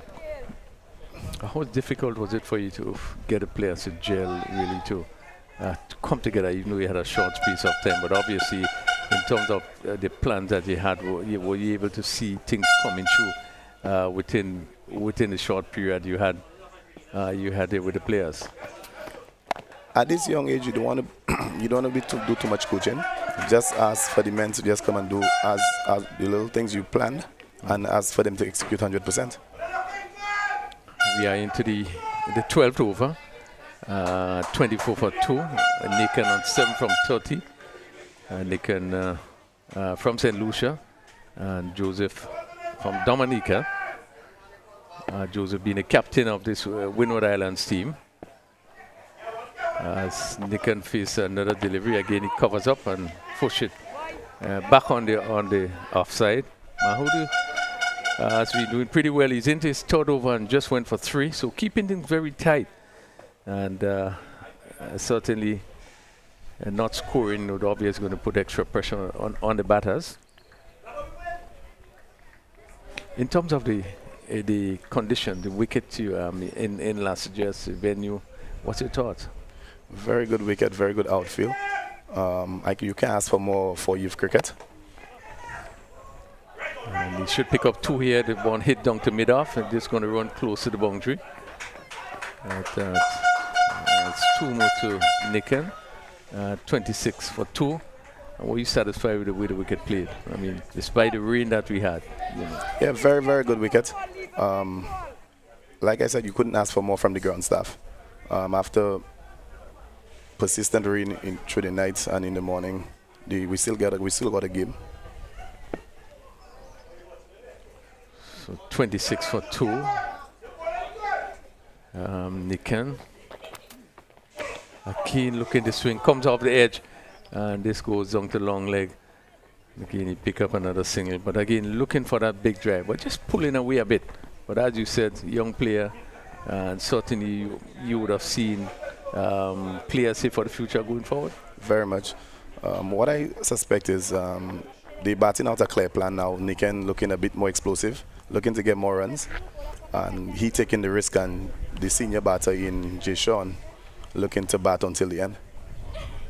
We'd have seen Joseph in a previous inning batted almost right through the inning, looking to take the responsibility as a captain and bat right through.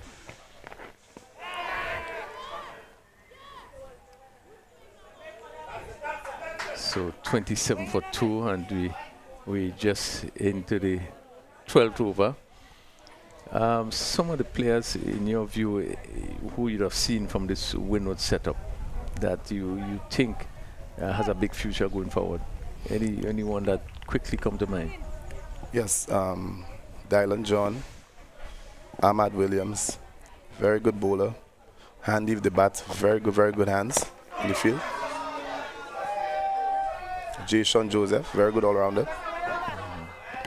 Nian Davis, steady batter. Good cricket brain. Yeah, and we were seeing Davis here look as a really tough cricketer like John, who we have seen bowl and bowl pretty well.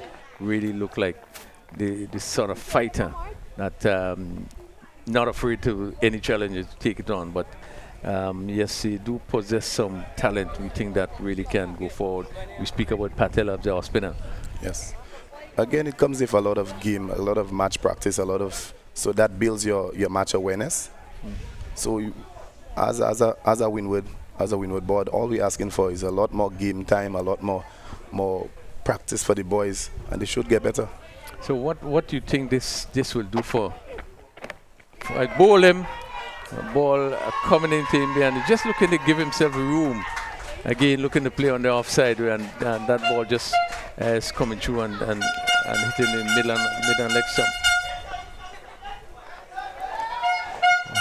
So we're not losing the third wicket. Niken being bowled by Thomas. We speak Thomas is in terms of his ability. We have seen him with the bat. Fortunately, at the beginning, we've seen that ball he just should have moved away and trying to play on the offside where maybe he could come around and push back. Tremendous delivery. Yeah, I was asking you in terms of is there any under 13 cricket back home in St. Lucia? Any program whereby you find players having match practice? There's no set program for the schools, but the academies in the Northern Cluster run by Alton Craft and John Eugene has his academy. I have my program as well. Greg Emmanuel also has a program on the East Coast, and that we don't get so much game time, but there's a lot of practice. So all we're asking for maybe is some more game to hypen the boys' cricket awareness. So the focus basically come from the academies. That's where you probably will get players with not to see a national program in terms of the under 13. What do you think this tournament will do for Windwards cricket in your view?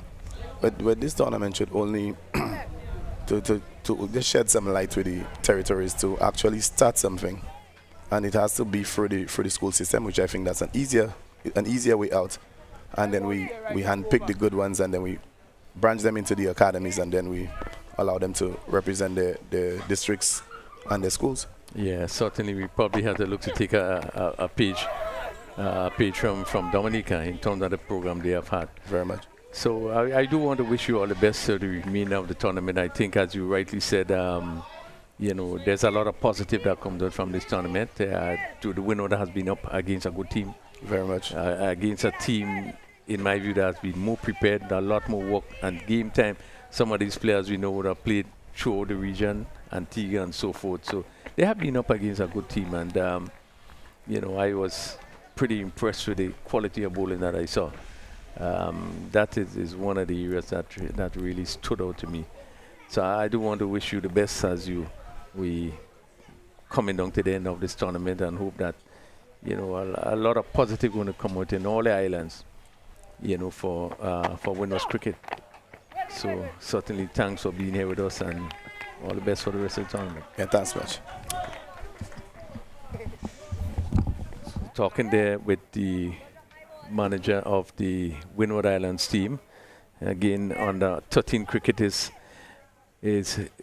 new in terms of competitive nature, having this tournament with Trinidad and Tobago. One hope that's going to kickstart some work that will be done in the Windward Islands. We can speak about Dominica, we know, who has an under 13 program in place. And I would think that most of the Windward Islands would want to begin to put structures in place to make sure that a lot of work is done to develop a cricket starting from the under 13 age level. 28 for 3. The Windward Islands, they are requiring 145 for victory. Thomas has just picked up his first wicket in his third over. Again, just shortish in length, goes down the leg side. We're already into the 13th over. So quite a lot of work need to be done by the Windward Islands batsman.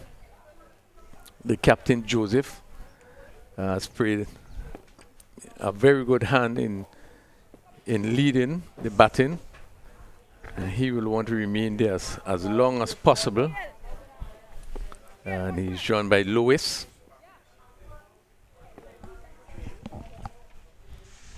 Thomas now goes around the wicket. Again, balls play to mid wicket, and the Ambler easy single. So he's 29 for 3. Really becoming an uphill task for the Windwards. The Windward Islands lose that important wicket of Davis by the run-out route.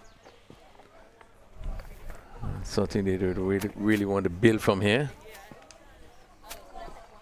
Well, they're either standing at the foot of the Pitons in St. Lucia or at the bottom of Mount St. Catherine in Grenada, and they're steering up and it's wet.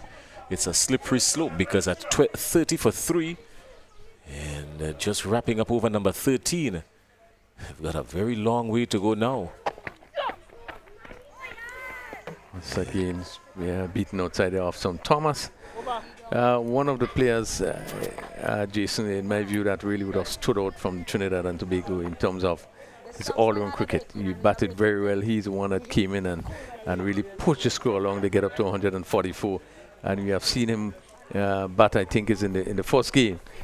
And then we have seen him in the third game today, and his bowling really has been good.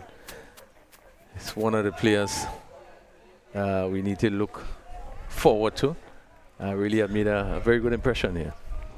Well, Thomas, he has bowled well in this over. He's just gone for 1, 2, 3 runs off the over, which included a wide, but more importantly, he picked up a wicket first delivery in the over. So again, I think he was the batsman that has been not out for the entire series. So a good all-round cricketer he is. Both Joseph and Lewis for the Windward Islands now at the wicket, 1 apiece. But they would really need to pick up in terms of the scoring rate, pick up the singles one, and this is one of the things that we saw from a Trinidad and Tobago team in terms of the running. Has been a feature, the running between the wickets. Just flashed the bowling figures there for you. Pretty impressive. Trinidad has done very well in the field. A couple of well-timed strokes, but couldn't beat the fielders. And even though some of them went rapidly, you saw the Trinidadians moving to their left and to their right and getting down, body behind the ball. Good technique. So good prospects for West Indies cricket, more so. As we were speaking and made a point of the programs they have in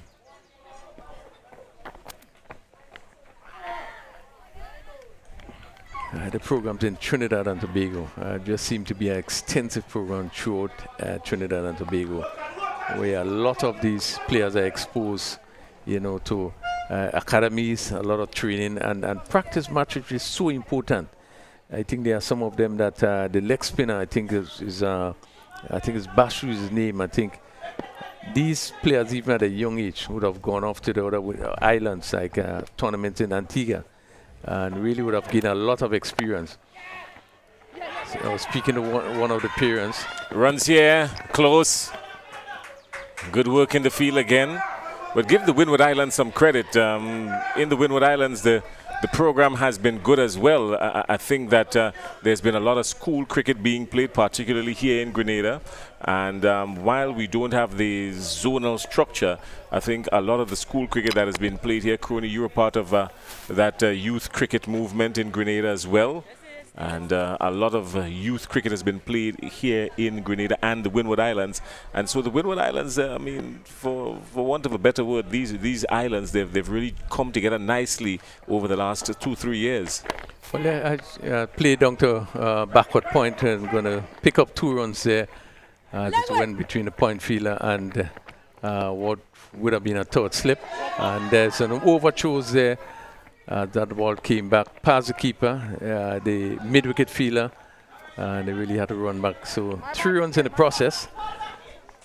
Pushes the score to 35, and they will want much more. Pick up those ones and those 2. When you run the first one hard, you always put the fielder under pressure, and I think anything that beats the Trinidad infield, you want to run hard because they are electric in the field, these young men out of Port of Spain. That ball hit on the pad, just seeming to be sliding down the leg side. And you see the appeal was stifled. But good delivery, so we end of 14 overs. They are 35 for 3. Still requiring 110 from 96 deliveries.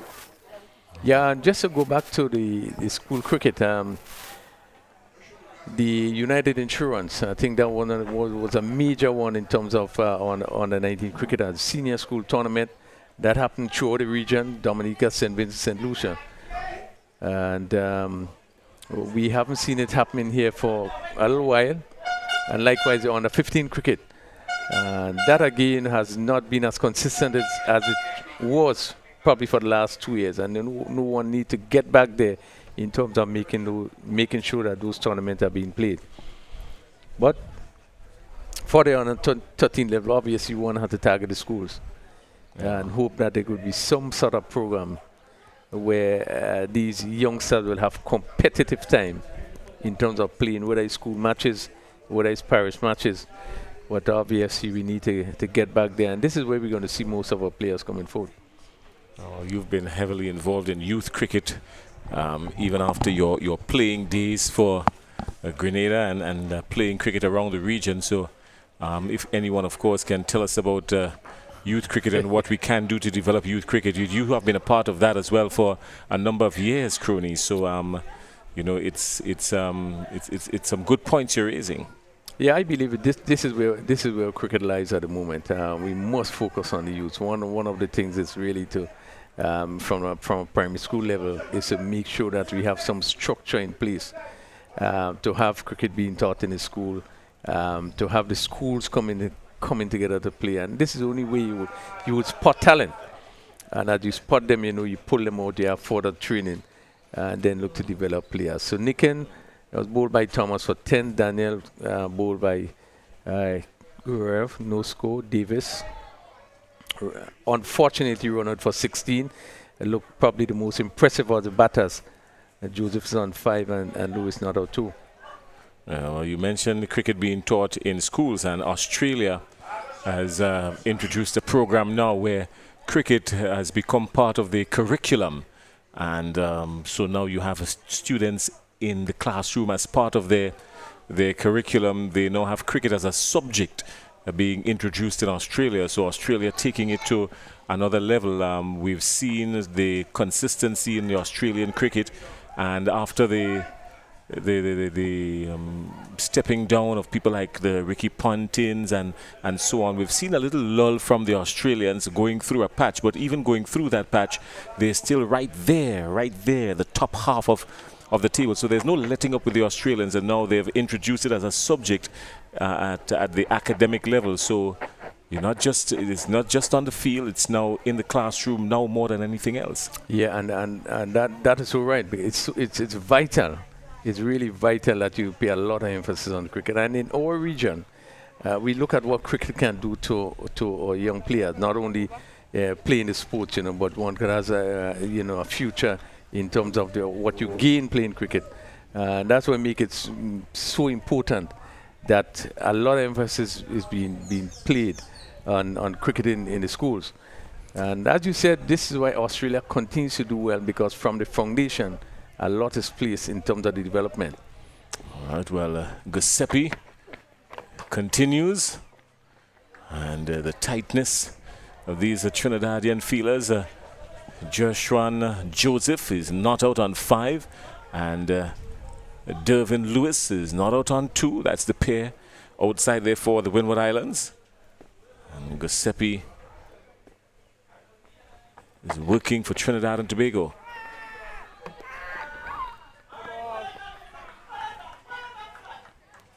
drifting down the leg side. Man Warren, of course, very stringent. He's a stingy umpire. He allows for very little at all. He's stingy in every sense of the word. It doesn't allow anything.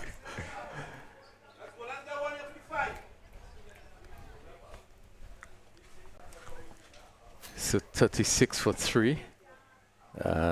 Giuseppe in his fourth over so far, going for 13 runs. Ball hit down to mid-on again. Good shot, and that goes for 4. Really just timed better than we expected. And this one went down to mid-on, beat the long-on fielder, and picked up a really important boundary. Really, that ball was timed a lot better than we expected. But Joseph has shown that he has the ability to really bat. Yeah, well, what he has done more than anything else that impressed me here is that he came to the ball. He played a scoring shot. Unlike some of the batters before him, they were looking to not get out. He was looking to score. He was actually attacking the ball, looking to score. And that impressed me more than anything else. Yes, the ball hung in the air for a little bit, but eventually it was safe. But more importantly, he was looking to score. Yeah, good positive shot. And I think what was also good about the shot, he played straight. He didn't look to hit across it. Just turned nicely, neatly. It deserved a run, but it went straight to the man at the square leg. So there's nothing there for him, but it was a good stroke, firmly struck. Yeah, good field placement by Trinidad and Tobago captain there. That field at backward square, an important position, just to the right of the umpire, and that ball traveled rather quickly.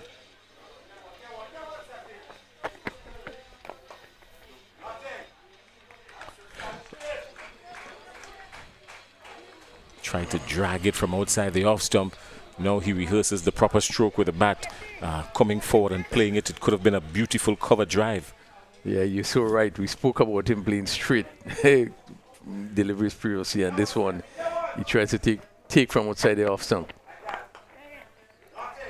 This time he does better. Plays with a lot of risk. We've noticed that from a lot of these Windward Islands young batters. They play with a lot of risk. As opposed to playing with the full elbow come down, they play with a lot of risk. Something for them to work on. To those of you outside there, young cricketers, you want to pay attention to that. Not so much the risk, but play with the cork of the elbow come down.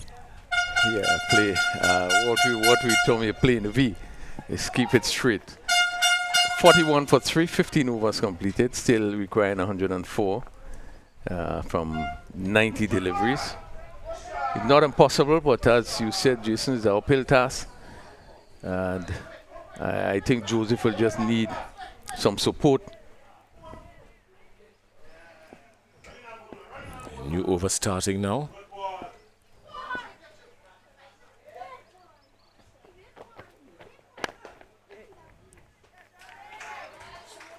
Again, this Trinidad and Tobago team keeping the screws tight on the Windward Islands. The Windward Islands, even though they've lost 3 wickets, they've not really given it away, so to speak, and I give the Windward Islands credit for that.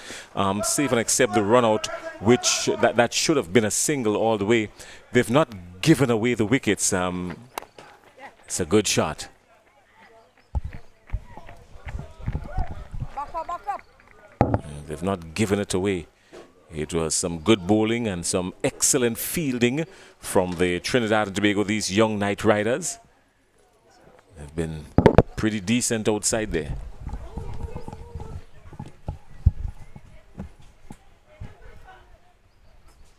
Mahadio, he's gone for 12 already in his spell.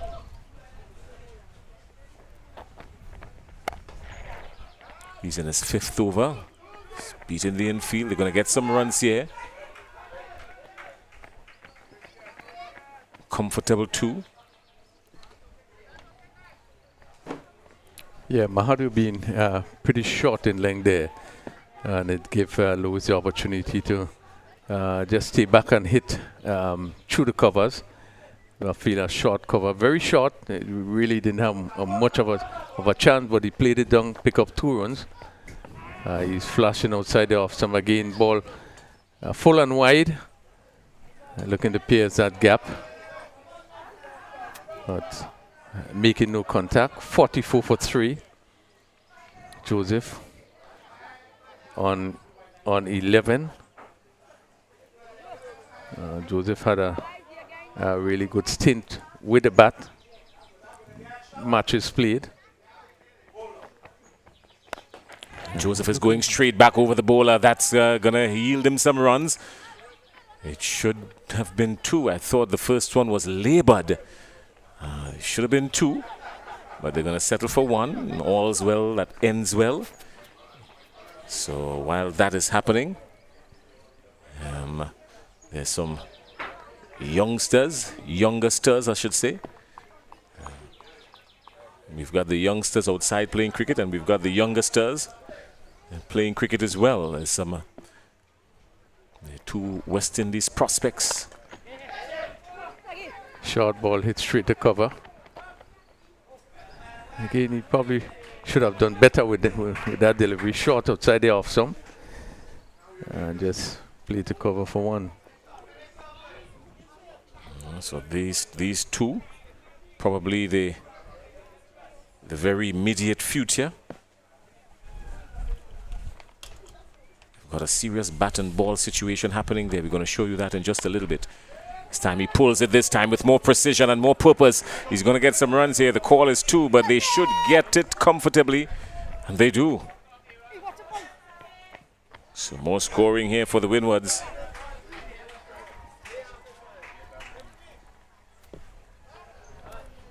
Moved on to 49 for 3. 49 for 3 at the end of 16.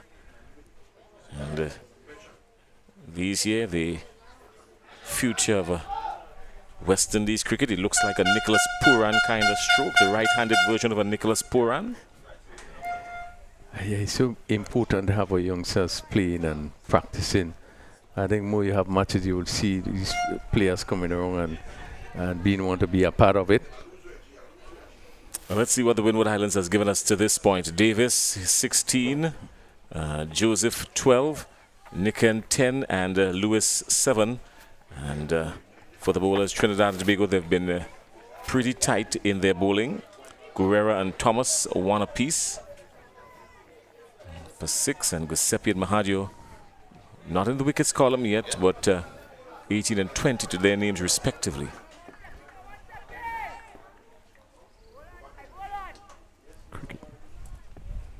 Very soon we'll be joined by Altab Bashk. He's an executive member of the Trinidad and Tobago Cricket Board. General Secretary. We've got some tough questions for him. He's occupying one of the main positions in the Trinidad and Tobago Cricket Board. He's occupying the position of the General Secretary. That's the man with the plan. The man that has to execute said plan. And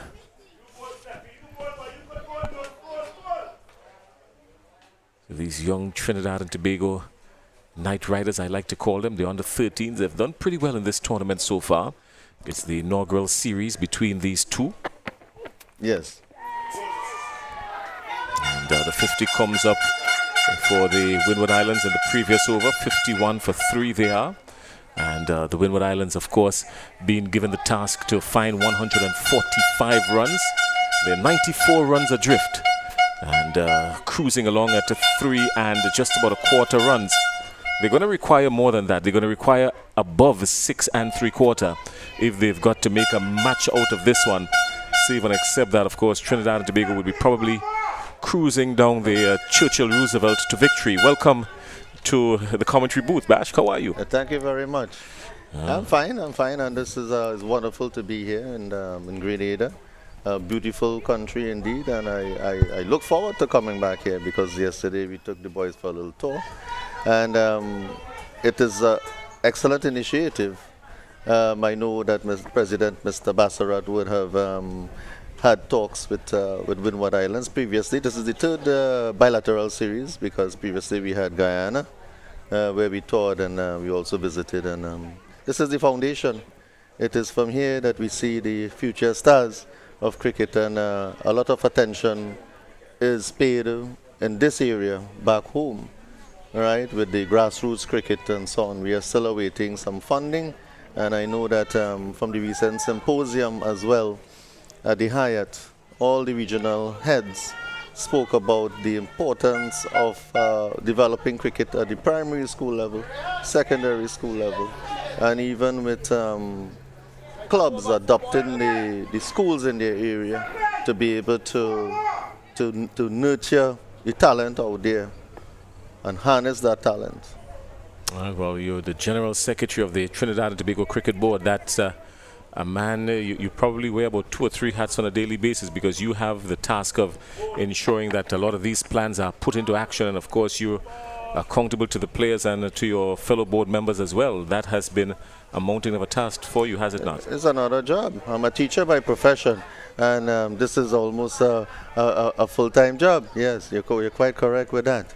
But, I do have a passion for cricket, and I come from a cricketing background, and I always look forward to being with the boys, and I enjoy being with this under 13 group, especially with the support from the excellent parents that we have, and on who visited Grenada as well. So we have a good following, and I like to see the youngsters move from point A to point B to point C, and to help them strategize and learn the different elements of cricket. We were told that this group came together just about 6 weeks ago, even coming out of what I could refer to as an intense initiation process in getting them together, selecting a final 15 plus reserves from 120 coming out of your zonal competitions. Well, yeah, we have 7 zones on Tobago, and then the selectors would come together to select that group where we play a few trial matches and so on. So the weather did hamper us quite a bit, but we were able to see enough of the players. The players got enough chances to be able to prepare themselves. Well, you spoke as a good shot. Straight back past the bowler. It's the safest place to hit the ball, really. Just one coming off of it. It was firmly struck, not placed, but firmly struck straight to the fielder at mid-off, sorry. Straightish mid-off, maybe long off, you can say. And just picking up 1 run. But you spoke about funding and financing. That was one of the points you made as you sat in the chair. How has that been? And what are some of the challenges that you have there? I mean, you sitting where you sit, you would be able to tell us some more. Well, the sport company of Trinidad and Tobago have been very cooperative in, not only with this store, but with all the age groups and even senior level premiership cricket. So we continue to get a lot of support from the government of Trinidad and Tobago and the sport company, Ministry of Sports. And of course, our own minister, Ms. Shamfa Kujo, is a lover of sports, and especially with the youths, knows that the investment there is key. So in my respectful view, I believe that even Dr. Rowley on several occasions would have pointed out that who's the Prime Minister of Trinidad and Tobago, of course, that it is key to make the investment here. High performance centers, talent identification, going into those remote areas to be able to get those potential fast bowlers and so on. In fact, during this off period, we have our coaches trying to work on strength and conditioning with the youths, because there is a bit of a shortage in the fast bowling area. So there are a few areas that we want to work on and develop to produce the future Laras and Bravos and Anthony Grays and Bishops. Well, you've got a plan, and you stand the man with the plan in the land. You're the General Secretary. So if anybody has the opportunity to put that plan together, it's you. In the meantime, the Windward Islands, they lost another wicket, 58 for 4. And the Windward Islands, of course, with a huge mountain ahead of them. And more drama here at the Lassajes playing field. And the required run rate has now climbed to almost 6 3/4. Good shot. Manuel.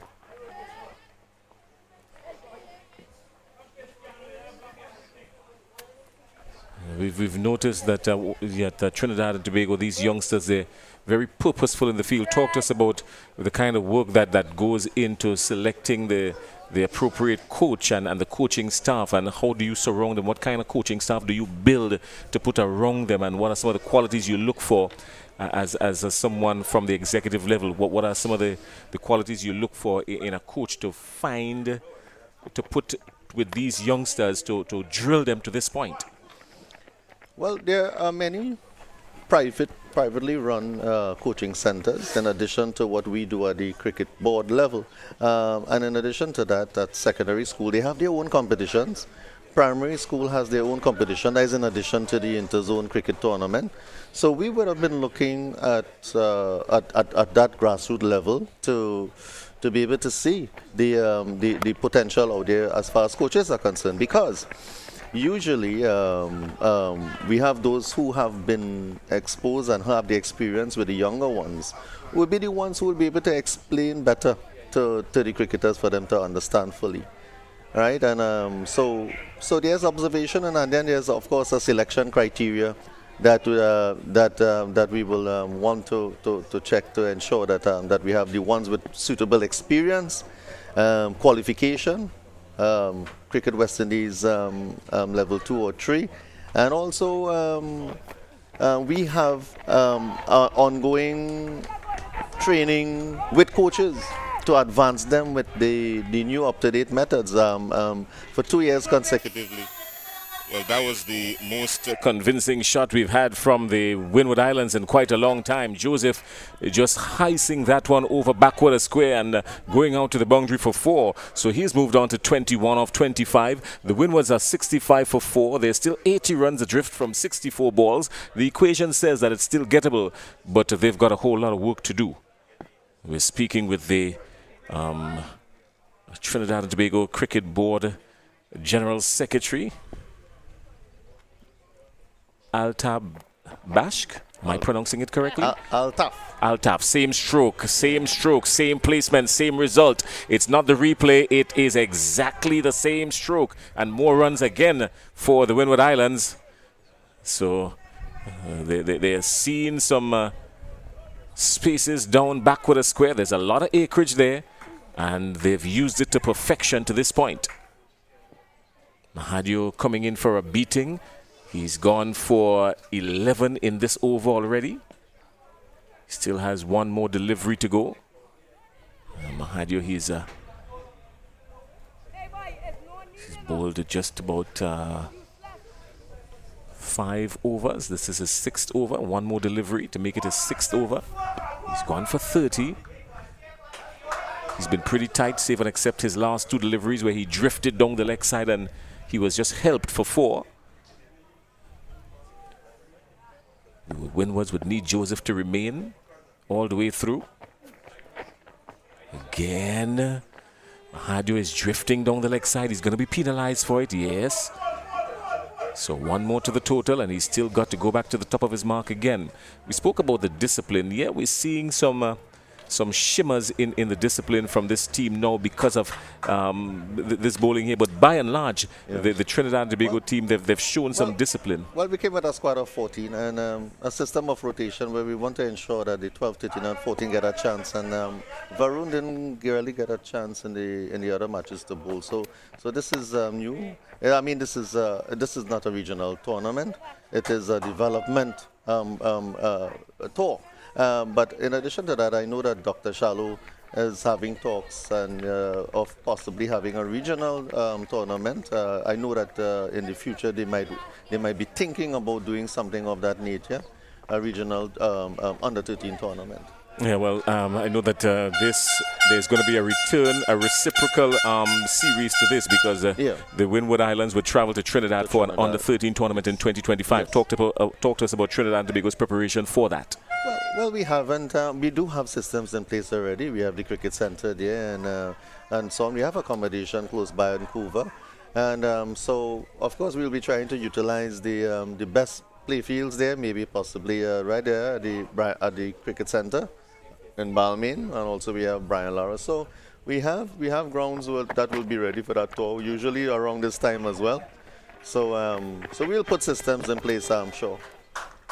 All right. Well, Altaf, thanks a lot for joining us. I know you want to go outside there and scream and be with the bullhorns and all of that with this young Trinidad and Tobago team. I see you there with the parents, and you've been very active and showing support. It's always good to have an executive member at the ground level. At the ground level, showing support. But I mean, there's an abundance of talent on display here with the Windward Islands and also Trinidad and Tobago.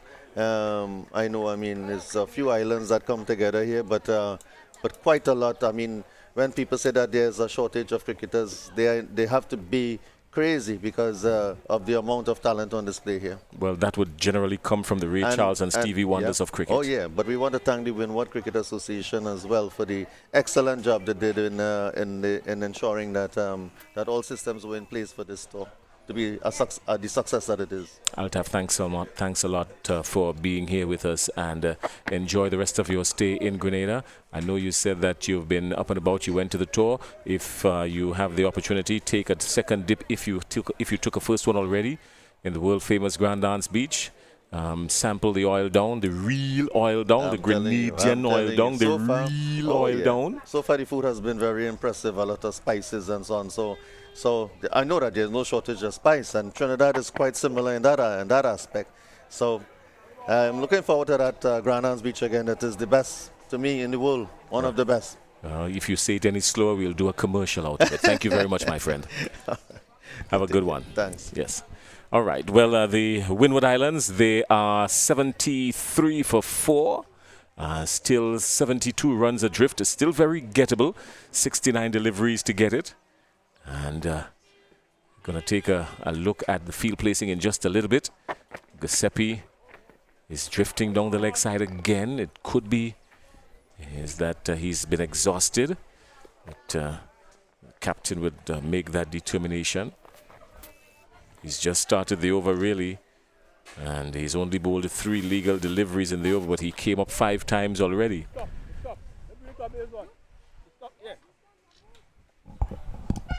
So Clyde Rondell John will join us. And 74 for 4. The Windward Islands, 74 for 4. Yeah, 74 for 4. 18.3 overs gone. It says that they're in a pretty stable position.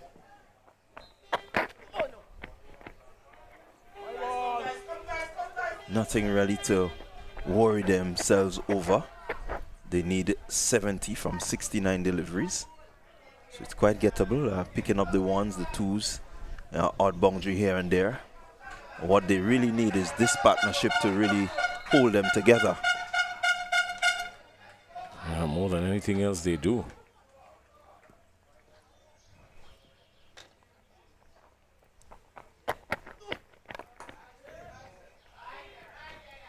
Well fielded, can't beat the infield. So this partnership already realizing nice healthy run rate.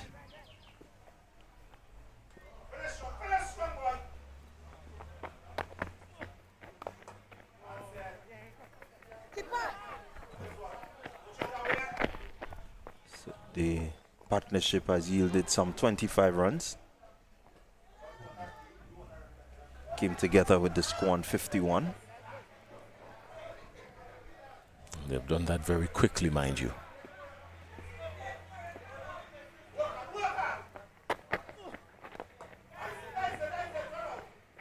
Certainly some clear plans in terms of running between the wickets and looking to put the fielders under pressure.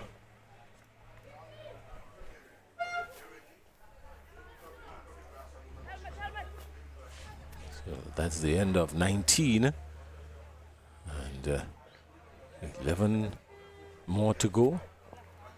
11 overs remaining. The Windwards under 13. In search of 145. They're 76 for 4. You see some of the top performers in the innings so far. Yeah, Joseph looking well, 26 from 29. Davis, he came in, he had 16 from 17. So these are the guys that really seem to have put some impetus into the innings of the Windwards, innings which started really slowly, but they seem to be able to pick up as they go along. Right, well, at the start of over number 20, Emmanuel is there on 6, and Joseph has come in like a rocket, and he has blasted his way to 26 off 29 deliveries. The Windwards need him to stay and bat through the innings. That should be the plan. Yeah, definitely that should be the plan. He has shown that he has the ability to find the gaps. He has the ability to strike the ball pretty firmly. And so the field will definitely be back for him somewhat. Katwaro's turning. He's got a unusual action. We call him the left-arm Chinaman. He's just turning. Katwaro.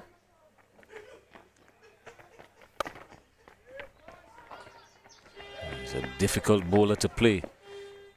Imagine you're standing at the batting crease and seeing this coming to you. You've got to be always watchful, because the left-arm Chinaman, you heard them talking about him even before the start of the series. Look out for him, they say. Yeah, really have to be focused when you're playing a bowler like Katwaru. He tends to get his back to the stumps. His hands comes really high, and the release point is very, very important. As a batter, you need to watch where he releases that ball. Tight bowling. He's given nothing away so far. They squeezed a single off his second delivery, but he's been more or less spot on ever since.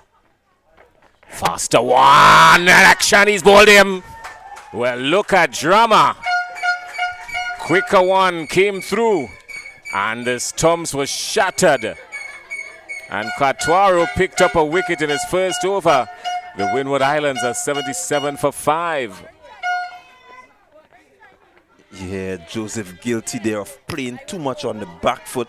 Had enough time that he could have gotten forward and really looked to stroke it maybe to the leg side, which, you know, would have been much more controlled. But he preferred the back foot, kept low, cannoning into the stumps. It would have been a beautiful cover drive had he come onto the front foot, but he opted to go back, and it cannoned into the middle stump, and then history tells us the rest. Johnson Richardson, he's the current president of the Grenada Cricket Association. He has joined us.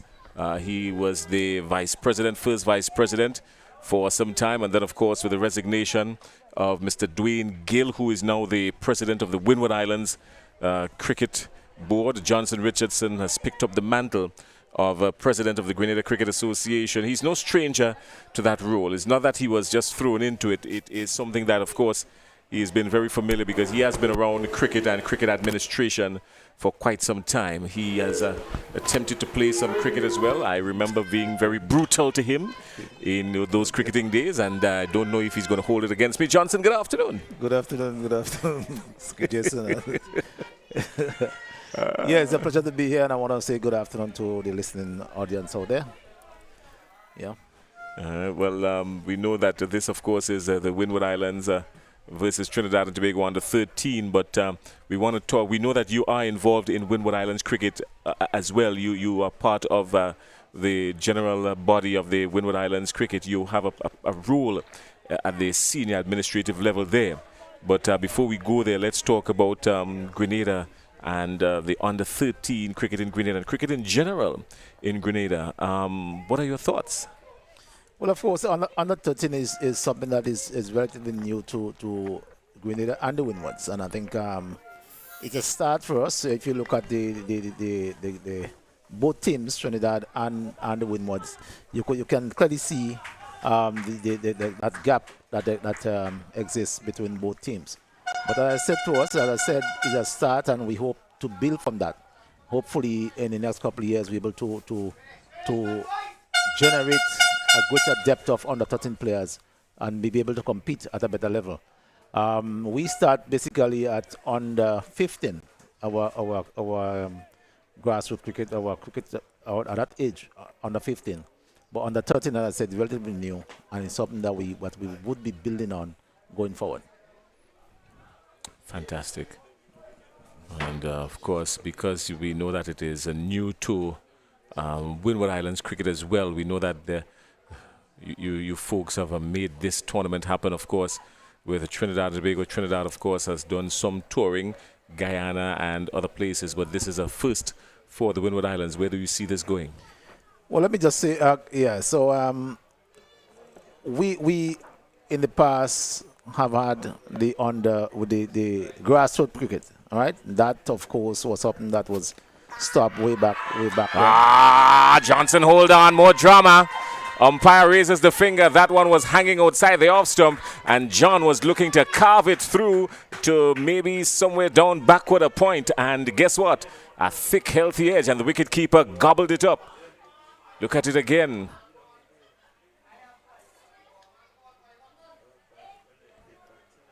Yeah, he was taken. And more drama here now. The Windwards are 78 for 6. Dylan John, who went outside there, didn't last as long as Williamson fired. Now he's walking back.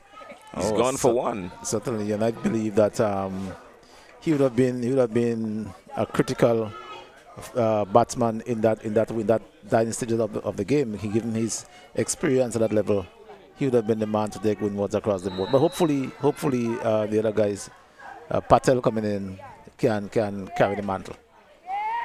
Yeah, so you were speaking about Windward Islands under 13, and what are some of the plans that you folks have for Windward Islands under 13 at this level? Yeah, so individually, countries like St. Lucia, Dominica, if you Dominica have had some under 13 tournaments playing against Barbados and so on in the past. If you look at the guys here representing Dominica, you would see that they're a little ahead of the rest of the guys. All right, so they would have had a stint of under 13 cricket prior to coming here. The 4 guys representing Dominica would have played in the Windwards under 15 earlier this year. So they had some experience and so on. But the other countries is relatively new, St. Vincent, Grenada. And of course, St. Lucia had some also, but St. Grenada, Dominica, Grenada, St. Vincent, those are new territories. That would be something that the Windward Island would be placing greater emphasis on going forward, because we have to at some point return to that grassroots stage of development to get our cricket to the level that we want to get it at. So critical to our drive moving forward is under 13 cricket. So it's a start for us. Have you noticed any under 13 talent? You don't have to call names, but have you noticed any talent shooting out saying, you know what, this here is one for the immediate future, even at the under 15 or the possible under 17 level, looking a year, 2 years down the road? Of course, we from what I saw here in this short tournament, you would have seen some bright spots, and I think this augurs well for Windwards cricket. Well, he was thinking, and then he came back, and then he was caught in the valley of indecision, and it was easy for the umpire to raise the finger, and another wicket goes down, run out. Good work by the keeper, and the Trinidad and Tobago has picked up another wicket. Take a look at this.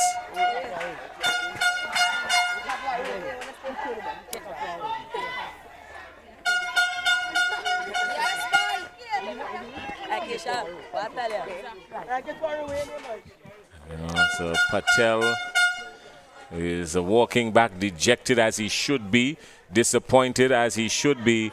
The run was never on. Definitely, and Patel, I think he back up a little too far down the wicket and had difficulty making his way back in to his crease. But that's in the nature of the game. I think he also ran out in the second game, so probably prone to outing in this manner. Oh, it says that I know that your coaching staff, you have a lot of work to do with your coaching staff, and Might just be some things to work on. I said it earlier. At this stage of the tournament, at this stage in their career, this is where you want them to make the mistakes that you can work on so that they can correct it moving forward. This is the bending the tree while it's young stage. So making the mistakes at this level is not bad. Working on it is what is important. Definitely. And this is what I said. This is why I said it's critical for our development is making sure that we have the right coaches at place at the under 13. So moving to the under 15, the guys would have been in a better position, learn all the basics and so on, and those would impact the coaches and so on, would impact the necessary knowledge. So those mistakes that they're making here now, moving up to under 15, hopefully we will not see those mistakes, and this is where the development, this is where the direction that the Windwards cricket hope to move, in the near future. Thank you very much, Johnson Richardson, the president of the Grenada Cricket Association. Johnson, it's been a pleasure having you. I know that you stopped by just for a brief moment, so we want to say thanks a lot for joining us. My pleasure. And it has been good, and we're going to keep on chatting as we move forward. All right, in the meantime, the Windward Islands, they require a further 67 runs from 55 deliveries, so they've got balls to make it happen. They've got more than enough time to make it happen. What they are running out of is wickets. They're running out of wickets, 78 for 7 at the end of 21. What's up, people? Are they going good? Clyde Rondell John will join us. Rafael Crony will come back into the hot seat. And we're going to be using the opportunity to chat with a few more of our visitors, maybe from Trinidad and Tobago, and then some of our friends here in Grenada. We're going to use the opportunity to do that, to engage everyone. These youngsters, they would look back at this and say they remembered when they were in Grenada and when it all started for a lot of them. Clyde, the Windwards require 67 from 54. Gettable, yes or no? What are your thoughts? Yeah, really, it will take some getting. I think they have the personnel there in Emmanuel. He has shown a tendency to really be able to strike the ball well. As we see him now just rocking back and pulling that one through the mid-wicket region. They will cross for 2. And 2 good-looking runs to Emmanuel. So I think once he's there, Williams, we've seen him show the ability to keep out a few. Definitely, once these two can build a partnership here in quick time, possibility does exist. Yeah, you never say over until it's over. 78 for 7. Well, then it moves up to 80. And they require 65 from 51.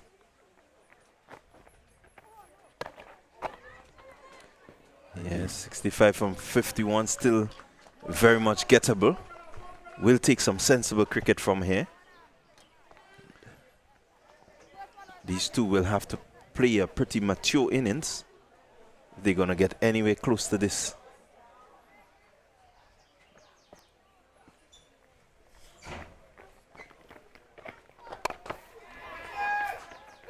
Lifting this one down to the man at long on. Picking up just a single. But the intent is there. I think what they may need to do is to focus a bit on the placement. Getting 1s and 2s. It's going to bring them close, but they just may need the little odd boundaries to really help them out at this stage. Yeah, they would need to pick up some boundaries.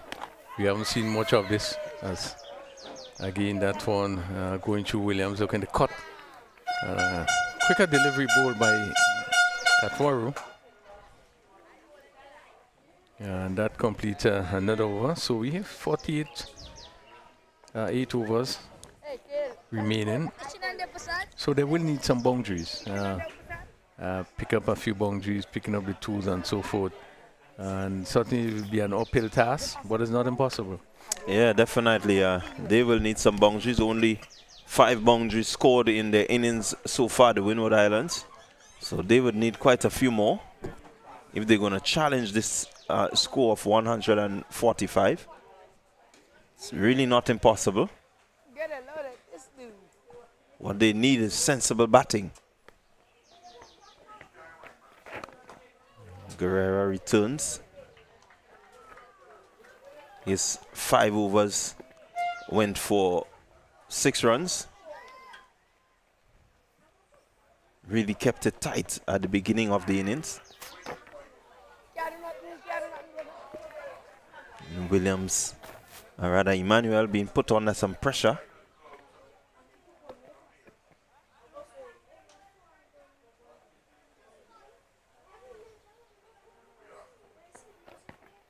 Faster, flatter. Yeah, and I think that the bowling of the Trinidad team really helped put some pressure. One remembers when it was you find that the batters were not scoring, difficult to get runs off. Despite the batting of Davis, I think he was probably the most fluent we'd have seen. But when a number of overs was bowled and they were not able to get the single, they were able to move it around. And that helped put some pressures during its final over. And already just 6 runs, and he continues to keep it very tight. Yeah, really tricky customer there, Guerrera. And looks to flight one, he looks to pitch one faster, he looks to make sure that the batter reaches for one. And so he has a bag of tricks. And really maiden over there to complete his spell. And so the completion of his spell, he bowled his 6 overs for 6 runs. Really outstanding, picking up 2 wickets in the process. Yeah, very good spell, very tight. And you could see him even at this age, a lot of variation. The quicker one, the ball that gives a lot of air, and you have to think. You're not going to get the same delivery every delivery wouldn't be the same type of ball, and therefore you're seeing a deal of maturity in this bowling.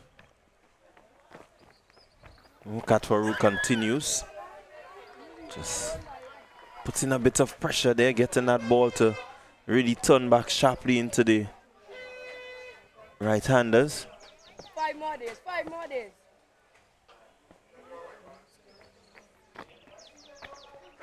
Outside the off stump again. Williams really not able to connect on any. Yeah, Katwa really enjoying his spell here. Come on, get there.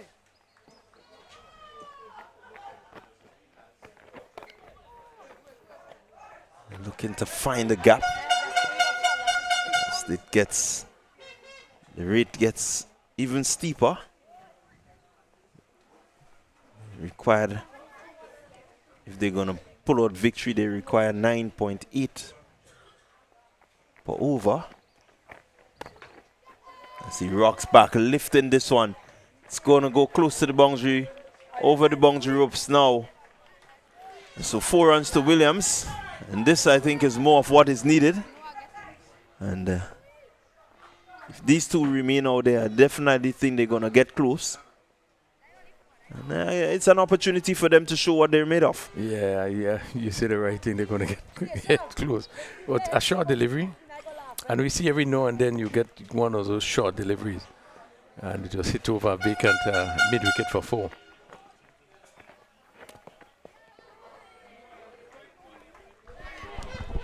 Yeah, I think the Windward Islands will look at this game, and you can look back and really see that they needed a batter who is not afraid to play on the front foot to a lot of these spinners.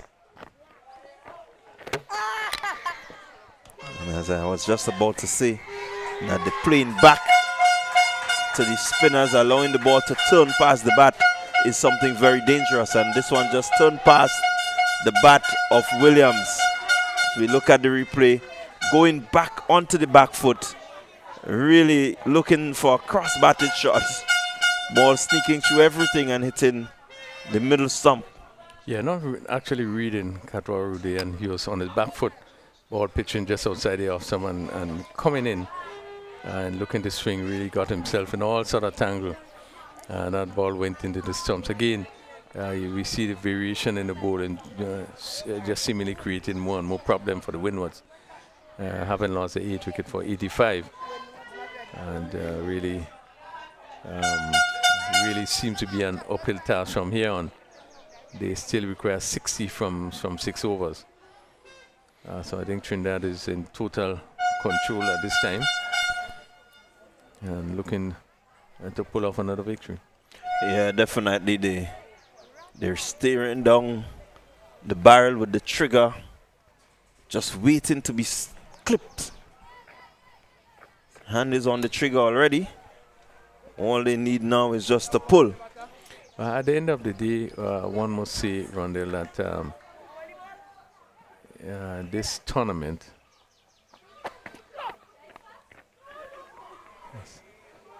this one is played down to third man. Thomas picking up the attack from this commentary booth end, and 2 more runs to the score as Emmanuel steering this down to third man for 2. At the end of this tournament, there's a lot of positive for the Windward Islands. As we said before, we have seen the work of the Trinidad and Tobago team has really paid off. We have seen the all-round cricket. We have seen the all-round cricket in terms of the performance on the field and even off the field. It looked the part, looked very organized, and really we have seen the performance really confirmed that a lot of things have been happening on a 13 cricket in Trinidad Island State. Yeah, I think what is, as we see Cahill Thomas in again, good delivery. What is really evident, and I think what is responsible for the level of confidence that we're seeing, and you look at almost every player out there, they have a level of confidence. In speaking to a couple of the members of the Trinidad and Tobago teams, even some of the parents, what you would find is that they play a lot of cricket at the under 13 level. So they get to showcase their skills ever so often, and that's one of the best ways you can get confidence. As 2 runs is being picked up by Emmanuel. He really is the person out there, the lone person who's really trying to more or less save face for the Windward Islands. Joseph tried his best. Davis also showed that he was willing, and now Emmanuel is making an effort.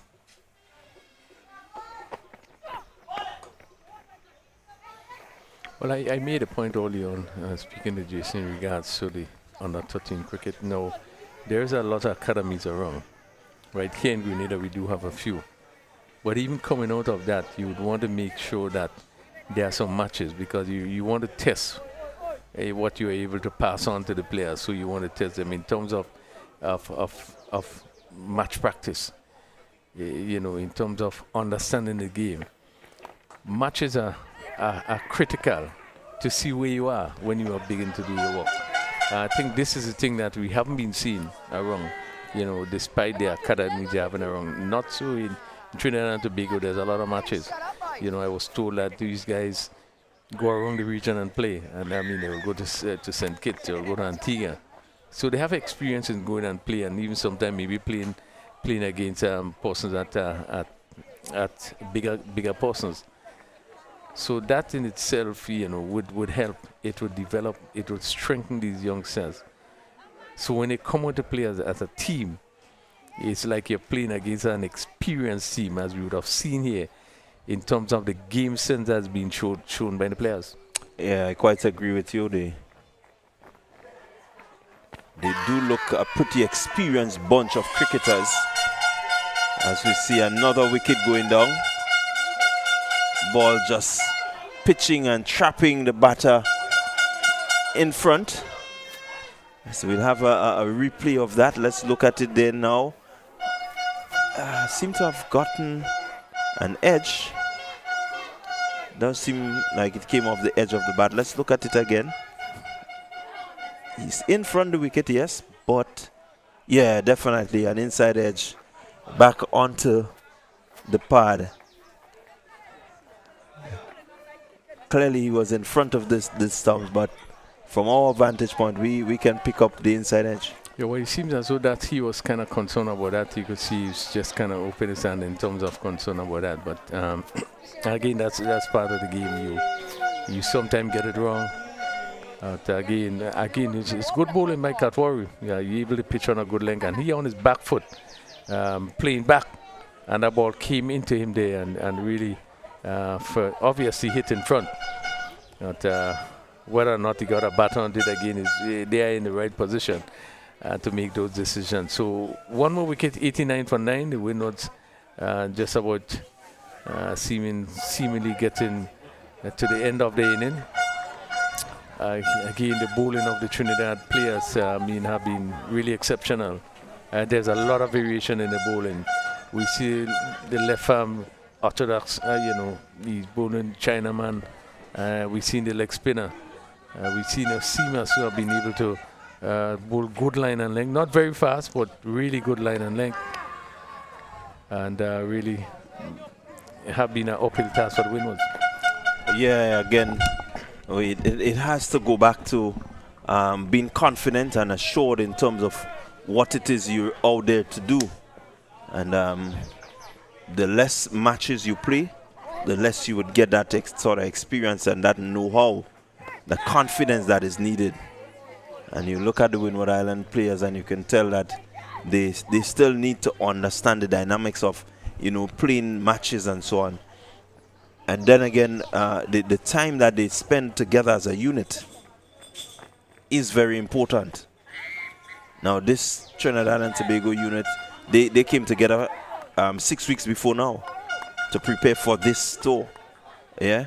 And so these are the things that would help to build their confidence, able to really follow that directive of the coaches. The coaches have time to really input into the boys. Boys, this is exactly how we're going to do this, And the Windward Islands, they haven't had that opportunity. They came together, had the camp for just about a week and a half, and into this game. So it means that the different territories, the boys have just a short time to really acclimatize and get to know one another's strengths and weaknesses. Yes, and I guess that's the challenge we have for the Windwards. But I do believe that this a lot of positive there is going to rub off as we complete over number 26, and the score remains 89 for 9. Yes, making the point that I think a lot of positives will come up from this. As I think we said very early, having an under 13 tournament, and it's a plus for our development of our cricket. Previously, we would have under 15 and upwards. So to start on under 13, a good opportunity to start to build from a younger age. And this would only spells that it should be a plus for the development of Windwards cricket. And we have players ball hit to cover and being dropped there. Short delivery ball by Bashu there and hit straight to cover. Yeah, Bashu should have really had a wicket there. And was it firmly?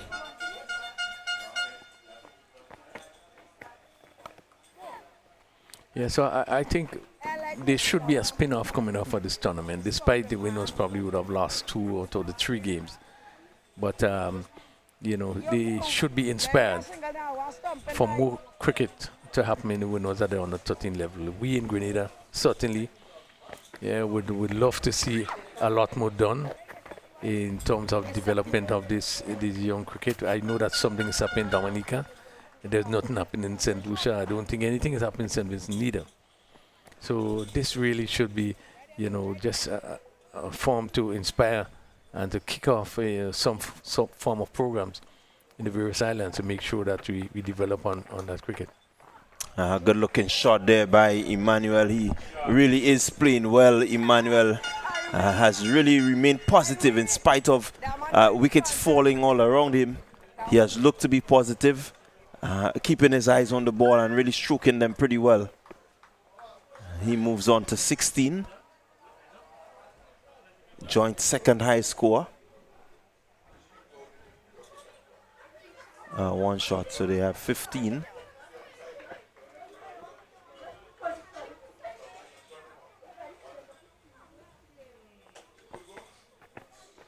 Pitched again and looking to just turn it. But quite rightly, a lot of positives. The boys, you see a lot of the potential that they have. You look at the bowling unit and you see how well they bowl. They can move the ball both ways. And, you know, so there, as you said, rightly said, there is some positives that they can take off. But it just exposes the amount of work that needs to be done. Yeah, and I think one of the feature of the tournament is the support of the parents. As we look to or look just to our left, just as we see the parents. This one lifted well. It goes for one. They're running, and he's going to be run out. Really not the way that you wanted the game to end, but Francois has been run out, looking to complete two. Really needed a bit more speed there, Thomas, really turning pretty slowly, and the throw coming in and him finding himself short of his crease, bringing an end to this series. Game number 3 has been won by the Trinidad and Tobago under 13s. Yeah, and deservedly so. They really would have played a better cricket show this tournament. You see that that run out really looked on the card from the time they turned for the second. Francois have been very quick running into the wicket, so you run it by a long way. But credit must be given to the Trinidad and Tobago team. They played a better cricket. I think that, you know, all-round cricket, they would have played really well. We saw in terms of the cricket sense and the knowledge of the game, that was clearly seen in terms of how they played. And certainly they are deservedly winners of this tournament. And I think we can only learn. I think the winners team could only learn quite a bit from what they have seen in this tournament. Pleasing to see the support as making a point to the parents coming out, and they have been integral in terms of what has been happening to the players being selected. You could see the joy, you could see the support, and that goes all with the development of our cricket. The parents getting involved, and really is a key factor. And certainly it has been really an outstanding tournament, despite we had some rain. But we were able to have 3 matches being played. And I think more or less, besides the first game, I think we had a lot of cricket being played, and, you know, credit had to be given to both teams. And the Windwards, I think, also need some credit in terms of trying to make sure something happened in terms of our development. And I do believe that this is going to kick off from here. We're probably going to see it happening in the rest of the islands, knowing that there's a return, meaning that the Windwards will be going down to Trinidad probably in about a year time. So certainly there's a lot to play for. And even though they would have lost, but they don't need to keep their head low. But really, it's a lot of positives that came out of this tournament. Yeah, quite rightly so. A lot of positives. Let's just quickly give you a synopsis of what took place in this second innings. You had the Windward Islands coming to defend to get 145 for victory. They were really restricted by some good bowling from the beginning. To run through the scorecard for you, the good scores came from Jason Joseph, the captain. He had 26. You also had Nyan Davis. He had 16 from 17. Jean-Claude Emmanuel, he batted for a while, just tried to keep things together. He had a score of 16. These are basically your double-figure score. Niken Justin, he also had 10. Outside of that, the others really single-digit figures. Nothing really to write home about. Bowling for the Trinidad and Tobago under 13s, Guerrera. he had 6 overs, 2. And the pick of the bowlers, Katwaru, picking up 3 wickets in 4 overs. Yeah, just 9 runs, and really he had a good spell, and Bashu coming in just for 1 over. So it was a real all-around bowling performance by the Trinidad team. What they did well was kept things very tight. So they didn't really release the pressure in terms of free scoring, but was able to keep control right through. So Trinidad and Tobago winning by some 52 runs. So we just about seeing the players coming together maybe for a small presentation at the end of the game. Welcome to the post-match ceremony, post-series ceremony for the Invitational Series, Youth Series between the Windward Islands Cricket Board under 13 and the Trinidad and Tobago Cricket Board under 13. First of all, I think we must give the players who participated in this series a round of applause for some outstanding cricket at the under 13 level. And we'd also want to say special thanks to all the players who joined here to Grenada, the players from the Windward Island territory, St. Lucia, St. Vincent, Dominica, our host players Grenada, and the players from Trinidad and Tobago for coming on up to Grenada to participate in this series. We thank you very much, and kudos to the Trinidad and Tobago under 13 team for emerging victorious in this remarkable series. We know it has certainly been a pleasure to host under 13 cricket in Grenada at this level, and we are very pleased that we are able to contribute to a successful tournament. We hope that all players and everyone involved in the tournament had an enjoyable time here in Grenada, and we certainly look forward to seeing more of you and hearing more good things of you as you continue in your cricket career. We want to thank the Ministry of Sports, the ground staff, umpires, and game staff for their contribution to ensuring that this tournament is a success. First of all, we'd like to present some individual awards, and we have 2 MVPs, the MVPs from the Windward Islands team and the MVP from the Trinidad and Tobago under 13 team. First of all, we're going to start with the MVP for the Windwards, the host team, J. Sean Joseph, and relax Mr. Steve Mahon, former lead selector for the Windward Islands, to assist us with the presentation.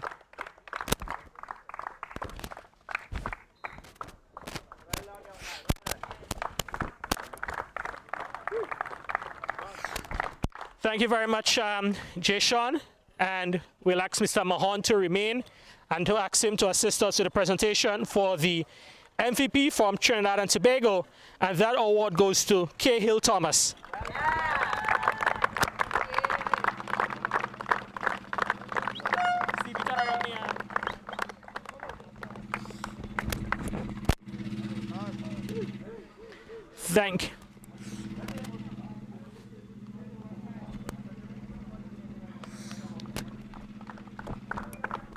Thank you very much, and now we're going to go ask the President of the Grenada Cricket Association and Director of the Windward Islands Cricket Board, Mr. Johnson Richardson, to assist us with the next set of presentation medals to the victorious Trinidad and Tobago under 13 team, winners of the Youth Under 13 Youth Series. And we will start at the bottom of the list. Varun Mahidio.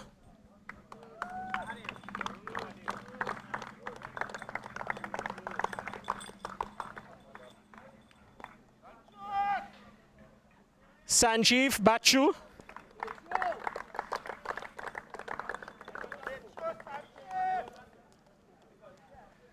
Savir Rambaran.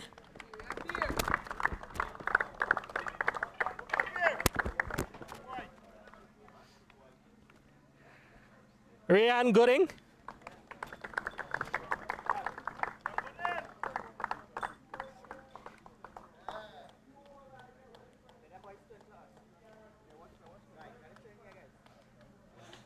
Nityum Mongru.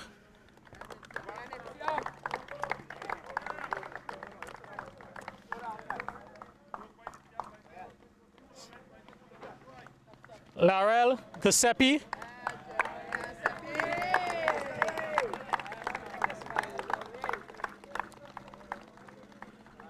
Kavid Katuaru.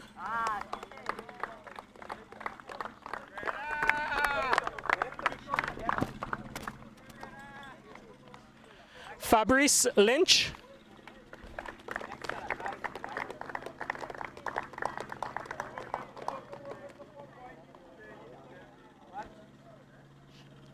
Ishahan Dio Prasad.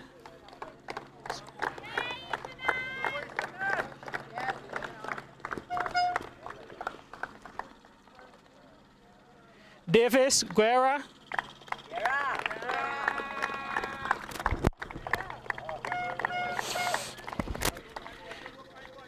Cristiano Bihari.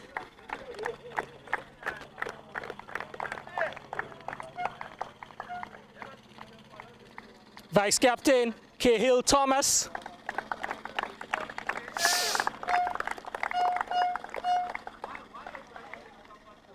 And the captain Kishav Mongru.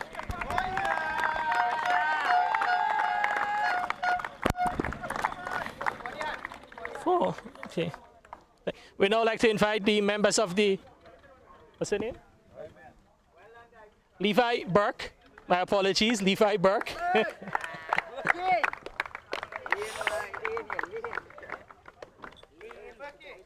And now I'd like to invite the members of the management team, coach, managers.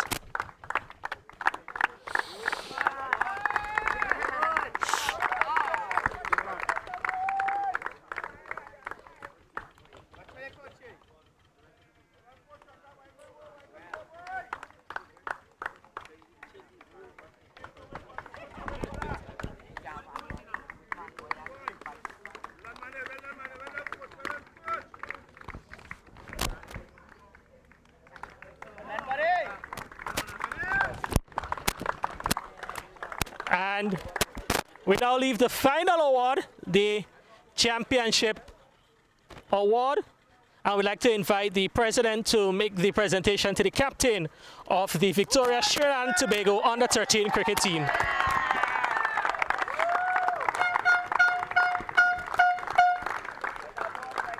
So before the players go off to have their photo opportunity, everyone involved in this tournament, we say thank you very much. The Windwards players, we wish you guys all the best, safe journey home. Those of you who have to depart tomorrow, Trinidad and Tobago team, wish you very best, safe journey home. And we look forward to hosting you in Grenada, maybe at the under 15, under 19 senior Trinidad and Tobago cricket team, West Indies, Windward Island senior team. We look forward to seeing so many of those faces in the future. And all the best in your studies for the next semester.